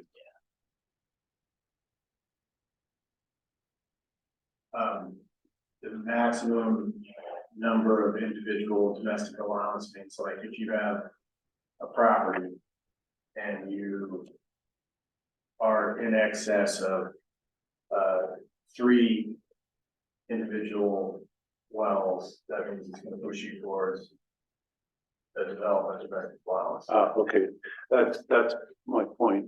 So why wouldn't we count because otherwise you end up with a situation where somebody's got an existing 602 and they could still apply for additional, so they would actually be over limit, even though they haven't met the standard in terms of volume of water, they'd be over the limit. Yeah, I would not suggest we did it by volume though. I'm just saying, just counting, Right. because ultimately we're talking about the water used. You got water used under 602, and then you'd have water used under domestic allowance if we limit it to 3. So if we counted it and 2 would be a 602 and 2 domestic allowances. You get to 3 and then you go to development. Yeah, that's what I mean, Okay. I actually, this isn't, a hypothetical, Yeah, so, yeah, just to add another, yeah, layer to this, this is a tangible occurrence that we need to, people really want to have some clarity about this. We need a policy that guides this. It is a significant, impact on people's, development domestic allowances though are specified in the ordinance. And specified in the ordinance how we deal with them, correct? in terms of the water measurement requirements. Just, development, I mean, development, domestic allowances and domestic allowances are driven by the ordinance. Yes, Okay. So I go back to my question, we can decide how we want to handle it here, but at some point, do we want to push it back to the parties and ask them to define it in the ordinance? well, you certainly could. The way that the NRC's had it handled is that it was driven by case law, which is a different I catalyst. think whatever we decide, I think we should probably look at that. Anyway, I'm gonna. Good. Thank you, gentlemen, ladies and gentlemen. I'll keep thinking about that, but thank you. Yeah, safe travels. Go Chiefs.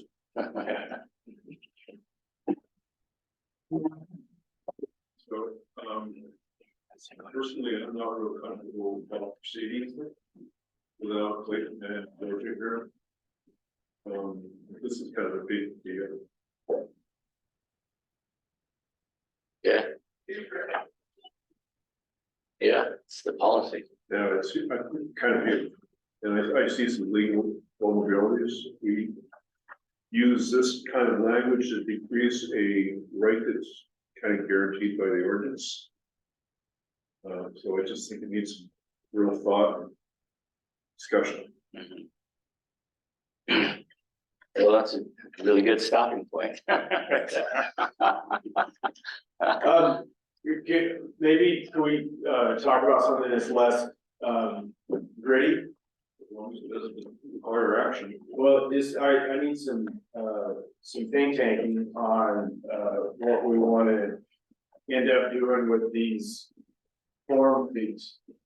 In House Bill 114 and, well, generally how we want to propose moving forward with the changes in the fee structure. What kind of time, I need to start planning a timeline, form updates and some things like that.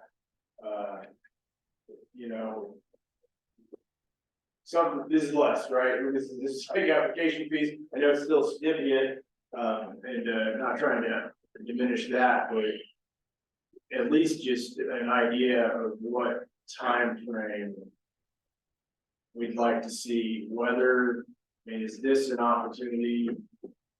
Does the board want to see any other overhaul of form issues? This would be whatever changes we're gonna do to reflect the new application fees. I think people would like to know what the timeline roughly will be, those kind of things. When does House Bill 117 go into effect? Or when do the new guidelines become promulgated? Pardon me? When? I still do. Start. Oh. I guess I don't have any problem with using the same fee structure that the NRC has, provided we do it after theirs become effective. Sorry, Roger. Can you share that with us? So the compact says that the state has to meet with the tribe within 60 days after changing state legislation. So recently there's been a conversation about meeting with tribes in the NRC to determine whether or not we want to go by 2014 regs as they fit into the timelines or to change dates we want to listen. Yeah. Sorry. You got a bunch of old ears up over here. Go ahead. And you want to NRC? So the conversation that we've had is that in the compact, it says that the state has to meet with the tribes, as the state has to changes legislation within 60 days. of That change. And so this DNRC needs to use CSAT to then determine if they want to use 2014 regs or to adopt the HB 114 changes. Who's they meet with? That would be like Melissa. Oh, yeah, okay. I don't think Melissa's on to that, I didn't see her, but. So, something what I heard Ben saying is that we really can't do anything. Try to see it's supposed to be, the state. It gives you like 60 days. To figure out what we're gonna do, I guess. Ben, is there a date for that meeting? Not yet. Those timelines are still being finalized. It might be more than 60 days. Yeah. So, I'm a little confused because it does say specifically in the ordinance that a filing fee shall be paid at the time an application is filed with the office of the engineer under section. The amount of the fee shall be the same as the fee charged by DNRC for the same type of application under state law. So where's the, curiosity, where's the other?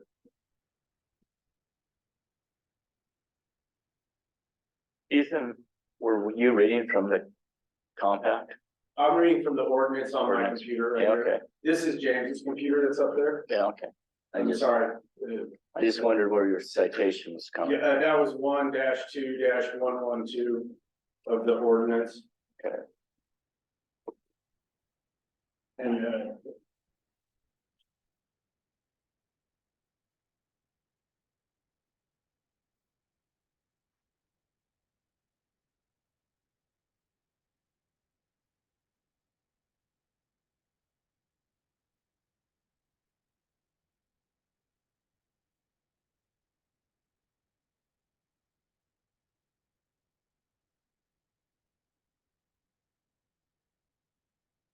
So, Ben. Once first January passes, is DNRC gonna hold on raising the fees until the DNRC looks bad? And then start charging the increased amount. The increased amount and sort of out.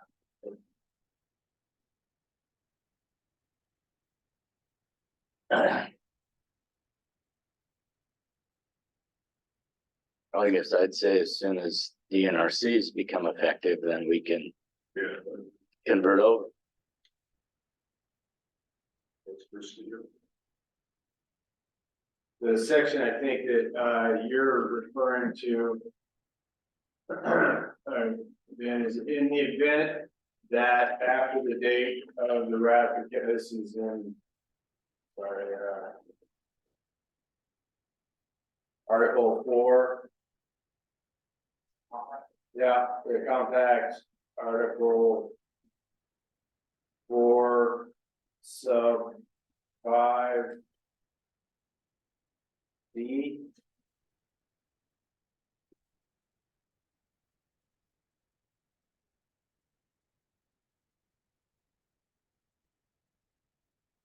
But there, look.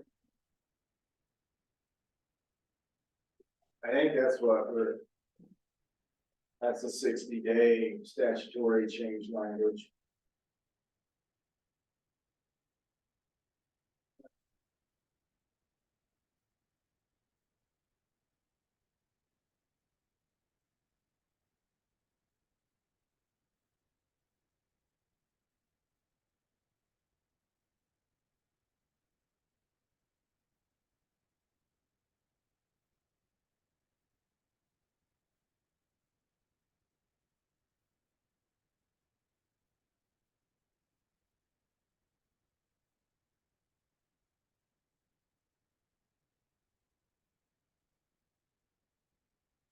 And now, see, that makes our writing look really clear, doesn't it? Really?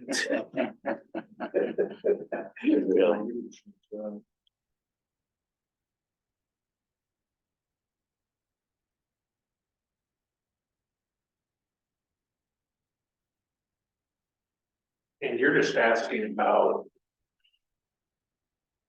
fees. Yeah, I'm reading the ordinance, it looked to me like we have to change. I mean, that was, the section of the ordinance I read, I'm just trying to follow the ordinance. So what are you actually asking here, folks? Oh, what you guys thought about this issue, so we already learned something else, that was good. Are you asking us direction on when you need to have these fees implemented or timelines for changing? Yeah, I was thinking like, try to do some planning here, yeah, and, you know, you know, if you had any other thoughts about it, at least trying to prime the idea, because if, we've got people asking if we're changing our fees. The answer is yes. Okay, the answer is yes, probably. And, yeah, probably in 2024, okay, we're in it down a little bit, right? And as forms, I think you have the best idea which forms need to be changed. We got a highlighted list, I've done my best to try to identify that. We'll have a little bit of back and forth, I'm hoping about, the pre-application, arrangement, you know, so that we can maybe make a clarification on that, because it's such a stark difference that we didn't really have to navigate previously. So, okay. So I'm just want to be clear, Ethan. You're talking this or? Yeah. And so, unfortunately, some of my highlighting didn't really do that well, but. Oh, yeah, I remember. Yeah, there's Right some there, highlighting in there, and I tried to highlight all the ones that I thought were clear and direct match to the state forms. So your feeling is that according to the ordinance that's written, that we have to change. And you're just asking, That was what my general thoughts were. I hadn't heard about the other meeting or the discussion of the statutory change. And you mentioned that DNRCs are gonna become effective at the first of the year. I believe so, that's correct, at the first of the year. So, I mean, the point is, the first So of you gotta this year, I'm trying to let you gotta start your planning to change the fees, but here, Yeah, I don't see why not. it seems simple. Yeah. Follow Okay. through. So you're thinking good, well, you also will have to approve so the thing is about our forms, is that we need a quorum and unanimous approval of form change. You'll remember that's not something that I'm not trying to add something to your plate. It is specific in the ordinance. So what I will do is try to get those together.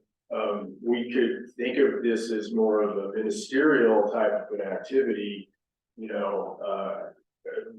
certainly DRCs went out for an administrative public review, but I don't think we really have a choice. So have you thought about like a public service announcement? Yeah, something like that. Effective January 1st, we're gonna. And the hard part is some people have already got forms out there, so.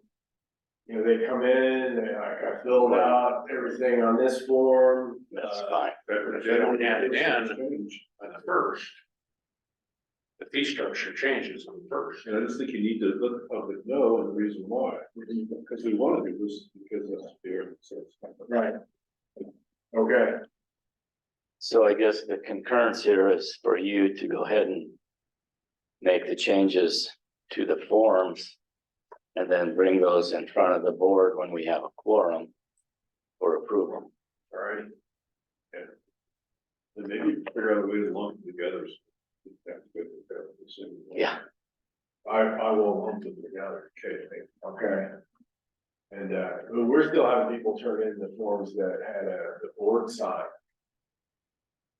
We finally were like, nope, we're not taking that again, you have to rewrite that, but so that's going back a while, Anyway, okay, thank you, and Right, so on number 9, I guess it looks like we got through the intro and parts of the domestic allowance. We'll pick it up in the January meeting. where we left off for the next meeting. Meeting on Tuesday, right? Wednesday. Wednesday. Didn't write it down either, so I'm glad you asked. Wednesday, is there a time? Or 1 PM, all right. That is negotiations. Yep. Now, what's on the agenda for that meeting? Just generally, At a minimum, there is a desire to get the complaint form. right? There was a discussion of PTO and health insurance. And I don't know if this document is on that agenda. That was something I was going to suggest. But One of the big item is procedures. what's that? This is maybe one of the, provider with us part of procedures for us to take a look at. The appeals, Yeah, those you've already taken a look at. She is going to give me final versions of that. I'm going to publish those on Monday for public review, right? yeah, I thought there was something you wanted to present. No, yeah, you're just talking about the procedures that go with the complete form for the OSCE engineer. Yeah, Oh, I'm sorry, Ms. Pitt. Okay, those procedures. Yeah, Okay, the other procedures. and you wanted to present those Wednesday. Yes, Okay, I think it's important to be in, conjunction with the form. You're gonna give those to me to review before Wednesday. Yes. Okay, okay, yeah, so that, if we had any policy stuff, that's gonna take up the whole time. Those items. So, all right, I guess, I skipped over. Number 10, public comment is, see, there's 2 people in the audience. Any public, would either of you like to make any public comment? James, anybody? If you're online and you'd like to make a public comment, you can raise your hand and we'll allow you to speak. Susan Wentz over there, she ain't got it. Any hands online? Not seen, so, no comment from the office or no comment from the internet, so, no public comment. Our next meeting is scheduled for December 21 at 1 PM. You wanna go till 4, so, oh, it's still light, so it'll be 1 to 4. All right, that kind of wraps it up then. Need a motion to adjourn. Motion by Rich to adjourn. second, but we don't have a quorum, so. Yeah, Yeah, 3, we need 4. or 5. Yeah, that's the way the compact is written, but It's me, it's open. we're adjourned. Our proxy claims us. Yeah. Yeah, definitely.